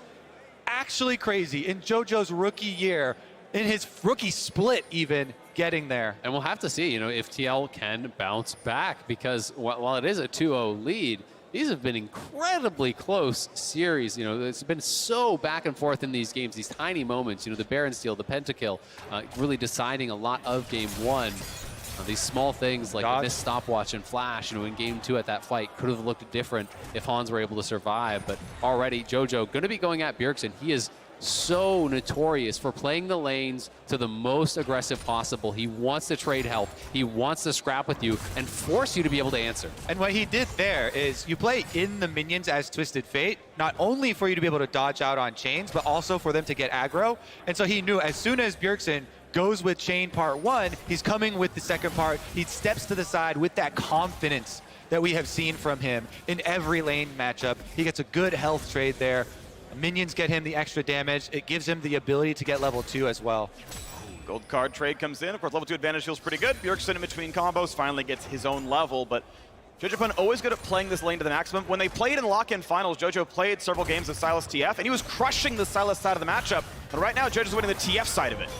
I do want to mention, as we have Whippo giving the Orin combo right to Impact's face, the other big thing is that it's such a stringent resource here, the health of Bjergsen. So that's why they're calling Santorin early, because Bjergsen has no more health to give. Jumps on in, Lee Sin for the slow. Bjergsen needs to find the stun. Flashes at the last possible moment. JoJo gets away, but of course that gank burns the flash, and round 2 could always happen. That ward's still there. Necessary, because Sylas is forced to trade health in lane to be able to get minions, and because of the good trades thus far from JoJo, he has to call jungle. There's no more health potions for Bjergsen, so necessary there. Now it's EG that have to push out. Yep, exactly. They come to cover here. They know potentially it could be a regank. Lee Sin, though, we of course know is topside. JoJo does not, so he gets the coverage to be able to push this out. They're trying to threaten a potential dive here. Impact needs level 3 kind of to defend this. Got flash for the outplay. He's got 3 now. Damage. Here we go. Red buff is on, puts the shield. They're going to go for the first bit of the fight, and now comes the TP. They're going to find Santorin. 2 turret shots. But JoJo always goes towards the next teleport. If that Q had hit, Santorin would be flashing. Santorin would really sweat there. But he gets out. He doesn't have to blow his flash. It's just the single flash from Whippo. And this is actually great because Bwimpo just, JoJo P on his base, and then Bwimpo is forcing him to TP topside, so they lose a full minion wave towards mid there. It is a pretty costly little set of plays. Inspired going to be able to try to pick that up, but I like the pressure from DL and Santorin, deserving of some credit for being aggressive, for always mixing up his pass here. This game, Red, Raptors, Grump, wrap around on mid, force the flash there, straight up to top, force a flash, and a TP there. And the big beneficiary, I would say, is Bjergsen, because Sylas getting to keep your teleport, pushing the wave in. Now JoJo has no teleport for Twisted Fate, has to get to his level 6 to be able to make a play. Plus, you're able to refill on potions. He gets another one and the teleport for the next base. And another minor advantage that TF really, really wants, Lucidity Boots on level 5 recall, walk back to lane, have a TP with a short cooldown. He's forced to not do that because the recall was early, because the forced TP tops, so he's probably not on Lucidity on the timing he wants. Yeah, it's interesting what this then does to your gameplay too, because now JoJo has to change his focus because he was able to pick up Dark Seal and the boots. Got the pull back, got the slam, they're both flashless. Impact's Q's coming up soon. Not able to find it. Whippo breathing hard at that one, but look at the rotation from JoJo. Twisted Fate is what is the difference maker over Vision. He's going to force them off. Nicely done here. We'll find a gold card. Impact's on the way, though. Santorin, does he really win this fight? Because over the wall, he's not going to win the W. That could have been danger. That could have forced a ward hop out. Santorin buys his top laner the freedom to get those minions at turret. That's the key there. Santorin really been playing for the lanes. Mid needed him, he was there. Top need him, he was there. Good anchor, re-engage. Can he block the shots, though? It's on Summer Fires in, forces Dana to Arcane Shift backwards. Vulcan slowed. Not going to be rooted anymore, and able to walk away, but a good trade out of the TL bot lane. EG's looking for more. Yeah, really nicely done. Both teams being pretty proactive, but have had the correct responses to the plays that their opponents are making, so it hasn't really amounted into much. You know, as you say, Kobe, if Santorin is not there to actually stop JoJo, you lose that entire stacked wave. As the Orin, you have a much worse buy here. And Santorin, you know, playing well in these early minutes, but Inspired going to be pretty happy, I think, with his position here as well. Been power farming heavily. You know, he knows he's going to be a beast in these team fights. Getting that Orin ult out onto Bwipo is going to not only make him so much easier to shred, but it's going to turn Trundle into this kind of super tank. Yeah, and Pillar is extremely annoying for Aphelios players. You see, Hansama does have Flash and Cleanse, but Pillar and Leona is so devastating. There's so many things that will be thrown towards Hansama this game on Aphelios. He's going to be using both of those summoner spell keys very frequently. Absolutely, and one of the things I like most, and one of the uses I like most, is actually when you have a team that is like 4 members diving, as TL has, and the AD in the back, you allow those 4 to dive in, and then just pillar out the Aphelios, right? You know, make him walk past that slow field to get involved, and it can kind of set up a 5v4 briefly for you, which can be really effective. But Bjergsen, 6 now, has TF ult. He can look to match whatever JoJo does. So the push becomes that much more important because that unlocks the move. Look at this reset. We've got our first core JJ roam on Nautilus up to top side. While EG are covering mid, it's top that's under attack. Knockup comes into the wall. The entire squad is here. First blood in for Santorin, his first Lee Sin game of the year. Santorin plays for his lanes early, and now he gets paid. Core JJ roam timer. First picking the Nautilus, goes up there with this jungler. They get the kill. Rift Herald is going to spawn in 50 seconds, but this dragon timing for Inspired is well before that. So EG are trying to get paid for the death of their top laner, for that first blood in an early dragon stacking. And Trundle is one of the junglers that can do dragon at any time. Has no fear, can solo any dragon, no problem for him. Could be able to take it. It's a big kill. I mean, they get the dive with the minions at the tower, so you lose a wave, you lose your life. Very big deal. It is traded back, of course, for that dragon, as you said, Kobe, on the bottom side. We'll see if it is that kind of role reversal, because in the previous 2 games, it had been first 2 dragons going to TL every single game. And now EG has the first. Can they actually start to stack it up quickly? Interesting minion wave hold there from Vulcan while they go for a top play. Flash follow. They find the gold card. Bwipo going to keep running away. Ignite burn now as well. Does he get away from the pullback? He does, but the follow through, it's going to land, and Impact takes one down. They had it calculated. The chase down there. It's a counterplay down towards bot side, though. Salas ult, no. Now plenty of tankiness, though. Vulcan pops the W and just will not get burned down by a Noon Quiver. Yeah, and Bjergsen popping the ulti there, just going back towards lane. But JoJo, with the spellbook Ignite, knew he had the damage for the chase down. You know, Impact not really able to get in range for much, but just didn't need to, as Bwipo, you know, has no MR to speak of. And it puts Aatrox at a really difficult place for Orin to handle once you get, you know, Gore Drinker, and you've got so much crazy healing coming from this champion. Meanwhile, though, Team Liquid make their rotation. You see all 5 members, while the duo lane of EG are bottom. So EG have made the call. We will give you the first Herald. We already got our Dragon #1 stacking, and we want to get paid in turret plates for Danny. Yeah, and it looks like Orin's going to go down to actually try to answer this, so we'll see how many plates Danny can get. I generally feel if you can get 2, you're really not that concerned about actually giving over the Herald, as long as you've been defending your plates. And all of the EG towers do have 5 plates remaining. You know, it's that much more threatening if you're losing a lane hard and then it's just like a full turret. Sure. But it looks like they should be able to get, not quite the second. They're going to get about a plate and a half. Nice knockup means a turret shot. Pretty well done there. Yeah, pretty close game. We saw from the FTX Gold graph that, you know, individually the players were pretty close. But Bwipo, yes, he is going to be the target there. Was neck and neck with Impact, but suddenly a 3v1 makes that tougher. Ultimate comes down, but no summons available. They're going to find it from Leona, and they're just going to burn the man down. EG on the board for Danny. And Vulcan, clean on the timing. All you have to do, stun the Orin as R2 is coming up. When the Ram is close, there is no counterplay there from Bwipo, and he gets taken down. Clean tower dive. Yep, Trundle ultimate, shredding him out. They give the kill to Danny. Danny is going to get that second plate. But Hans has had a lot of time on top side, so despite the fact that there was actually 5 plates up there when the Herald was being taken, they crash the Herald on 3. They do get the full tower. All of that gold's going into Hans's pocket, so he is ahead of the curve. 2,500 gold on this base. We'll see if he can carry from this position, because he has been able to get out to early lead a couple times. Flash, the kick's in there. They're going to get him just Beautiful. Santorin gets kill number 2. Surgical dive after surgical dive. I like the development here in game number 3, with each team trying to put more pressure on these weak points, the points without the flashes. JoJo, the vulnerable one here. EG punish again. Santorin right over the wall. And Santorin has just been on fire in game number 3 here. They really do need someone to step up to build that confidence for TL, get some momentum going. And it's been Santorin forcing flashes, punishing those flashes with the repeat ganks. Been everywhere, has the early Gore Drinker here already. He literally beat the top laners to their Mythics. He beat the Aatrox to his Gore Drinker. That is awesome. Let's go, junglers.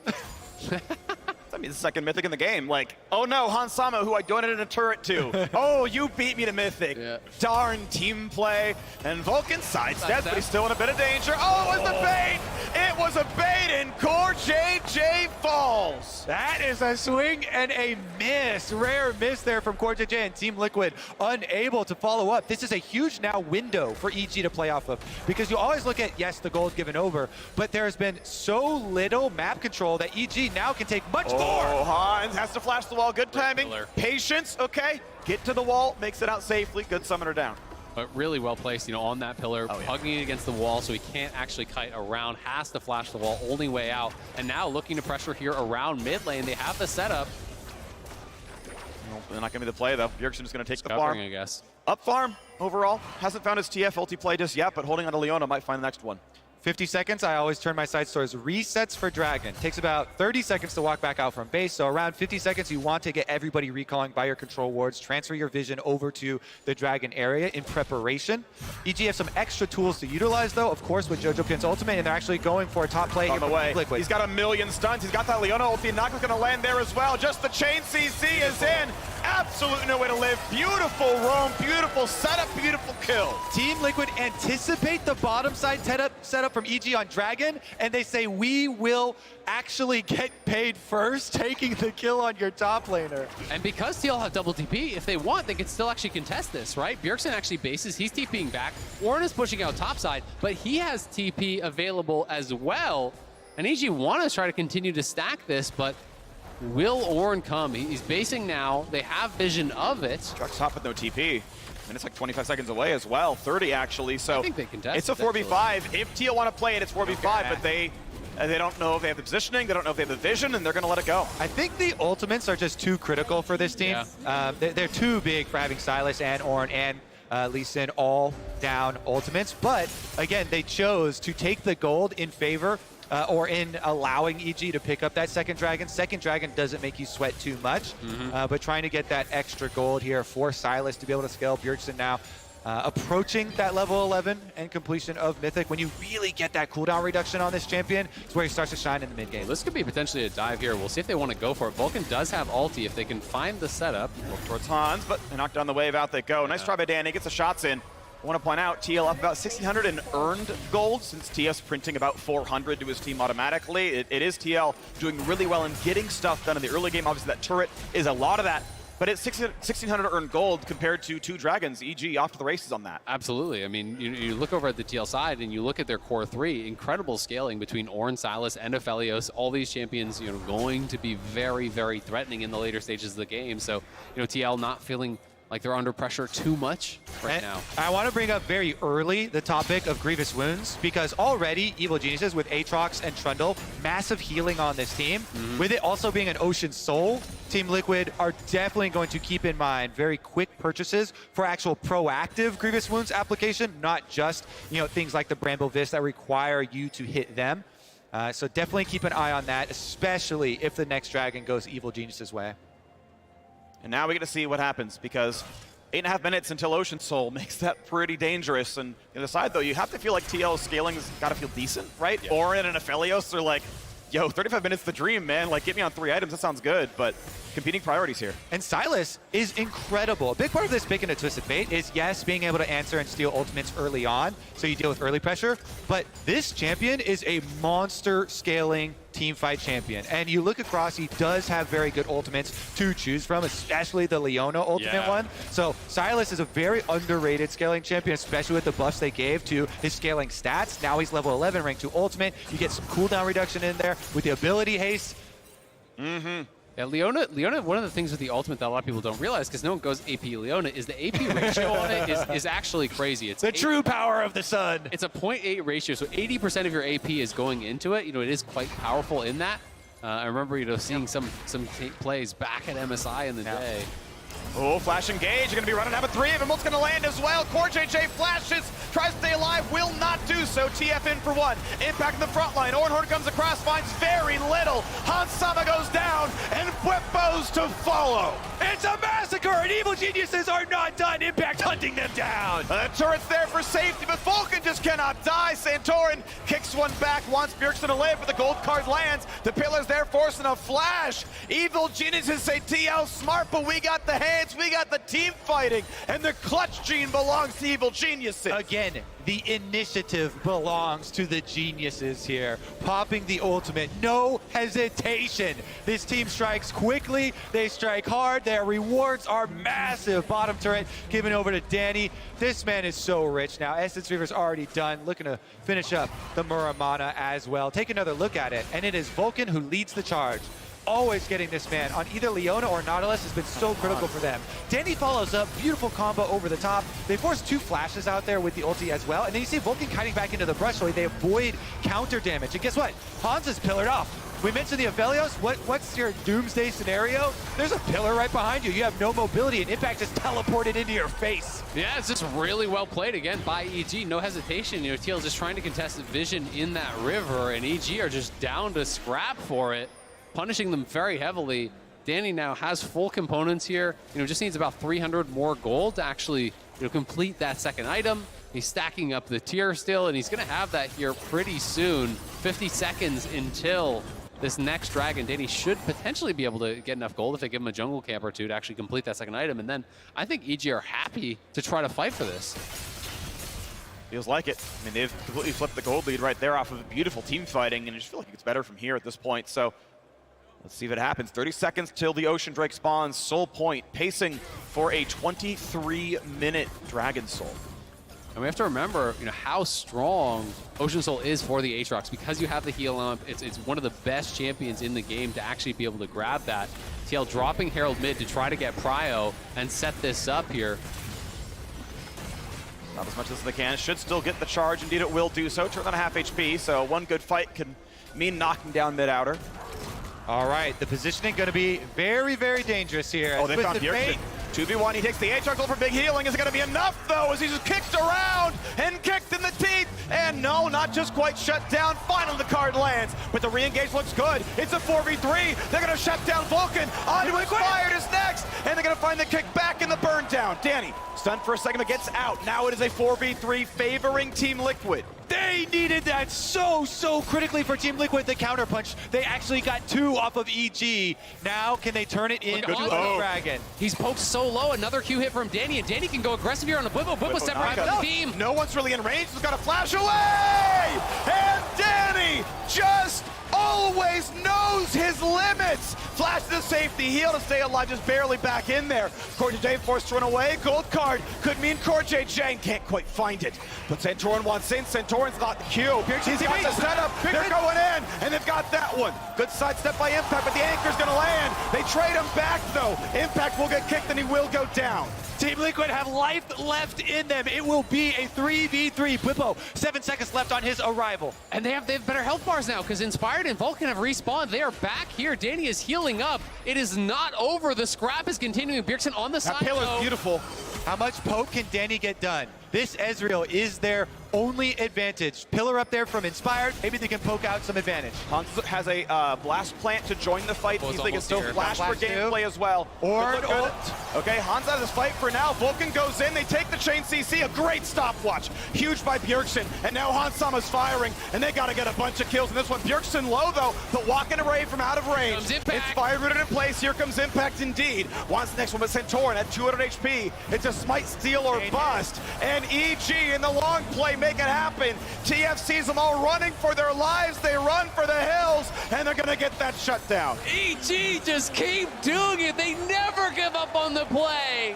Out team fighting TL again. That was like 2 minutes of non-stop team fight there. Danny hitting so many critical Mystic shots, chipping Hans low, and stopping them from taking the fight. EG do not say die unless it's a command to Team Liquid. They are forcing these kills 10-7 now. Oh, this is starting after the fadeaway Mystic shot from Danny. I love that one with the Arcane Shift, but Bjergsen had teleported in, and this was a Team Liquid re-engage where they get the burst damage down. Impact, even as tanky as he is, they finish him off, and for once they have priority with their top laner coming up first. Lowest death timer on Bwipo. They transition over to the Baron, but once again, it was no hesitation from Vulcan.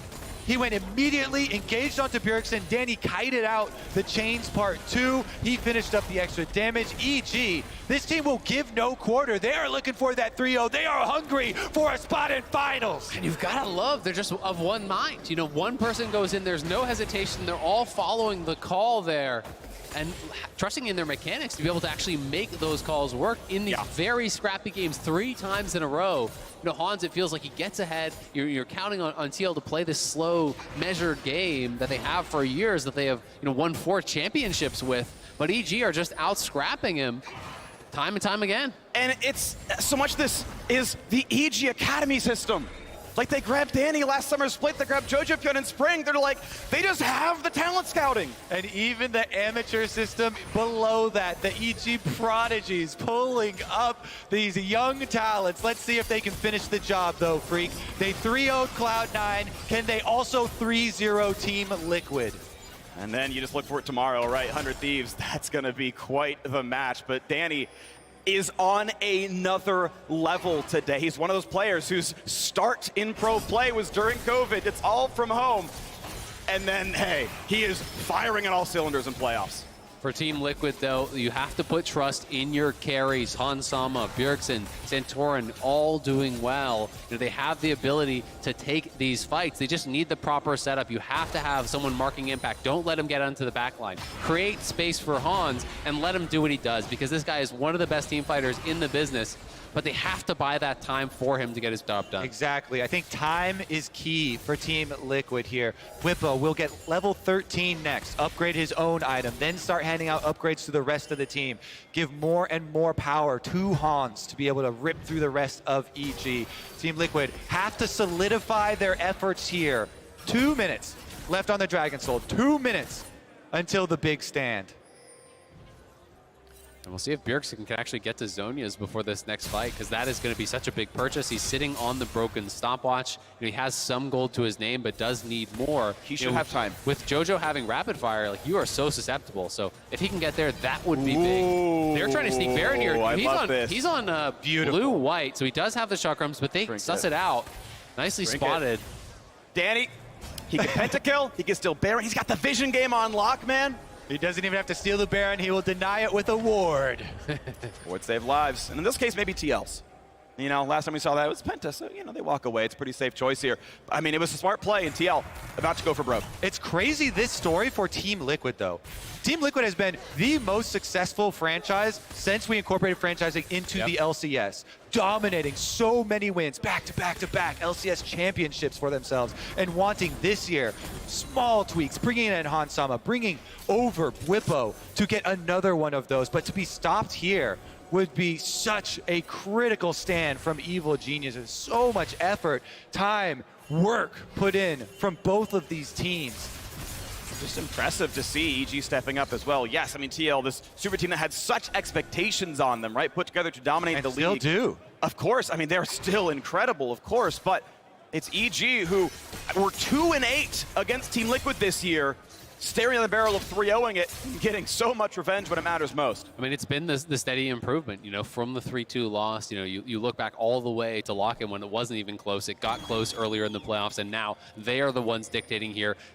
Just under 30 seconds until a potential Ocean Soul here. Bjergsen looking for a pick. This will be a big one. The big lockdown, gets away from it though, man. This is the stun. His impact heals all the way back to full HP. Aatrox can be traded now back and forth, but we got Jojo Pyun here as well, and Bjergsen's not long for the world. Tries to heal up, runs away for his life. Jojo gets a fadeaway stun. Inspired now here as well. Bjergsen burning down. Trundles eats him alive. 2 for 0, and Impact keeps healing. On this side of the team fight though is just Core JJ dying. Hans Sama burns every cooldown to run away and hide as his team just dies. The geniuses have done it. Freak Ocean Soul is there, and control of the entire map is theirs. They can go straight to Baron. They have the Ocean Soul. They're still healthy here. Santorin is down. They're going to go straight for it. This would put the game squarely in their hands. EG, everything they need to sweep TL out of playoffs. And you hear the tides of the crowd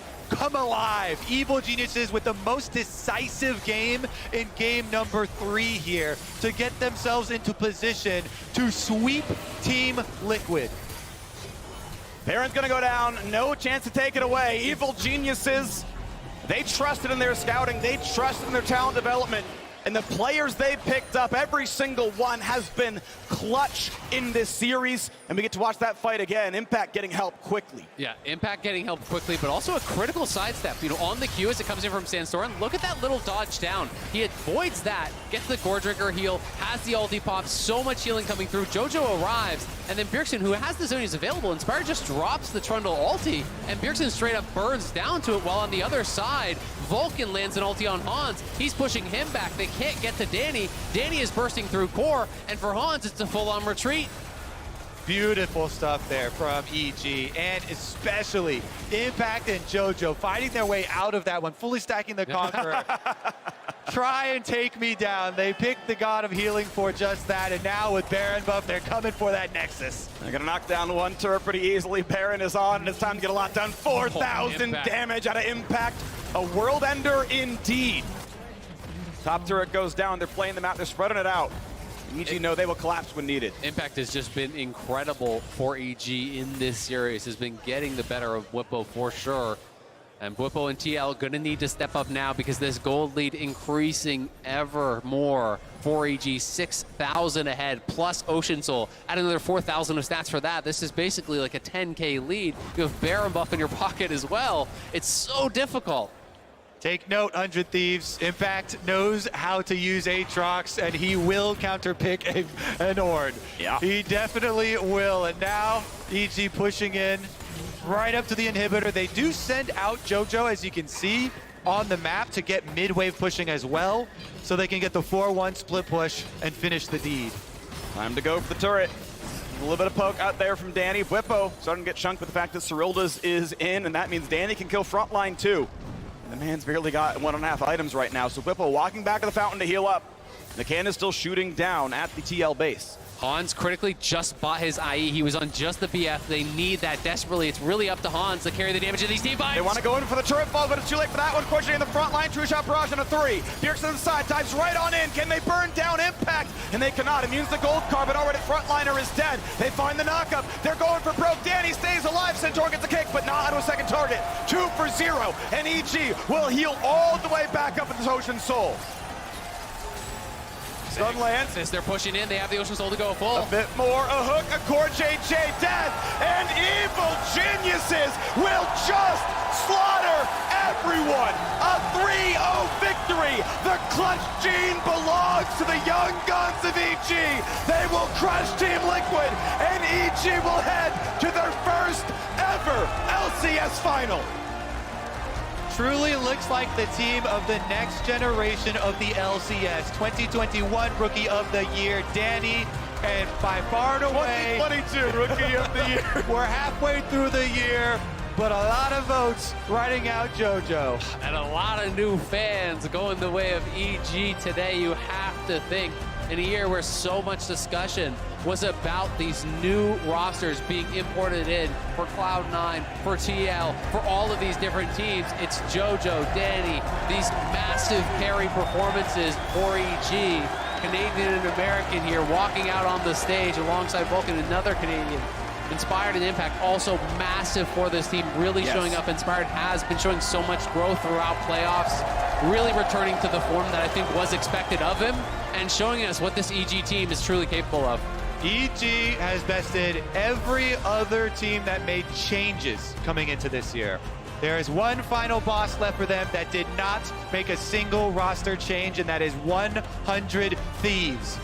The growth has been amazing from Evil Geniuses, but now they go against the defending champions tomorrow in the finals. And the question is it a new dynasty in 100 Thieves, or is it EG making history? 4 different winners and 4 different splits to be a first for the LCS. We heard this was going to be a competitive league. We heard from all these top players like, yeah, the LCS is a lot closer than before, but league-wide, the fact that we keep getting changeover and winners, like, that's exciting too. It's absolutely amazing. I mean, again, Danny 8-0-4 in this game. Like, he was just immaculate throughout this series. You know, even when falling behind, the team really did a good job to rally around him, to funnel resources into him, giving faith to the fact that he was going to pay that back tenfold in the team fights.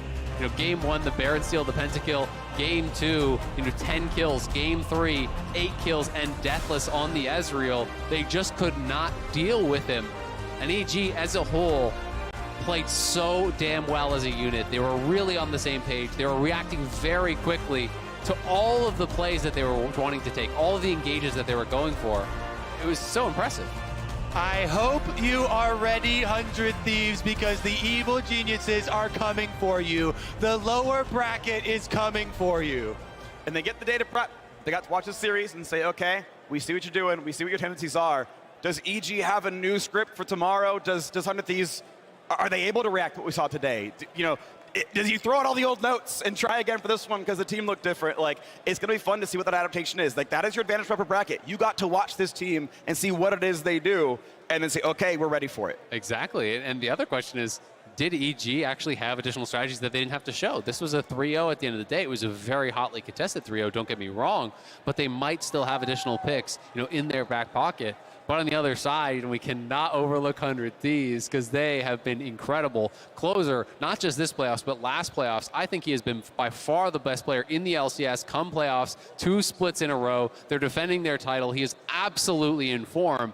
And he is just a different beast. Like, he is so hard to contain no matter what pick he's on, it feels like these days. Tomorrow will be exciting. Yeah. The trophy given out again. I cannot wait for it. And I'm excited to see because it feels like playoffs so often comes down to being clutch in the moment. That game 1 pentakill will seared in my brain forever. Like, that's just absurd, right? What you can do when it matters most. But I think back to the top moments of 100 Thieves where it's like, oh, Closer can actually 1v9 a whole game or a whole series. I've seen FBI do the exact same thing with leads that big. We're like, look, we've seen it a 3-0 Aphelios, and FBI turns that into a W by himself. We've seen a 3-0 Lee Sin for Closer.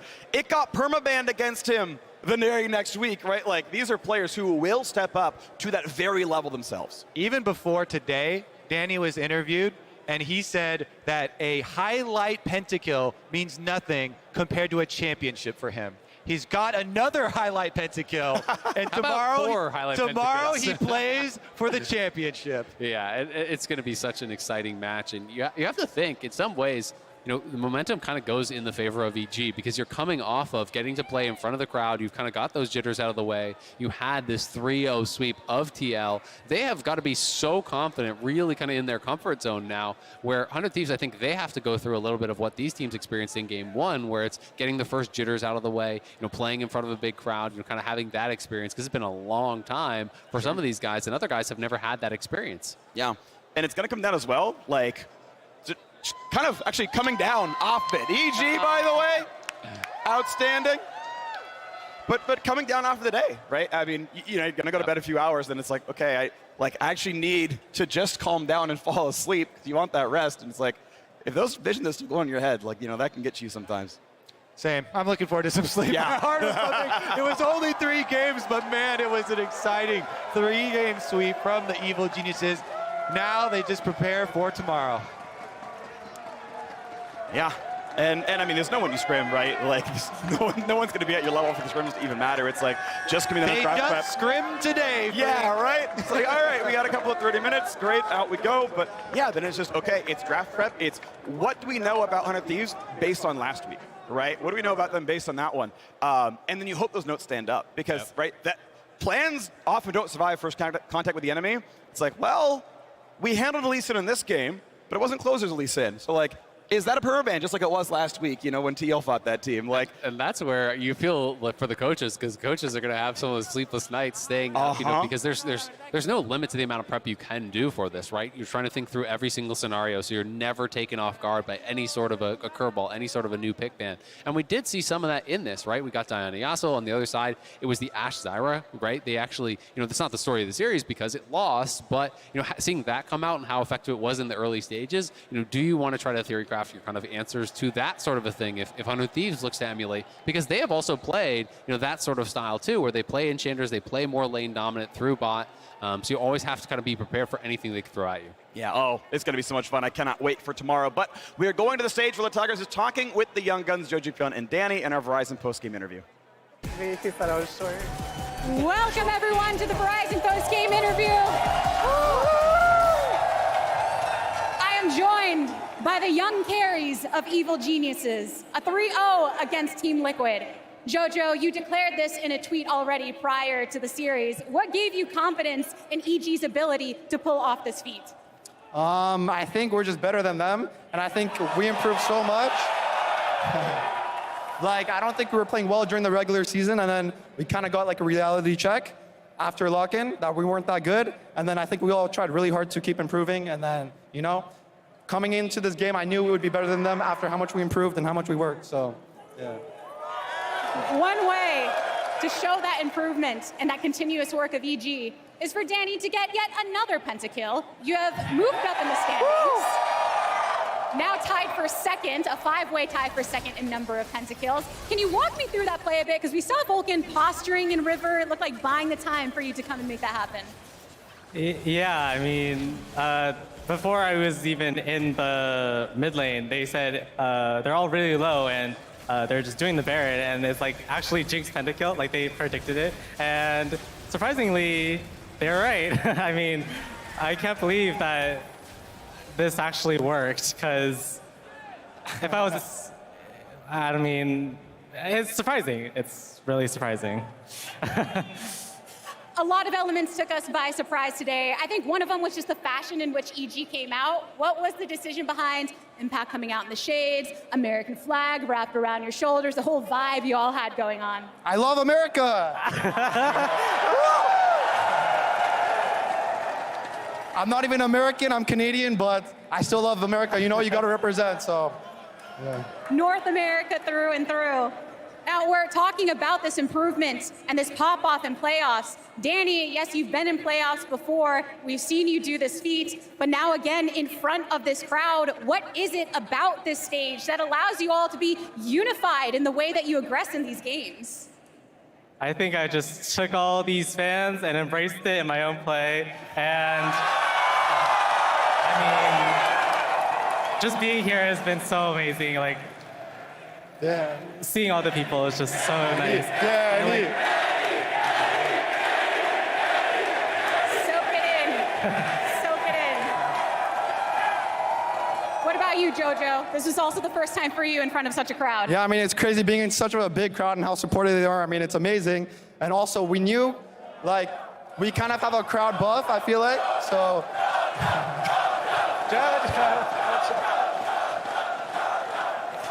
I feel like the other team usually gets nervous when there's a crowd, but we kind of embrace the crowd because we love the crowd. So I feel like that's why we play so much better.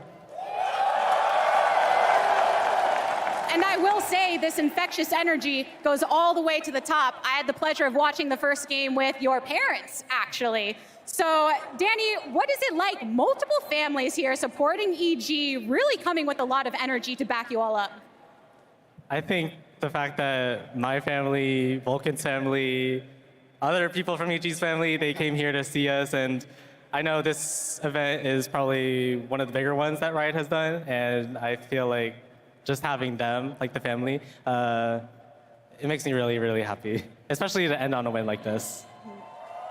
I can feel that happiness resonating internally from both of you. We've had a lot of discussion about the future of your careers and just the strength at which you have started.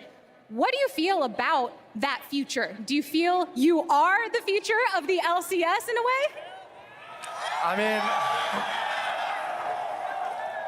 We beat the people that called super teams, so I think so. I think both of us will definitely be the future of LCS, but You never know.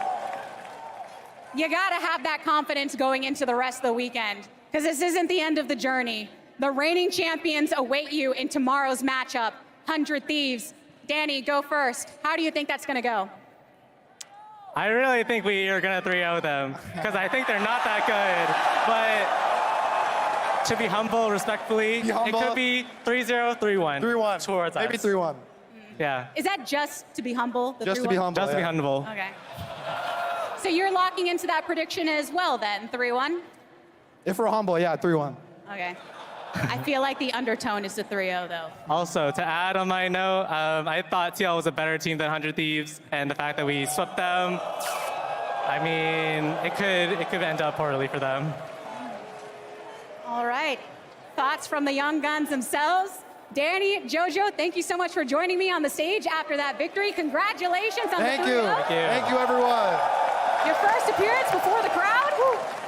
We do have more action to come, everyone. Soon enough, we will have the MSI Draw Show. But before we get into that, let's head on over to the Bud Light Breakdown. Yeah. Woo! Thank you, the Tigers. Thank you, JoJo. Thank you, Danny. Wow. I don't know how we follow that interview. That had everything.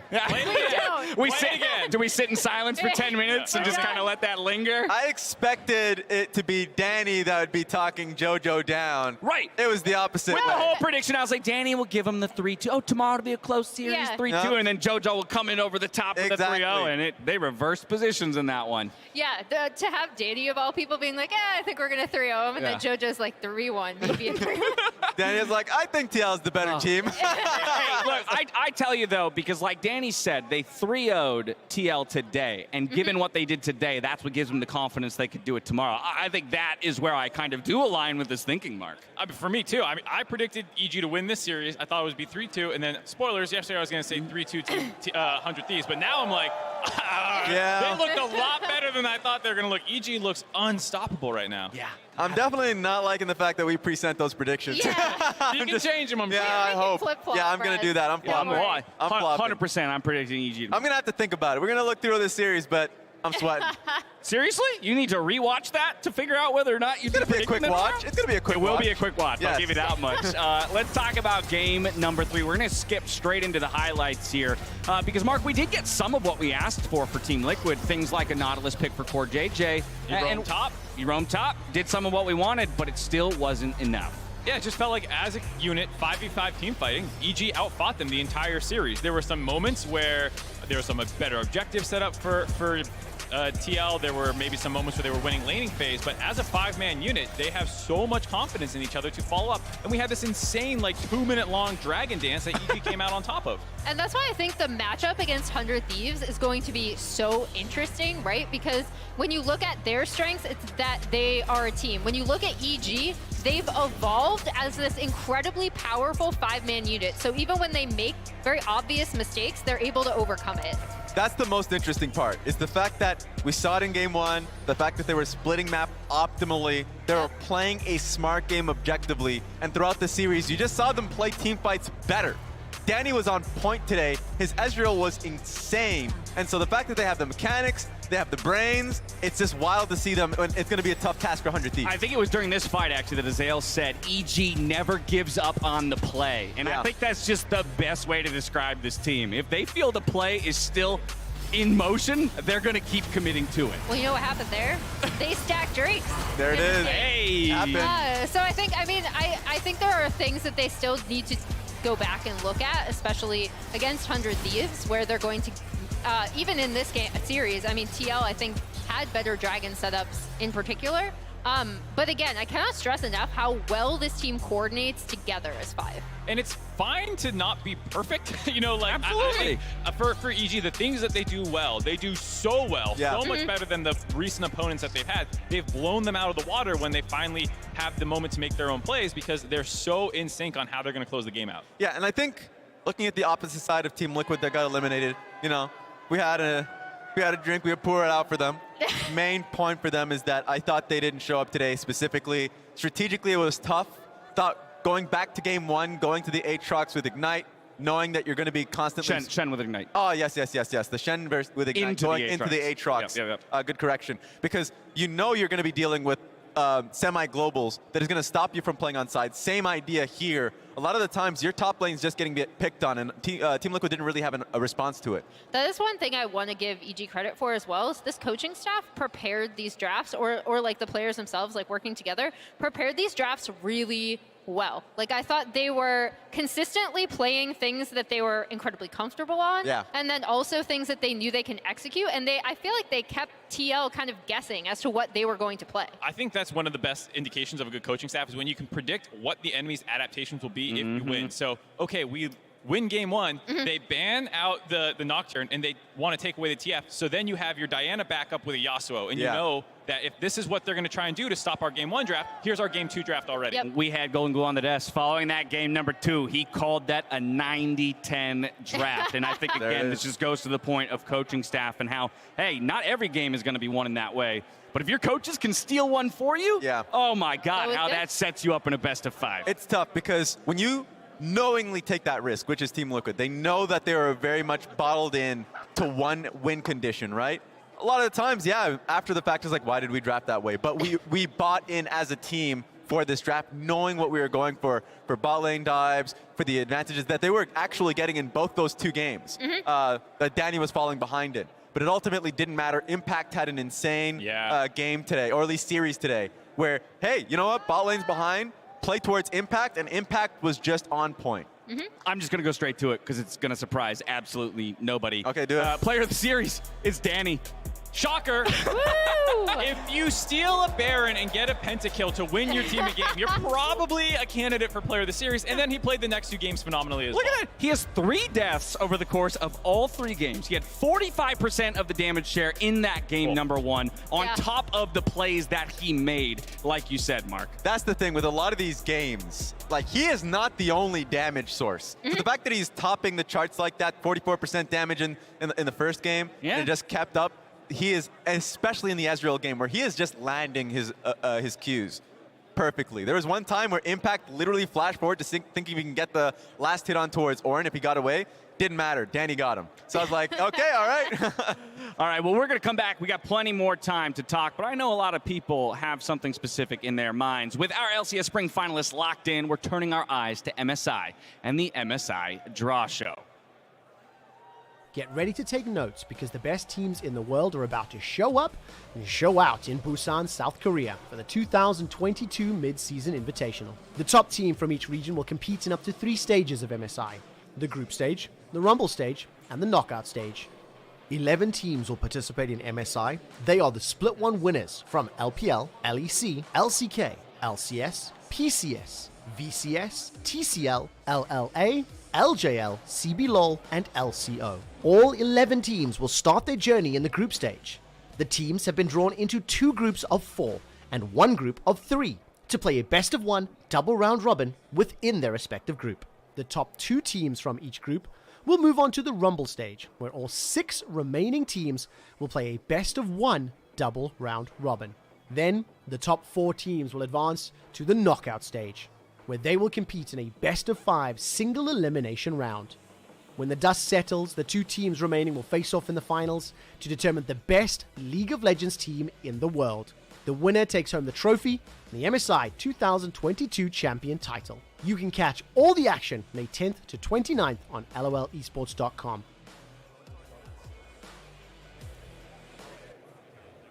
Welcome back to the NRG Stadium stage.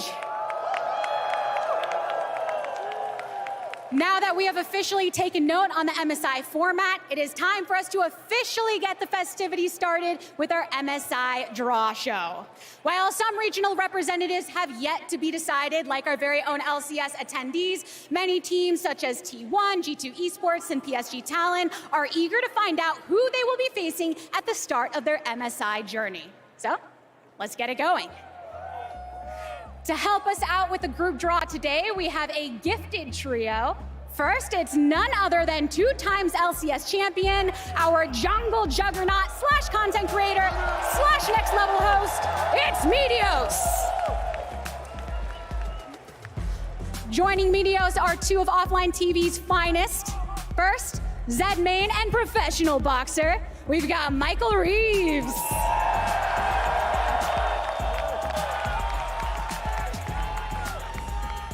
And rounding out her crew, she really likes Lux. Give it up for Lily Pichu.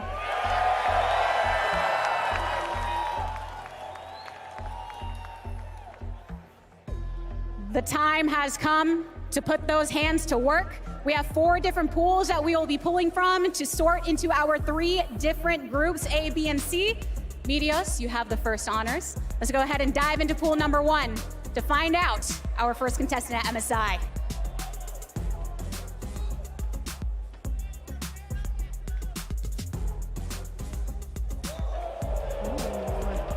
Led by Faker and synonymous with success, it's T1 going into Group A.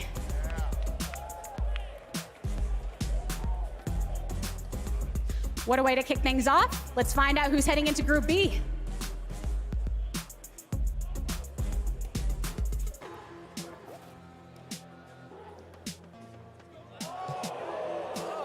Looking to run back their 2021 MSI title, Royal Never Give Up. Just having completed their series this morning, they are eager to get back into competition. That leaves 1 more from our first pool here.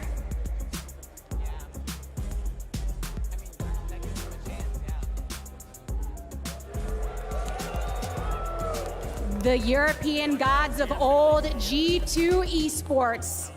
First over in Group C. You've got double duty here today, Meteos. Time for pool number 2. Let's find out who is joining T1 in Group A.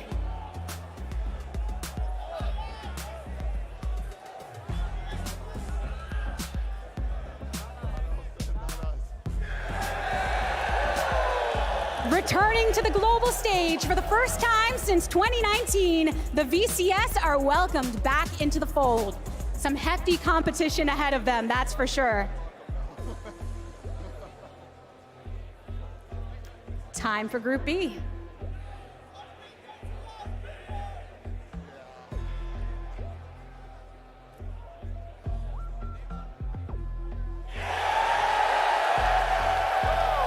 The perennial powerhouse from PCS, PSG Talon.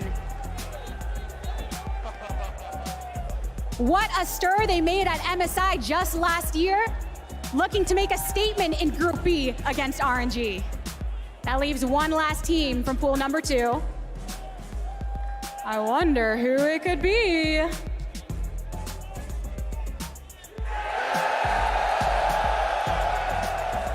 Technically, we will find out who is King of the North tomorrow, right here in Houston, Texas. Either going to be EG or 100 Thieves. Going down into Group C. Meteos, thank you for your work today. Michael Reeves, you're up next. Pool number 3, let's go for it.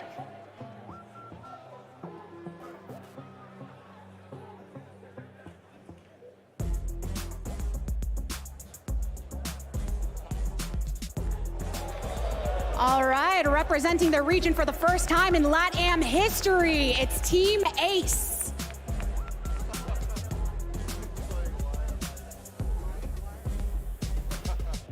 With them in Group A, we only have 1 remaining team for Group B.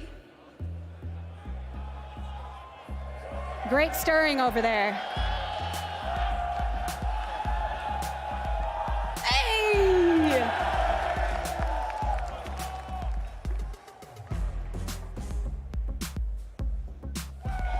And once again, representing Turkey on the global stage, the Fast Pay Wildcats.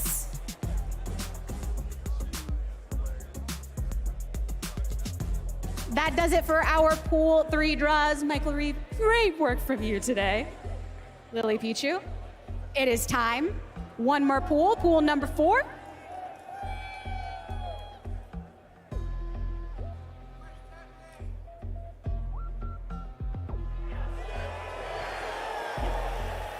Circling back to Group A, it's Detonation Focus Me, the domestic giants of the LJL.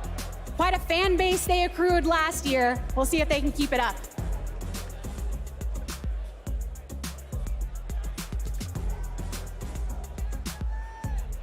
Let's find out who's heading into Group B.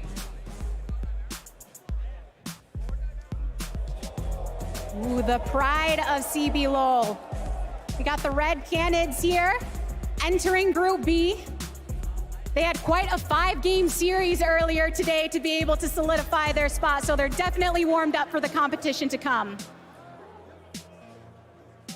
That means we have one last team.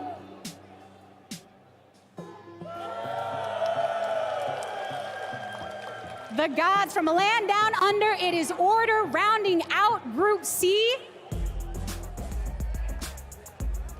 As you can see before you, our MSI groups have been decided. What a wonderful time it's gonna be. Thank you again, Medios, Michael Reeves, Lily Pichu, for enriching our draw show experience. Now for everybody that is watching at home, MSI is gonna kick off on May 10th with the final conclusion occurring on May 29th. So plenty of international competition to look forward to in the month to come. While our MSI draw show is complete, the discussion is not. Let's head back on over to the Bud Light breakdown.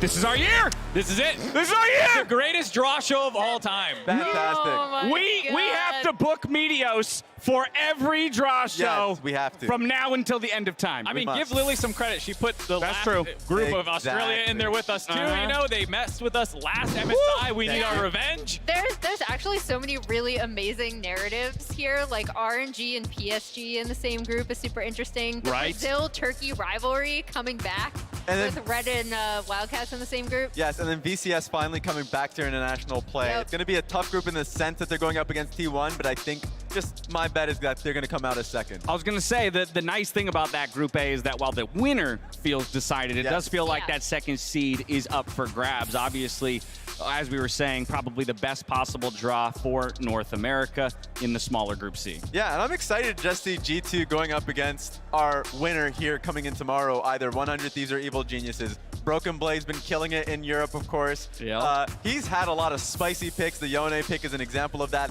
And they just speed ran the lower bracket in the LEC, so that was fun to see. And that's exactly what EG is looking to do. Also, all mostly English-speaking audiences in Group C together, so there's going to be fire memes on Twitter when the upsets start rolling in. It's going to be a bloodbath. Yeah. Absolutely. Well, I'm super pumped for it, but as we all know, we have to determine those last few teams that will make it all the way to MSI. That, of course, comes tomorrow. But I thought it would be wise for us to check back in with the bingo cards that we created for today. Now, again, we kind of, I think, expected this series generally to go a little bit longer. No bingos. We expected it to go longer. No and then bingos. also, I think, like, again, credit to EG for pulling out a lot more creativity and, like, very interesting drafts we had today, right? JoJo almost got the roam after the first wave, I'll say that. This one was also really, probably, if I'm far enough over. This one. There we go, there we go. The 2 to 3-man Baron sneak, they tried it in Game 3. They tried it Game 3, and they just didn't almost quite had get it. Yeah. They almost had it. Almost. They did take no dragons and win, right? No, they always got one. They got the every one. game, yeah. That's what it ruined their own bingo card. They did. Well, that's all right, because the Evil Geniuses bingo card we can hold over till tomorrow since they've qualified. We might need to reset it. Someone make 100 I was Thieves going to say, one. I feel bad, though, because Emily spent all this time doing it. Do I have to? I'll make. Do we another just make another one, guys? tomorrow. Do we just white it out? Who's got a lot of white out? Let's get rid of those X's. Very cool, fun, but because of how quick the series was, nobody hits bingo today. Sad. Too bad. We'll try Good again thing we tomorrow. didn't need to think of a prize. I know, right? We did not have one. Let's pull up the bracket. Y'all know what's ahead of us. It's 100 Thieves versus EG in our grand final tomorrow. But a nice little trip down memory lane of how we got here. It was TL taking down EG in 3-2 fashion to knock them down. Then to fall, of course, to 100 Thieves and get that rematch where EG flipped the script 3-0. And this in the is lower why I'm a bracketeer, okay? You be just going straight down memory lane. You can see the fact that Evil Geniuses make, because they lost in round 1 versus Team Liquid. So the fact that they went straight down, took down FlyQuest, then 3-0'd Cloud9, and 3-0'd Team Liquid in that revenge match. Yeah, they're on a roll. And the fact that it's also our 3rd and 4th seed in the finals is surprising and speaks to the improvement that these two teams had to make to end up here. It wasn't like they were top dogs the whole way through. Shout out to FlyQuest, who took a game off Actually, better than Good C9 point. and Exactly. TL. Good point. No. Well, don't take away from TL what they did in the first series. Yeah. They That's did I'm get taking it away. But yeah, okay, fair enough. Look, at the end of the day, Hey, it's the hyperbolic time chamber. It's the lower bracket run. They've had more They're just practice. ramping what's up. greater than the environmental impact? All right? Nothing. Nothing. That's the Living answer. evil is what's greater, Yeah. I Fine, guess, all right, in that sure. situation. We heard JoJo talk, though, Evil about has killed the the improvement that he feels the team has made, even isolated to the postseason. I think Yeah. that's what that run showcases, right? For you to fall in 3-2 fashion against the team that you would then step onto a bigger stage and 3-0, that's a vote of confidence Yeah. for your improvement. Absolutely. And they, again, like, even when they make mistakes, the fact that they're so well coordinated and they were set with so much success with these drafts that they knew how to execute, like, that is their strength, right? And that is the mark, I think, of a good team, because you're rarely going to have faultless games. Yeah, and they played on that tightrope during the regular season and at times would fall on their own sword. They were still playing on the tightrope, more controlled, sure, but like that example of that Baron steal into Pentacle. A lot of teams would just be like, okay, we lost 3 members. What are we going to do? We'll probably let them have Baron here. Right. They're like, okay, no. Like, they're still low. We'll take the fight. There was another time where Team Liquid ended up, that was the Diana Yasuo game where Team Liquid took Baron. But like, no, we're still chasing them down by time. They're a team that will still have a lot of faith in their own mechanics, that they can outplay a situation. And they were able to do that versus the old men and Team Liquid. EG playing a different kind of League of Legends, and I'm excited to see them stack up against the defending champions in 100 Thieves. Again, let's not forget that they're the team who most recently hoisted that trophy. But we'll have a whole hour before tomorrow's show to kind of contextualize that best of 5. We'll also be talking more MSI with Golden Glue, Tigris, Jat, and myself in the Bud Light League Lounge over at twitch.tv/Bud Light. Or you can just wait here on this channel for the raid to bring you right over. But that's going to do it for our lower bracket finals here on Championship Weekend. Shout so on out to the behalf of crowd. myself, the casters, and the entire broadcast crew, thank you to everyone who not only watched at home, but of course to all of you who made it here into the arena with us today. I love you all so much. Stay healthy, stay safe, and be good to each other. Good night. One more time, please put your hands together for Team Liquid and Evil Geniuses!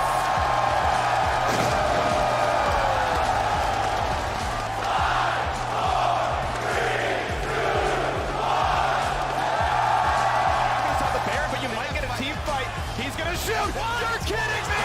Centauran fights early! Kill number 1! Here comes kill number 2! Danny's in for number 3! For 4! The king of Pentakill! Oh my god! You gotta be kidding me! Was not Danny with the most incredible play that I have seen! Stolen Baron! 2v5 Penta! Would you believe it? Danny puts the team on his back and is gonna carry him through to game 1. 1-0 EG, 2 more to go. They get that kill. Triple knockup into barrels. One more in for the top lane. And Impact takes down Hansama. A second for the gangplank. And they're gonna keep trading back and forth. Centauran goes down. EG just fight better. Line is fired. Gets onto 1. And a deletion of the Hansama. Bjergsen the 1v1 against Jojo. Jojo gonna wait and find the next target. Already trading back though. TF is down. Centauran's next. And it does not matter if you've got a soul. It does not matter what else is happening. It's a triple kill. Again, it's Danny clutching the team fight. Life Jojo gets the fadeaway stun. Inspired now here as well. Bjergsen burning down. Trundles eats him alive. 2 for 0, and Impact keeps healing. On the side of the team fight, though, is just Core JJ dying. Hansama burns every cooldown to run away and hide as his team just dies. A bit more, a hook, a Core JJ death, and Evil Geniuses will just slaughter everyone. A 3-0 victory. The clutch gene belongs to the young guns of EG. They will crush Team Liquid, and EG will head to their first ever LCS final.